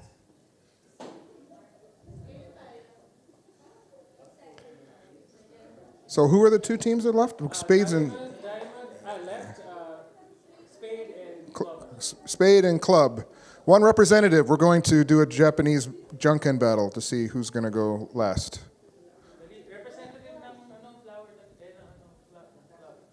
Club and spade representatives, please. Junken po lang.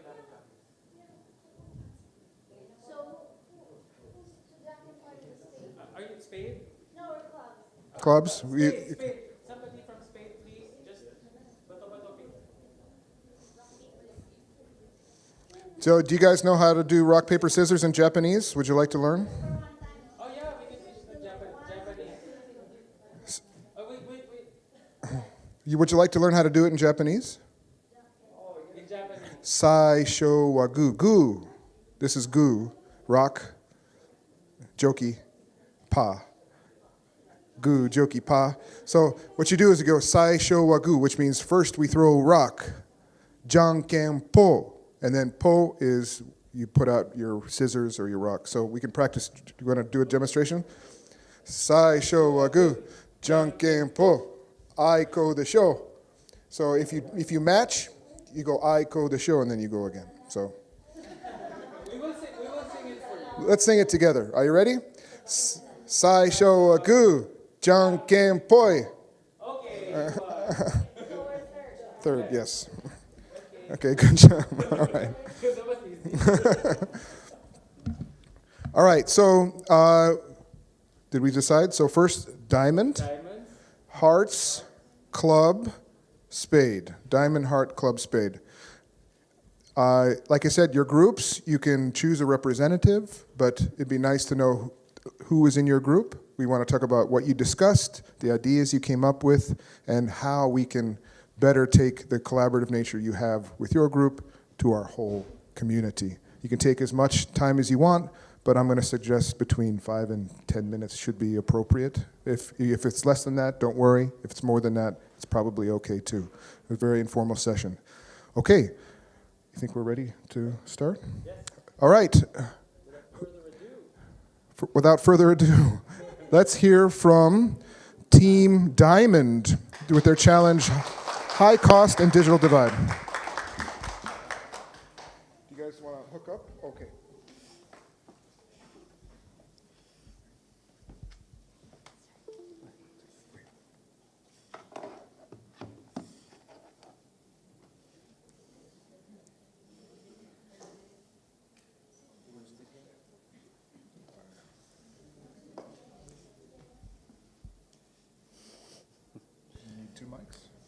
Hello.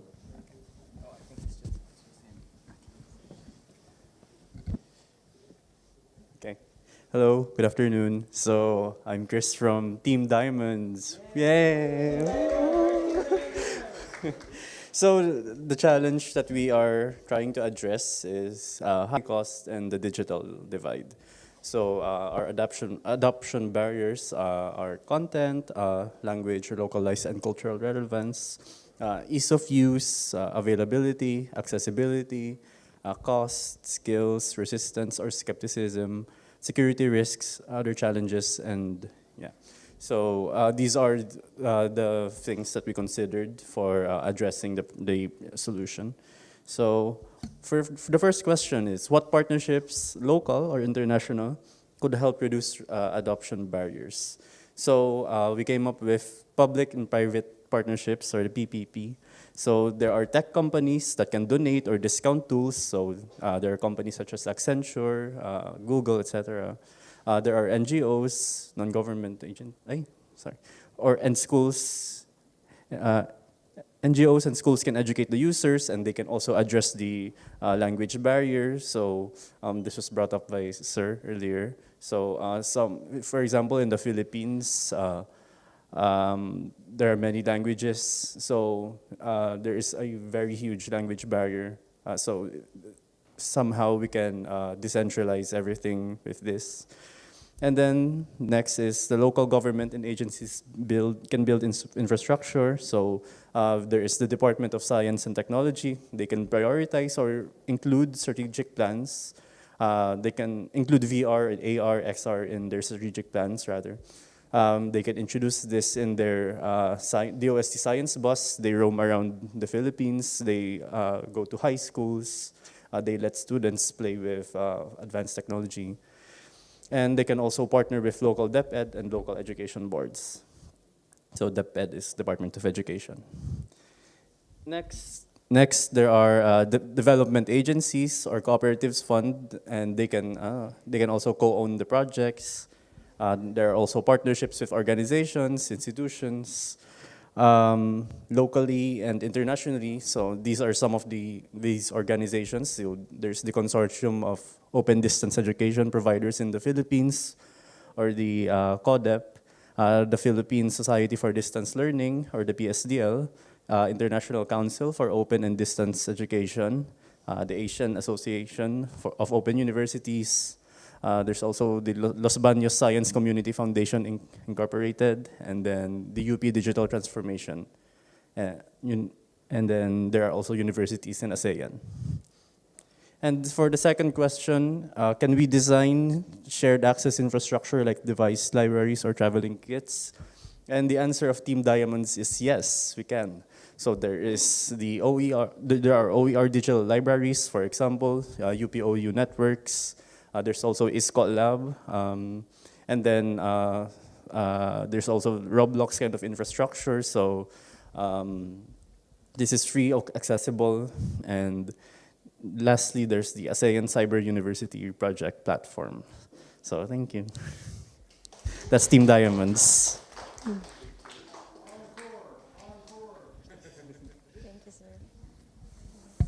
Have anything to add for Team Diamond?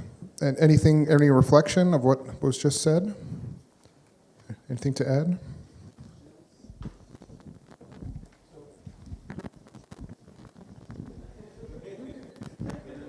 Hi. Sorry, when you talked about localization, is that into one language, like into Filipino, or are you talking about very regional dialects, or how deep do you have to get?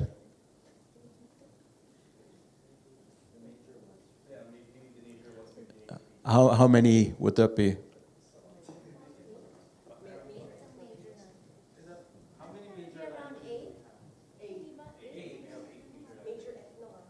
Okay. So coming from the commercial side of things, you know, it gets very expensive to be able to do that, right? You know, so there has to be some kind of balance between the two, right? Because it's nice to have, I want to have exactly this. It's like in Canada, you know, we have curriculum, you know, for 10 different provinces, 3 different territories, and everybody wants their own curriculum alignment, right? But sometimes you have to kind of settle a little bit for, we don't want American stuff, I'm sorry, buddy, but we're not American, okay? We're not the 51st state, okay? So, okay, never will be, right? And, okay, sorry, I had to get that off my chest, okay? But we have to kind of settle a bit because we don't want American, we don't want British, we want Canadian, so that's fine. And we want French and English because it's Canada.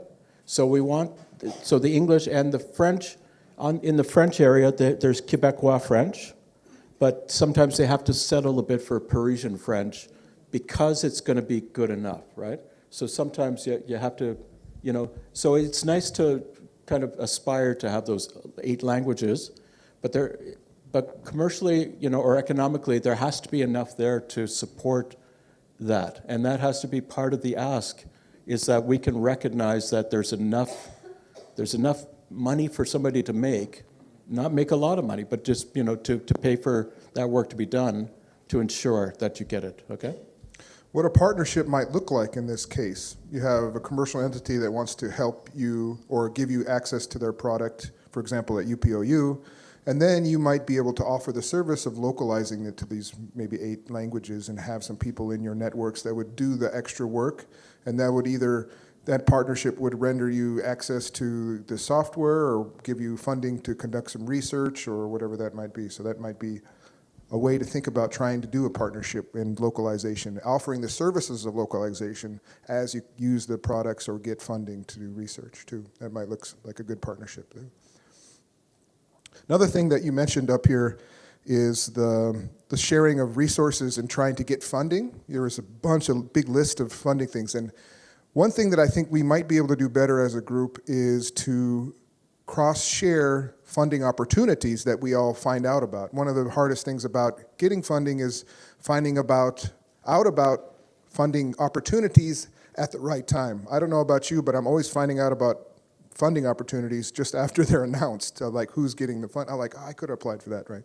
So we can apply to things together because we're stronger in larger groups and we can represent different universities and institutions. So if we can be a little bit better in sharing often and early about funding opportunities that might be able to be shared between our groups, I think we might be able to help each other out a lot with that front too. All right, any other comments or questions? Let's hear it one more time for Team Diamond. Thank you very much. Okay. Team Heart. Team Heart. While you get set up, I'm going to just refresh everybody's memory about the theme for Team Heart. Can you get that yourself there? Yeah, okay. Great.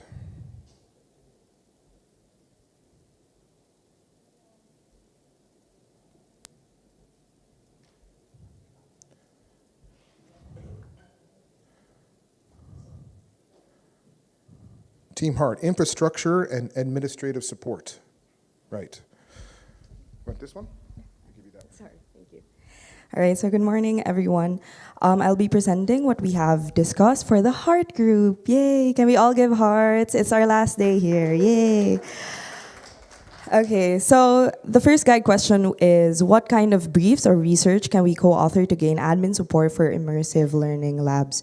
So the group discussed the following. So first is for us to actually, of course, the most important part is financial support and financial budget. And for us to achieve that, it's very important to align it to the vision and mission, whether it's for a specific sector, specific agency, or just for a smaller group, let's say an institution. So what is the vision and mission, and try to direct that project towards that, because the number one thing that we should consider in the project is the institutional goal.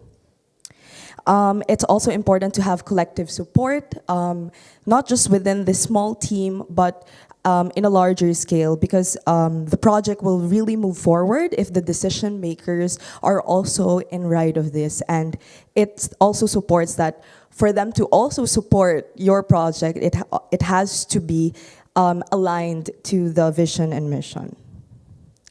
Another thing is to strengthen collaboration by partnering with different sectors. So it's not just limited to, let's say, government agencies, but we should go beyond. Just like today, we are coming from different locations, different universities where we are gathered today. So it's very important to strengthen collaboration by partnering with different sectors. And then the next guide question is, how can collaborative data or pilot projects help build case for XR or AR? So the first one is, of course, research. So research plays a good, it is I'll try to be verbatim here, but research is valuable to check what everyone is doing and what the output is. It is low cost for investment of time, and this generates a behavior of like, okay, since everyone's doing it, there's like a fear of missing out, and that enables us to further progress. So research really plays a major role here.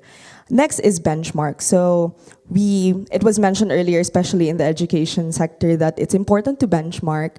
Let's check what are the other institutions, what other universities are doing, and not only that, but also checking what are the industry is currently doing, so that we can benchmark and check if the curriculum and the learning competencies, learning outcomes are still very competitive with what the industry needs.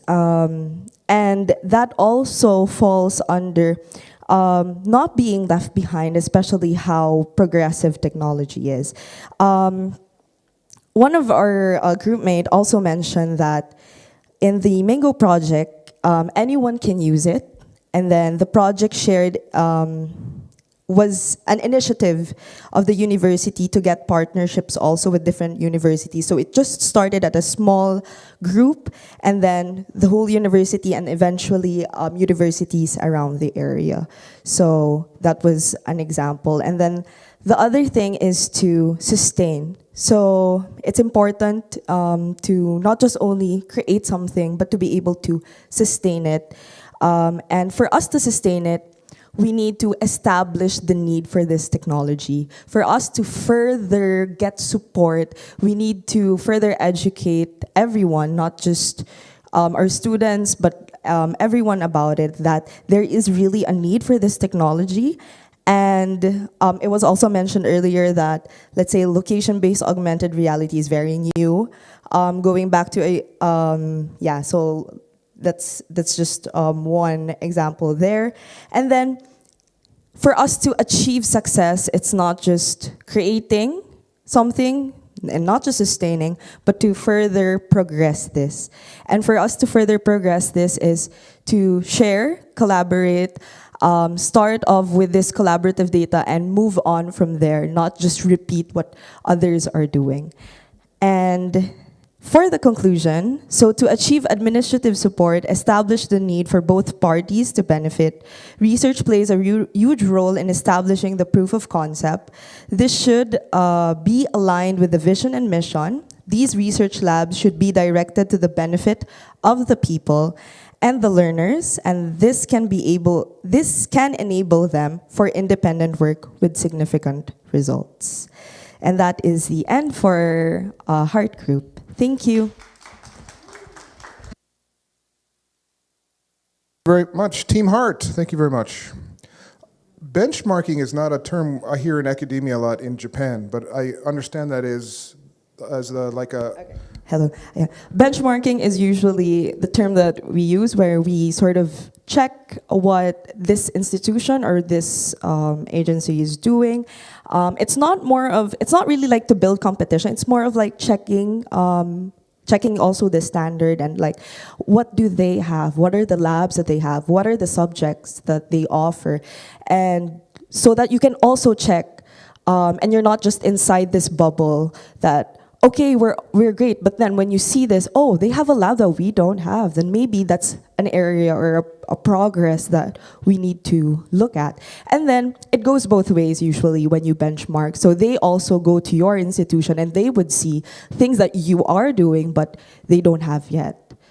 So that's benchmarking. Thank you very much. When I first heard it, I would think about benchmarking and it was like some guideline metrics that you're helping to guide towards a mission, and therefore you can use those metrics to design your lab and things like that. So yeah, that's also sort of like a part of it, and it's more of like that's a part of it in terms of like having rubrics or guidelines. Usually when you benchmark, you have like a document also to check certain parts like assessments, for example, assessment, curriculum, so on and so forth. And then what I mentioned also earlier, we try to also benchmark with industries because, of course, we want like the learners to be equipped enough. Let's say, for example, you can't really teach anymore certain technologies that the industry is not doing anymore, and for you to know that, benchmarking would happen. Benchmark usually happens in internship, so usually it doesn't have to be like a tedious or a taxing process compared to benchmarking with institutions, but more of like checking if we're still up to date and what are the areas that we can improve. More on like self-awareness sort of in an institution level. Brilliant, thank you. So these benchmarking metrics, is that maybe something that we might be able to share with and check in with each other, and would that help maybe if we had some sort of metrics that we all used? And was there basically, can we help crowdsource this benchmarking activity somehow? Yeah, usually based on my experience of like accreditation or benchmarking or just checking, usually it's a case-to-case basis. It's not yet standardized, at least in the Philippines, as far as I know. Okay. Correct me if I'm wrong. But yeah, but then with benchmarking also with like what I mentioned with industries, it's more of like just looking like, okay, they're using this technology. Okay, then maybe we can adapt that to our course, not necessarily changing the whole curriculum, but more of just changing the tool that we're using. When it comes to benchmarking with institutions, it's usually like a case-to-case. Yeah, case-to-case basis. Because it's also different with benchmarking with like grade school, secondary education, tertiary, and higher education. Thank you very much. All right, thank you. Oh yeah, sure, yeah. Bobby, did you want to chime in at all about talking about buy-in and talking about administrative stuff, about benchmarks and maybe what you needed to do to get the lab off and going at UPLU? Do you have anything to share about that? No? Okay. I wanted to hear more about it. Maybe I'm just being selfish. Okay. All right. I got nervous. He's my dean. I know. I'm like, okay. Anything else from anybody else? No? Right. Okay. Thank you, Team Heart. Thank you.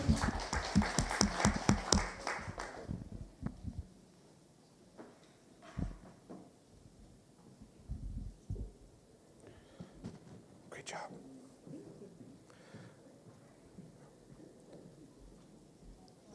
I think we had clubs next, right? Is that right? Clubs, training and buy-in. So how do we train people and have everyone in your institutions or communities and groups understanding the value of what you're doing. Questions are, how might we create shared pool of training, resources, toolkits, mentor networks, etc.? Other question is, what forms of outreach can help shift institutional culture to embrace immersive tech? That is a really tough one. It's hard to do, shifting the culture of institutions. That's something I bumped my head up against at this institution and others in Japan time and time again. Especially professors, we all get in our ways and we want to do things the way we've done them before. Enter a new technology and you have to change your behaviors.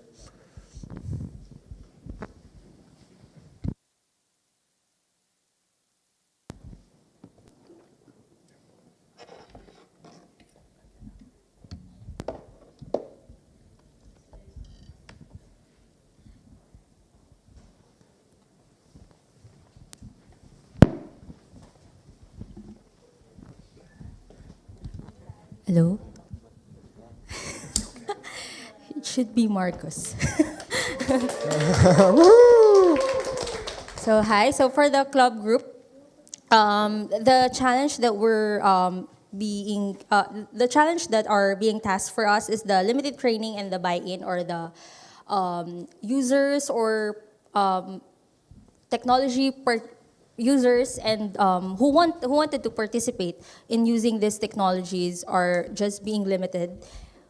For the questions, how might we create a shared pool of training resources, toolkits, or mentor networks across institutions to support hesitant or untrained educators? So we wanted to focus on how are we going to motivate these educators or users that are being hesitant or has a less knowledge in using these technologies. And for our main goal for our group, we wanted to co-develop a short courses based on what are the existing open educational resources or the existing training resources or toolkits that we have. One of this is the one that we actually have from the Germany, from Sir Marcos, is the Present 4D, wherein it's an open educational resources that is very, very specific, very detailed. Maybe we can share the sample here. Yeah, so it depends on what the users really wanted to learn. Sorry?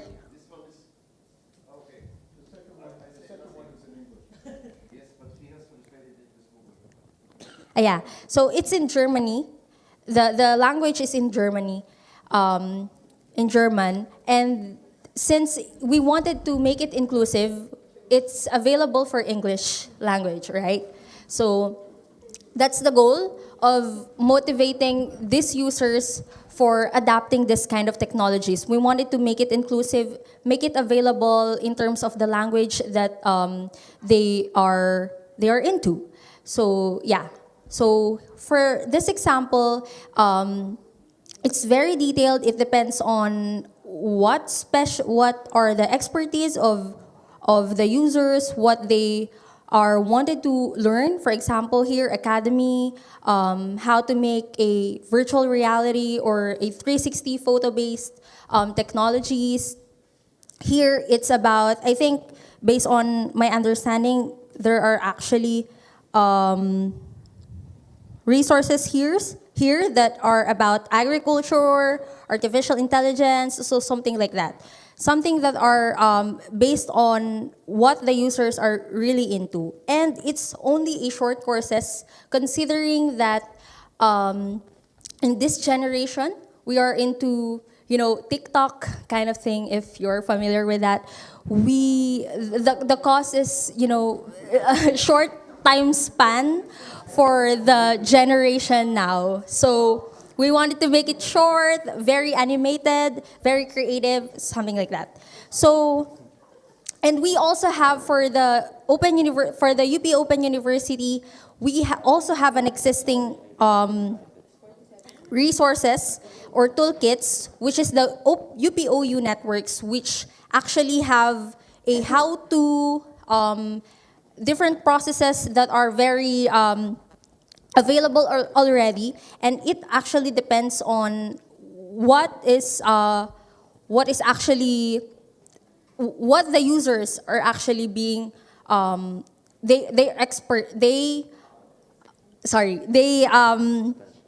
they are into. What are their professionalisms? What are their likes? So yeah.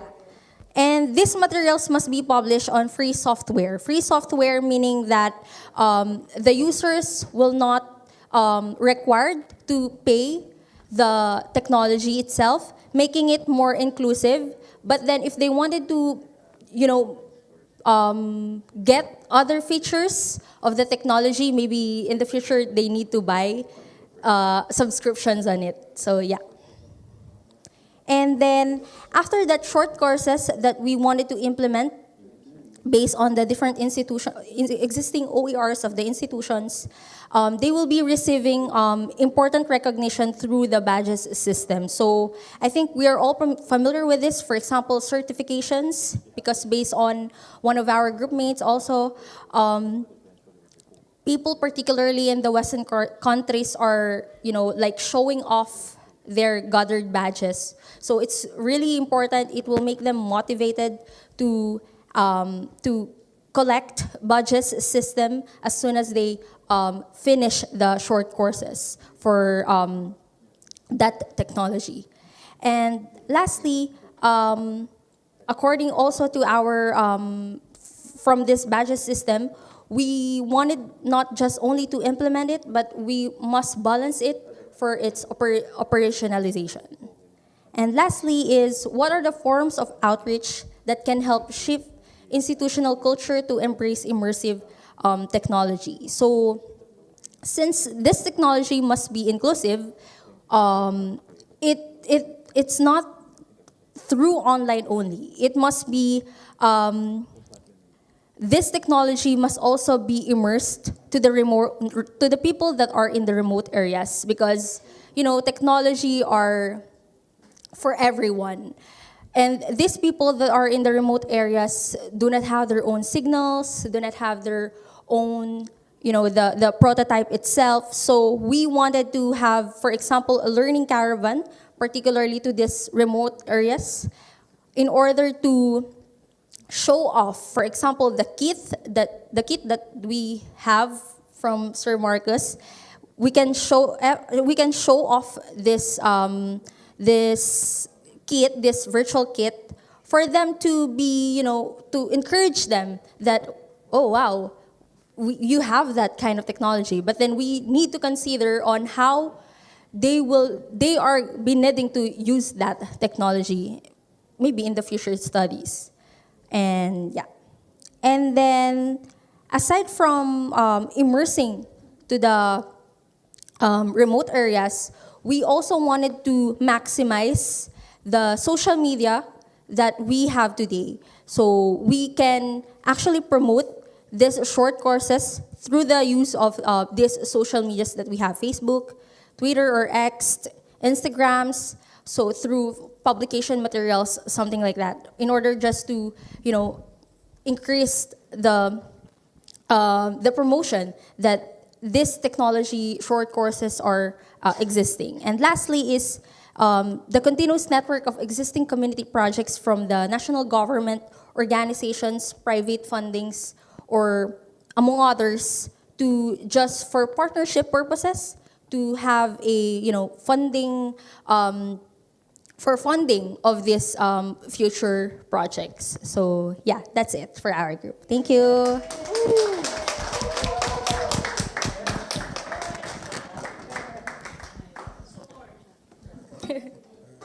I'm really impressed with the fact that everyone actually made these wonderful creative slides in such a short amount of time.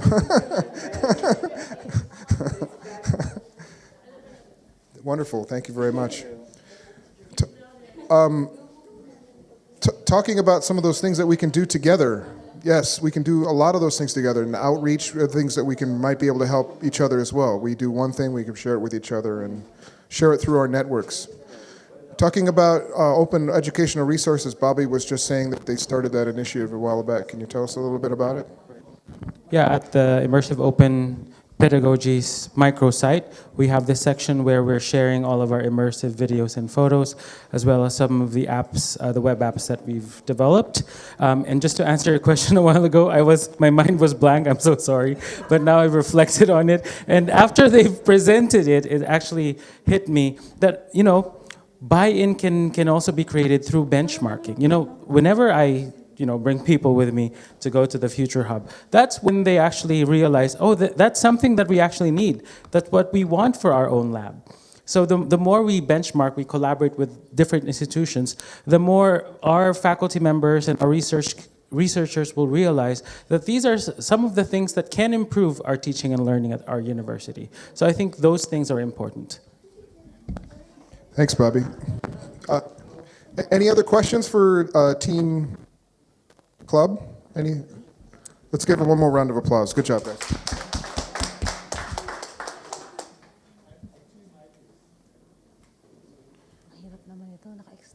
All right, last team is Team Spade. Content creation and deployment is their topic. What systems and standards could help streamline content creation across platforms? How could we co-create a repository? These are very similar, but also differentiated than other topics as well.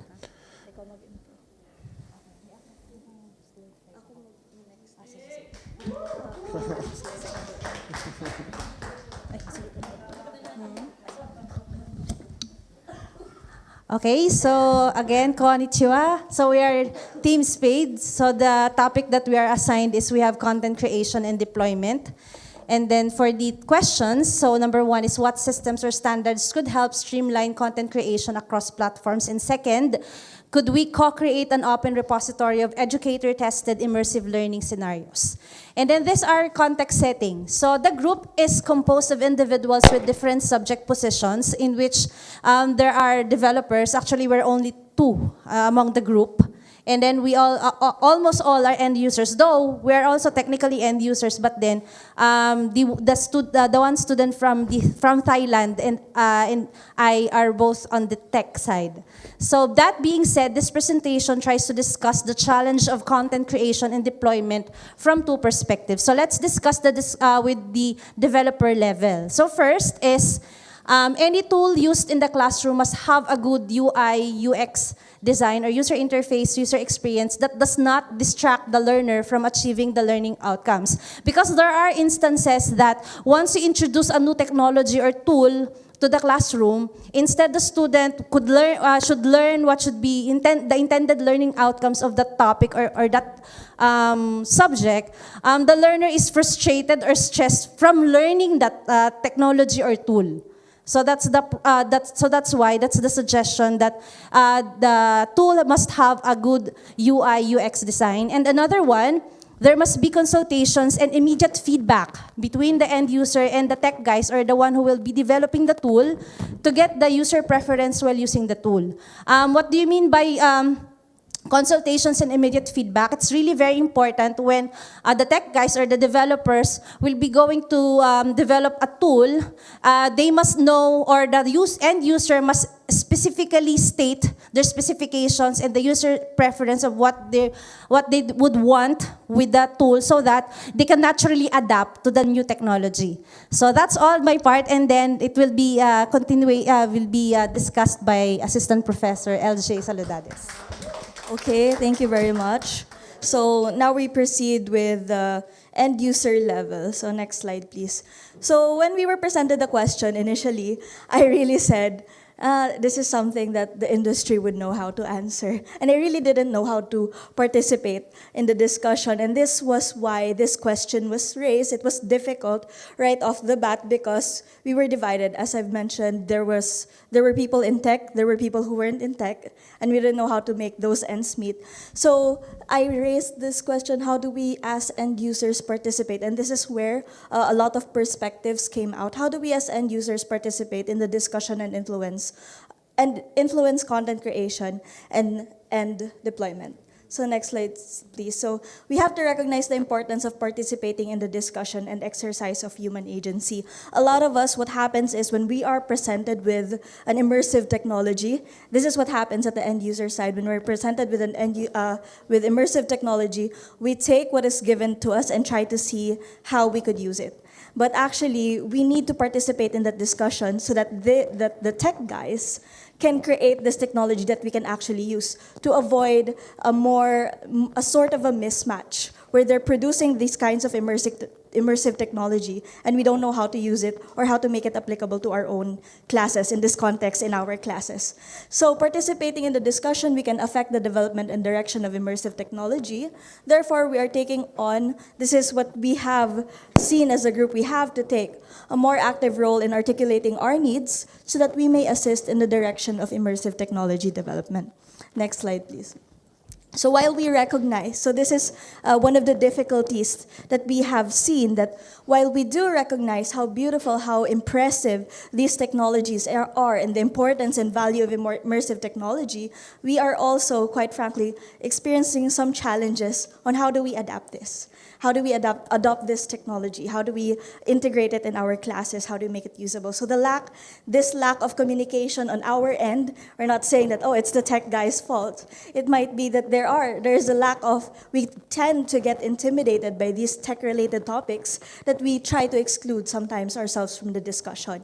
And that recognizing that this lack of communication may potentially create a mismatch, as I've mentioned a while ago, of technology being developed and the needs of end users from varying sectors to achieve their goals. So the HEI mandate, learning outcomes, and we belong to various disciplines. There's from social work, ASEAN studies, and health. We have computer science. So there's a lot of disciplines that want to benefit from this technology as well. We need to participate in that discussion. Next slide, please. So currently, this is what is happening. We are being exposed to immersive technology and we adapt according to the technology being presented. Hence, what's happening is technology-informed application of immersive learning. And what happens is, it sometimes feels that the learning gap of how to apply these technologies is a lot steeper than the learning gap of the concept that we're trying to introduce. So there's an issue there that we can address if we participate in the discussion. So what we really need from our end, it's just a very summarized, but we can participate more in the future in articulating these very specific needs, is to meet higher order learning outcomes. This is just what we want to achieve. So we really just want to use the technology to meet higher learning outcomes. Thus, we emphasize the nexus of disciplines and perspectives in the content creation and deployment. So that's all from the end user side. Thank you very much for listening.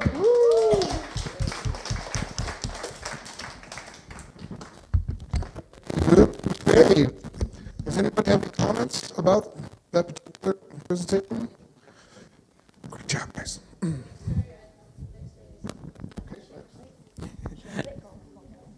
Maybe if I can add to that, in terms of our role as end user and perhaps educators ourselves, is to contribute towards building the pedagogical affordances of the media, because it's already been established what are the pedagogical affordances of video, for instance, audio, and other media that being used in education. And if we research more on what are the other or potential affordances of these technology, then we could also assist the tech guys towards improving and developing more technologies, and vice versa, the technologies will help teachers, educators, designers to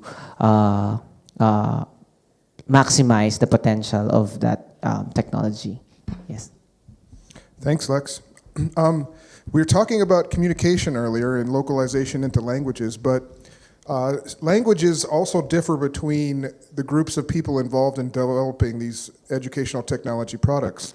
Educators speak a different language than engineers, and they speak a different language than the administration. And what I've seen, especially within this group, for example, last year in Tokyo, there was a couple of groups presenting.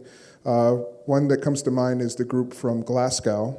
And what they did is they had their ID department won a grant to fund 3 things. And those 3 things were given up to each department, which all they had to do was come up with an idea which they might be able to use as technology, and they got paired up with somebody from the ID department to then redistribute the funds to target that particular thing. And so you had a tech person and an educator working together, and perhaps the language issue might have been a little bit, diminished in that particular team-up type situation.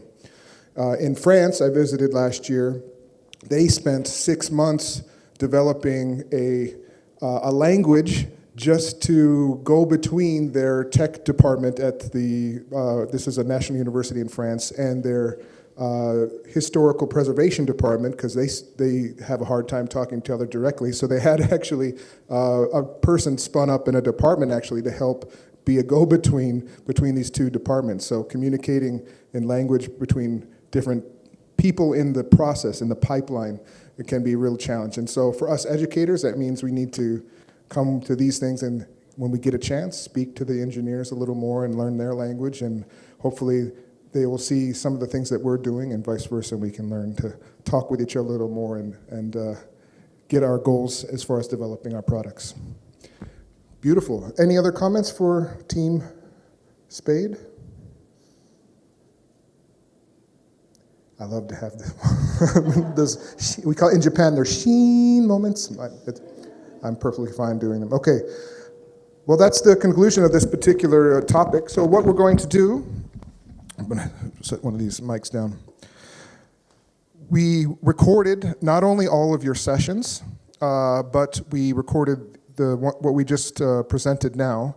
And we're going to get the transcripts, we're going to get your surveys, we're going to have one more survey that we're going to distribute at the end, and we're going to start collectively producing some sort of research publication based on all of our conversations. And the theme mostly will be about building community of practice around these technologies and how we can help each other move forward and support each other in the future. And that'll turn into a fairly large publication, and the goal is have a very large publication with all of our work together, melded within the same theme. And so hopefully, as this process goes along, we will all be co-authors in the future with this particular project going forward. So we're going to take all of your input. We might even collect your slides. We're going to collect some survey data and put it together and put it out into the world so other people can benefit from the conversations that we had today. That's the idea, that's the goal. Right? So I think that concludes this particular session. That was wonderful. Let's give everybody ourselves a round of applause.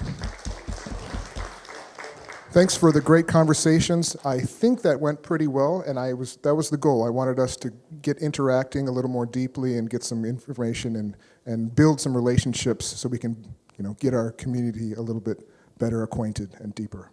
Next, I'm going to have Bobby come up and introduce our last session of the day. Thanks, Eric. All right, to formally close today's program, it is my honor and pleasure to introduce a trailblazer in open and distance e-learning and one of the pioneer participants of this very symposium.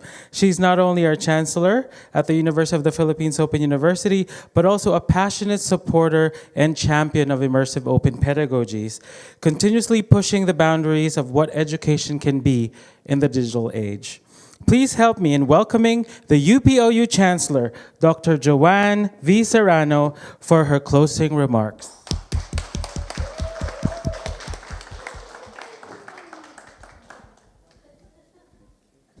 Thank you, Rob, and for reminding me that I was just here a couple of years ago when we started the Wheels. So good afternoon, konnichiwa. As we conclude this year's World Immersive Learning Lab Symposium, Wheels, I'd like to extend my heartfelt gratitude to everyone who took part in this inspiring exchange of ideas. And on behalf of the University of the Philippines Open University, I especially thank the Kyoto University of Foreign Studies for hosting us so warmly here in Japan. Eric, thank you very much. And of course, to the entire organizing team, including my colleague Rob, whose hard work and vision made WILS 2025 an enriching and unforgettable experience. So over the past 3 days, we've been immersed, quite fittingly, in the possibilities and challenges of immersive learning. What we've witnessed is that immersive education is not just about technology or novelty. It's about transformation. We are no longer just experimenting with new tools. We are building entirely new environments for learning where interaction, presence, and inclusion take on new forms and new meaning. Through virtual reality, augmented reality, immersive learning, AI, and metaverse-based platforms, we are reshaping the educational landscape in a profound and powerful ways. The presentations during the past 2 days, sessions 2 and 3, brought together global pioneers whose work explored not only the frontiers of immersive technologies, but their applications in real-world educational context. And I would like also to extend my appreciation to our keynote speaker. I really felt how passionate she was with her work when she shared her experiences in her classroom. I was thinking maybe that's something we should have in us, even if we're delivering our courses via online mode. We saw how immersive tools are redefining language learning, supporting inclusive education for differently abled learners, enhancing community and heritage education, and creating engaging platforms for simulation, gamification, and virtual collaboration. Researchers shared how the metaverse is being used to mentor graduate students, simulate nursing scenarios, support gender-sensitive education, and promote sustainable farming practices through digital twin technologies.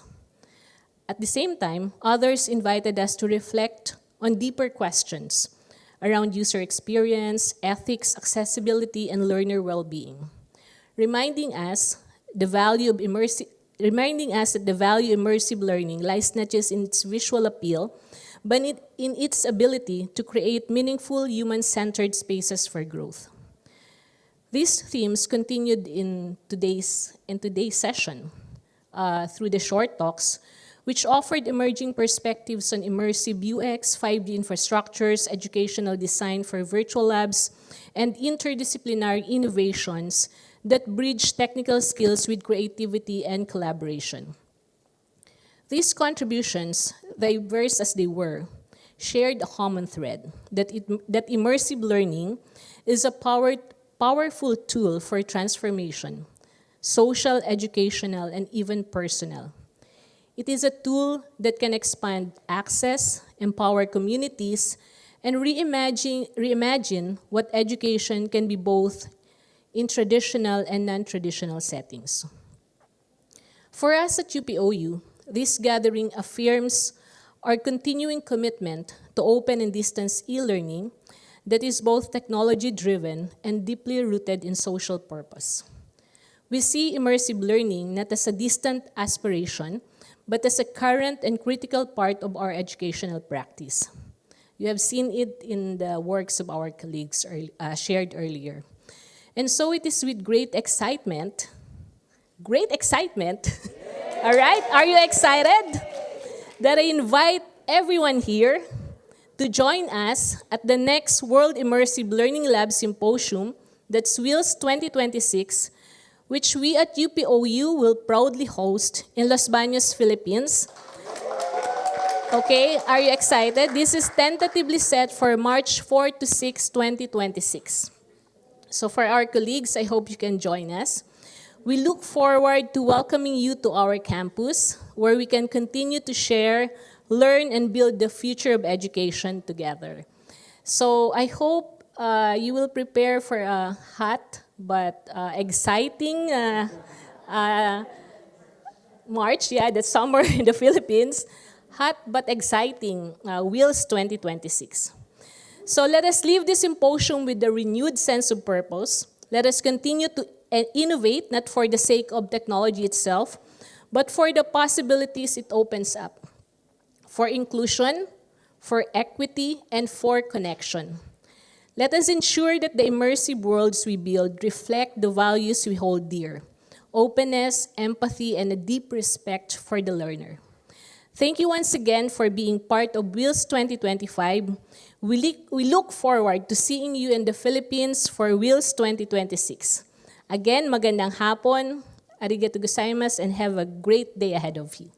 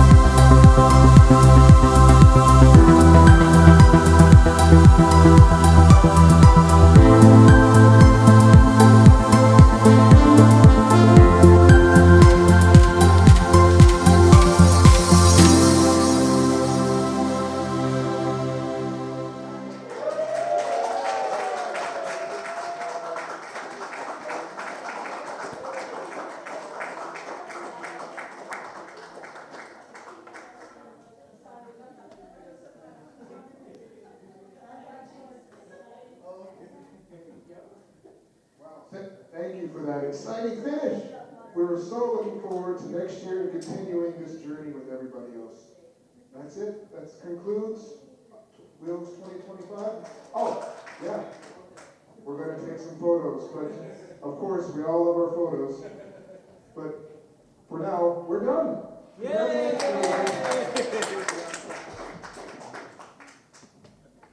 Background. Picture.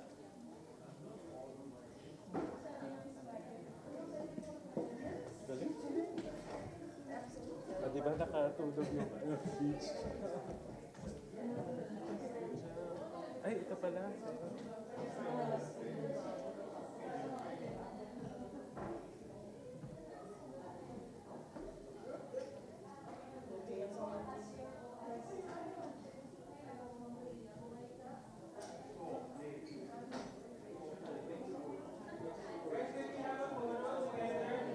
One group photo for everybody.